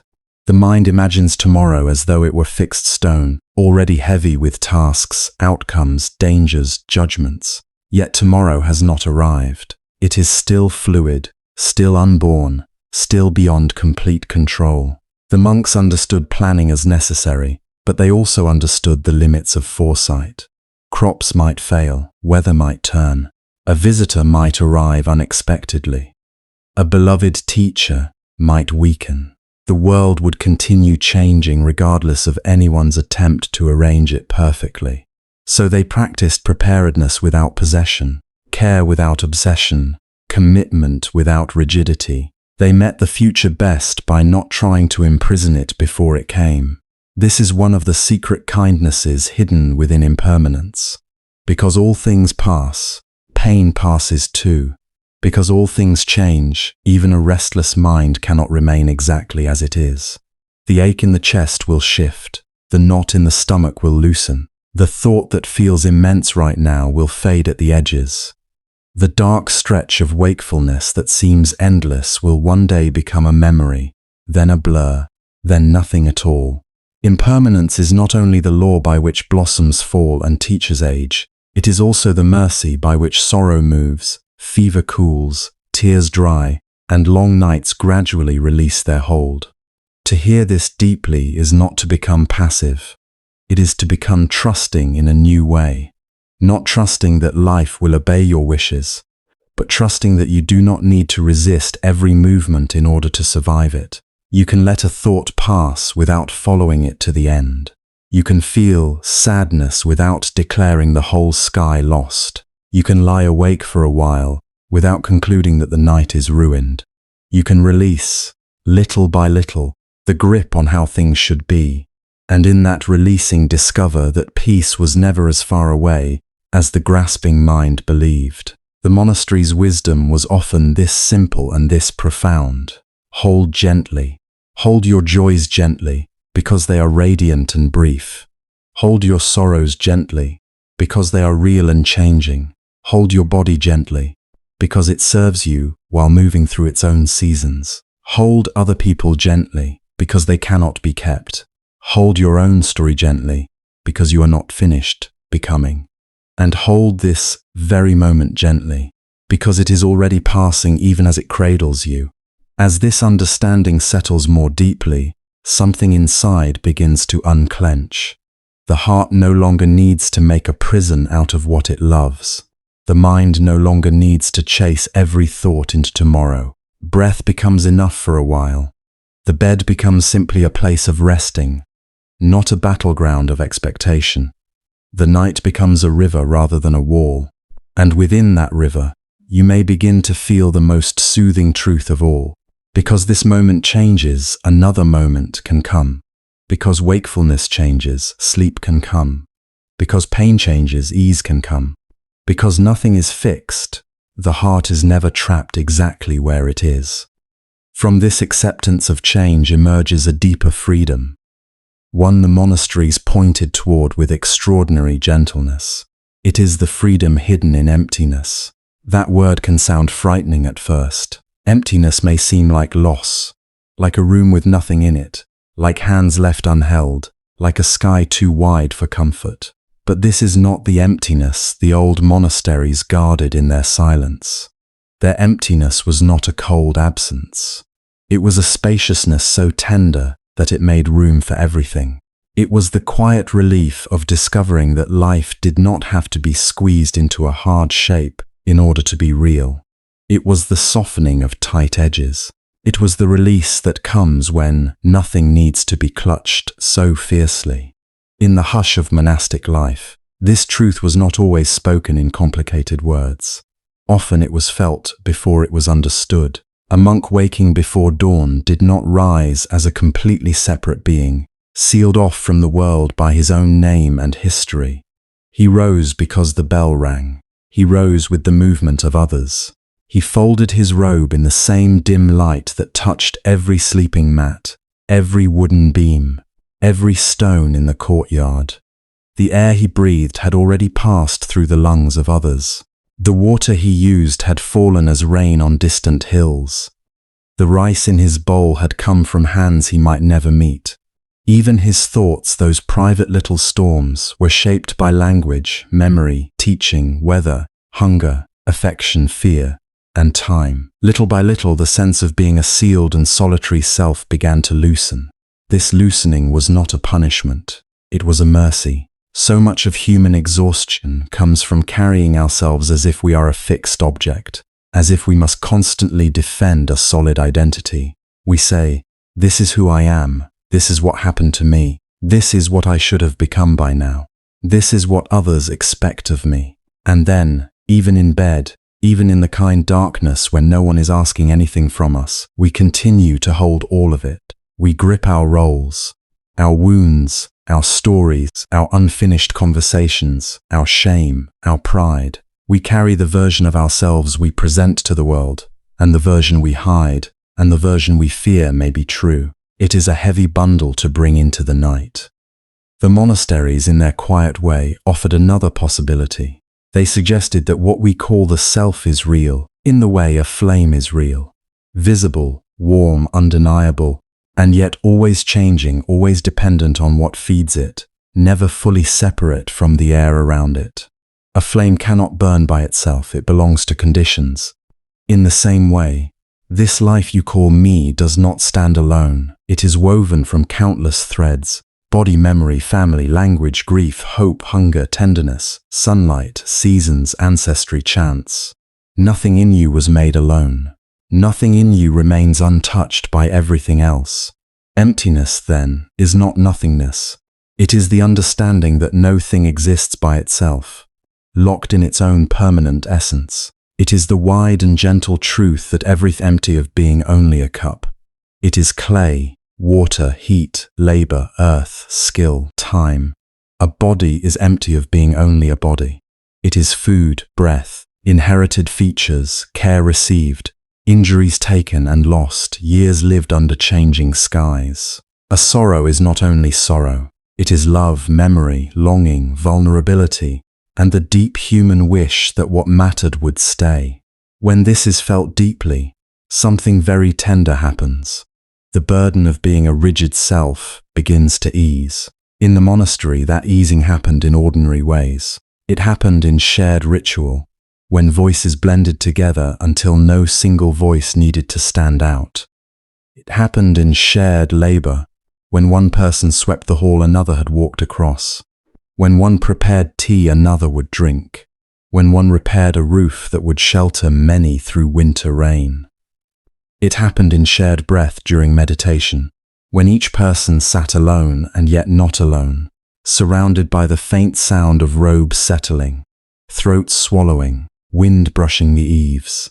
It happened in shared impermanence, when the young watched the old grow frail, when teachers died, when bowls cracked, when gardens withered and bloomed again, when every morning bell seemed to say, "This too is passing, and because it is passing, hold it softly." No one in such a place could fully believe for long that life belonged only to the private self. The day itself kept undoing that illusion. The meal was shared, the silence was shared, the weather was shared, even suffering was shared, though each person felt it in a different body, in a different memory, with a different name. One person's grief echoed another's. One person's patience steadied another's fear. One person's calm entered the room like a lamp being lit. And perhaps this is why the atmosphere of old monasteries could feel so strangely peaceful. Not because everyone had transcended pain, not because the mind had become blank, not because individuality had been erased into some lifeless sameness. The peace came because less energy was spent protecting the boundaries of a separate self. There was less need to perform, less need to prove, to carry identity like armor. A person could become simple there, not less human but more honest, lay human, a being among beings, a life among lives. Tonight, you do not need to solve the philosophy of this. You do not need to force your mind to understand emptiness in perfect words. It is enough to feel its kindness. Its kindness says, you do not have to hold yourself so tightly. You do not have to drag every label into this hour. Not every role needs to lie down beside you. Not every old wound needs to speak again before sleep can come. Not every expectation has the right to enter the night. For a little while, you may set down the names by which the world has called you: parent, child, partner, worker, success, failure, helper, disappointment, strong one, difficult one, wounded one, responsible one. Even the names you secretly call yourself when no one hears. You may let them rest by the door like shoes. Beneath those names there is still life, breathing life, warm life, a heart continuing its quiet work without asking for applause, a body resting on the earth's patient support, awareness rising and falling like the faintest tide. You do not disappear when labels soften. In some ways, you become easier to love, easier to inhabit, easier to forgive. The old teachings on non-self were never meant to say that you are nothing, or that your pain does not matter, or that your story should be erased. They point instead to a gentler truth. You are more fluid, more open, and less trapped than you fear. What hurts in you is real, but it is not the whole of you. What happened to you matters, but it is not a prison wall around your being. The image you defend is not your deepest life. The voice in your head narrating who you must be is not your only voice. There is more room than that, more sky than that. Imagine the monastery at night, lamps dimmed, a corridor of worn floorboards, breath behind closed doors, a moonlit courtyard where leaves move in silence. No one there can preserve themselves exactly as they were at noon. No one can keep youth, certainty, anger, dignity, confusion, or sorrow in a fixed shape. During sleep, the strict little manager inside each person loosens its grip. The robe set neatly by the bed no longer means rank. The face in darkness no longer performs identity. Even memory grows soft around the edges. For a few hours, life returns everyone to a more humble truth. We are creatures held by conditions. We are vulnerable, we are passing through. We belong to one another more than we know. There is comfort in this, a very deep comfort. If there is no rigid self to defend every second, then perhaps you may rest. If your identity is not a stone that must be carried uphill through the night, then perhaps your shoulders may unclench. If you are not required to be complete, consistent, and invulnerable before sleep can visit, then perhaps sleep has already come nearer than you thought. Emptiness is spacious enough to include weariness, spacious enough to include thoughts that have not settled yet, spacious enough to include sadness, numbness, tenderness, confusion, and quiet joy. Because emptiness is not rejection, it is room. Room for things to rise, room for things to pass, room for nothing to be forced into permanence. In that room, even restlessness changes character. It no longer has to be an enemy. It can simply be one small weather moving through a much larger sky. And maybe this is the monastery's deepest secret peace. Not that it escaped life, but that it loosened into life exactly as it is. Rain when rain came, bells when bells rang, hunger before the meal, fullness after, sorrow when someone was lost, laughter in brief human moments, cold mornings, aching knees, passing thoughts, passing years, passing selves. The peace was hidden not in perfection, but in release, in no longer demanding that the river hold still. You are allowed that release tonight. You are allowed to stop rehearsing yourself. You are allowed to stop carrying every chapter at once. You are allowed to be more spacious than your thoughts about yourself. Perhaps there is a part of you that has worked very hard to stay together, a part that believes if it loosens even slightly, everything will fall apart. This part deserves tenderness. It learned its vigilance for reasons. It may have protected you through difficult seasons, but tonight, it does not need to stand guard with such fierce devotion. It can rest beside the others. It can lean against the great quiet and discover that not everything depends on its effort. The bed is holding you. The night is surrounding you. The breath is coming and going without command. The body knows small ancient things about surrender. The exhale knows how to empty. The eyelids know how to close.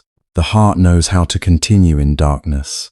Life itself is less rigid than the mind believes. Again and again, it shows you this. Clouds dissolve, pain shifts, sounds fade, thoughts break apart, identity rearranges itself across years, and still, something gentle carries on.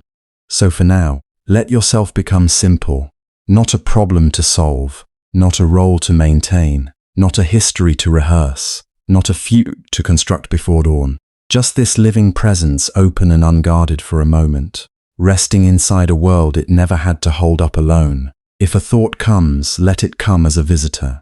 If a memory stirs, let it float through.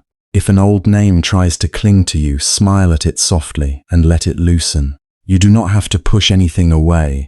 You do not have to define yourself against anything. Spaciousness does not struggle. It allows, it receives, it leaves room. And in that room, sleep often draws closer, because sleep itself asks for a kind of emptiness.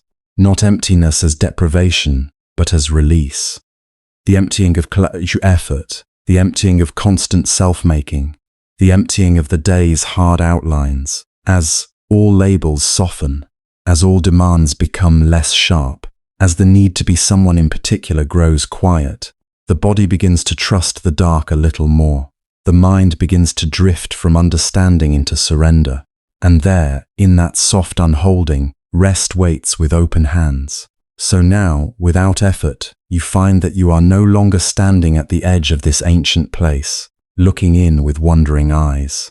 You are no longer the traveler paused beyond the gate, listening from afar, hoping there might be shelter somewhere ahead. In the quiet way that true rest arrives, you have already crossed over. You have already been received. The long journey of the day, the long journey of thought, the long journey of carrying what felt too heavy for one heart alone, has gently led you here, into the inward calm the monastery has been keeping all along.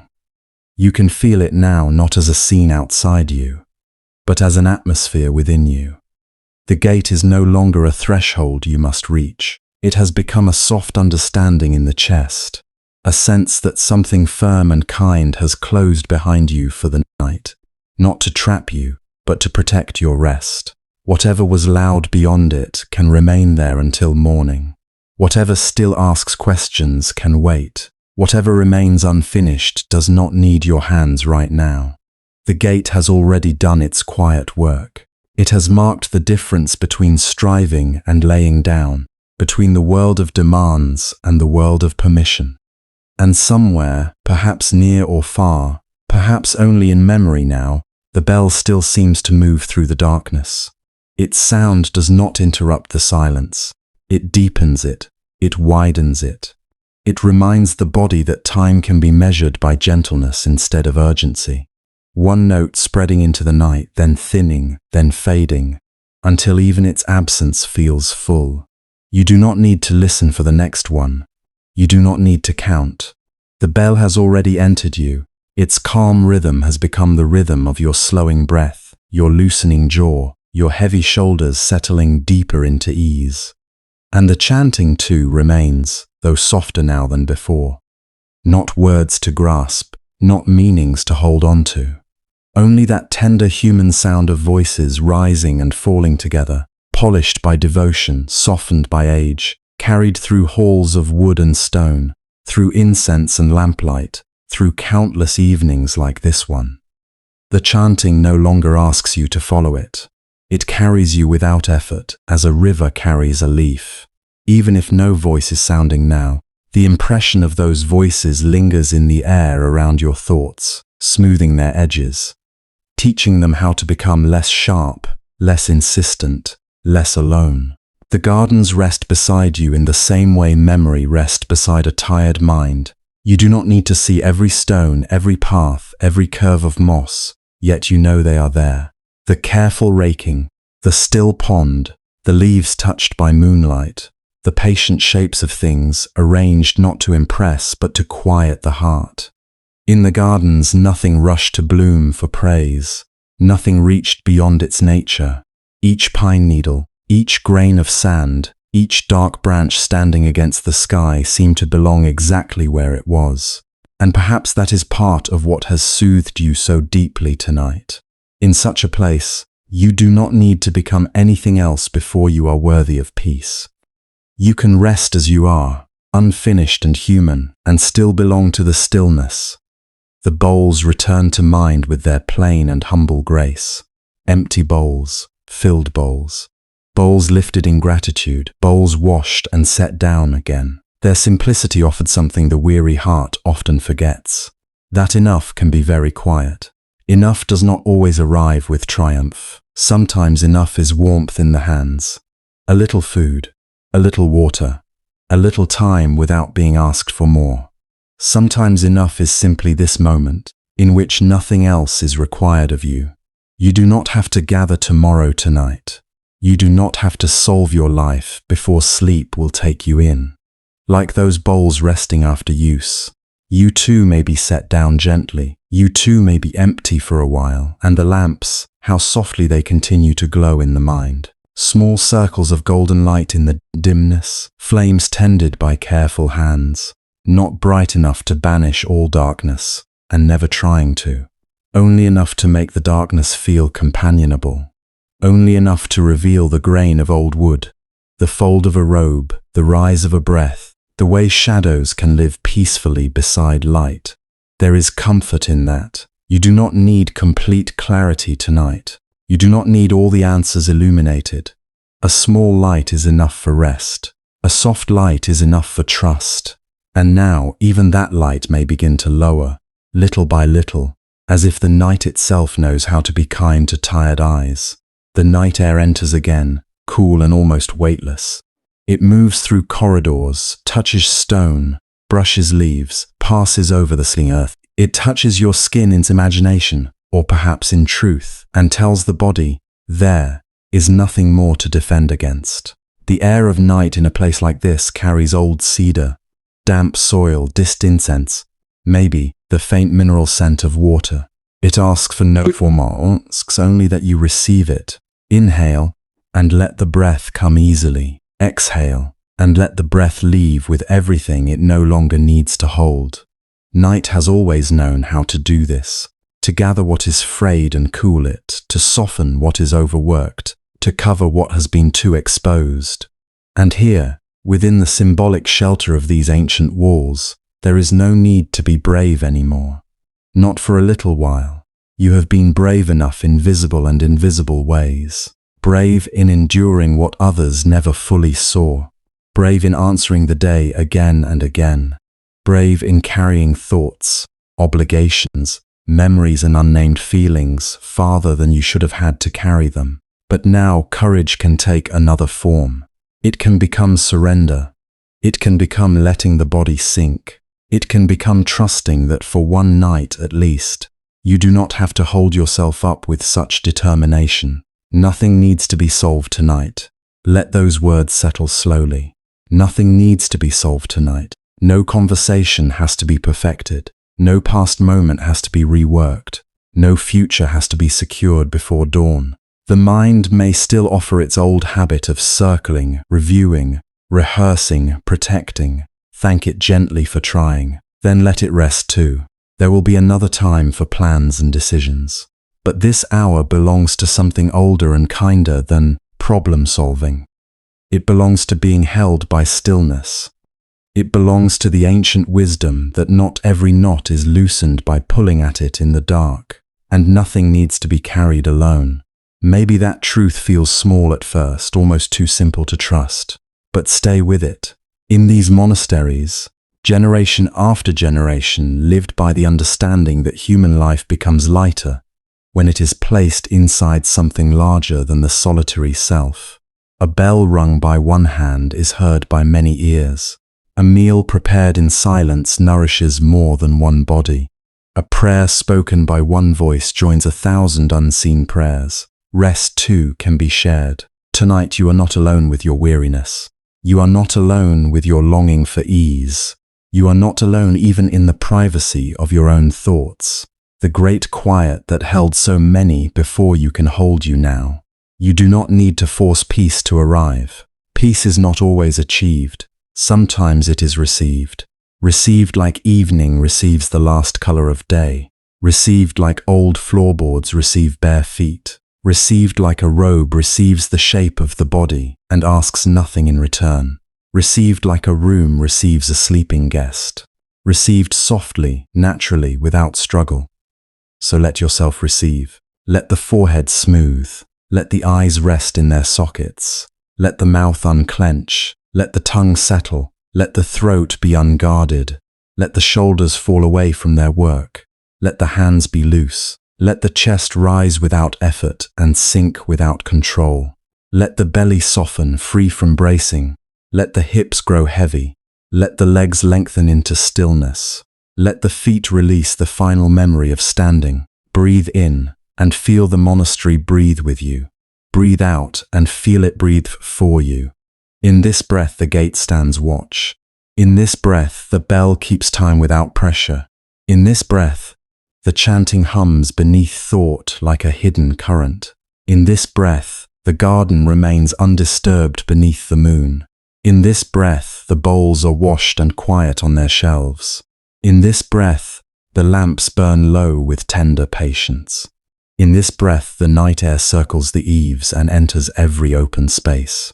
Everything you have touched in this journey now gathers around you as one gentle field of protection. You are inside it. More than that, you are part of it. The weary traveler and the monastery no longer feel separate. The path that brought you here has become the very softness beneath you now. The search has slowed into belonging. The listening has become sleepiness. The questions have become spaces between breaths.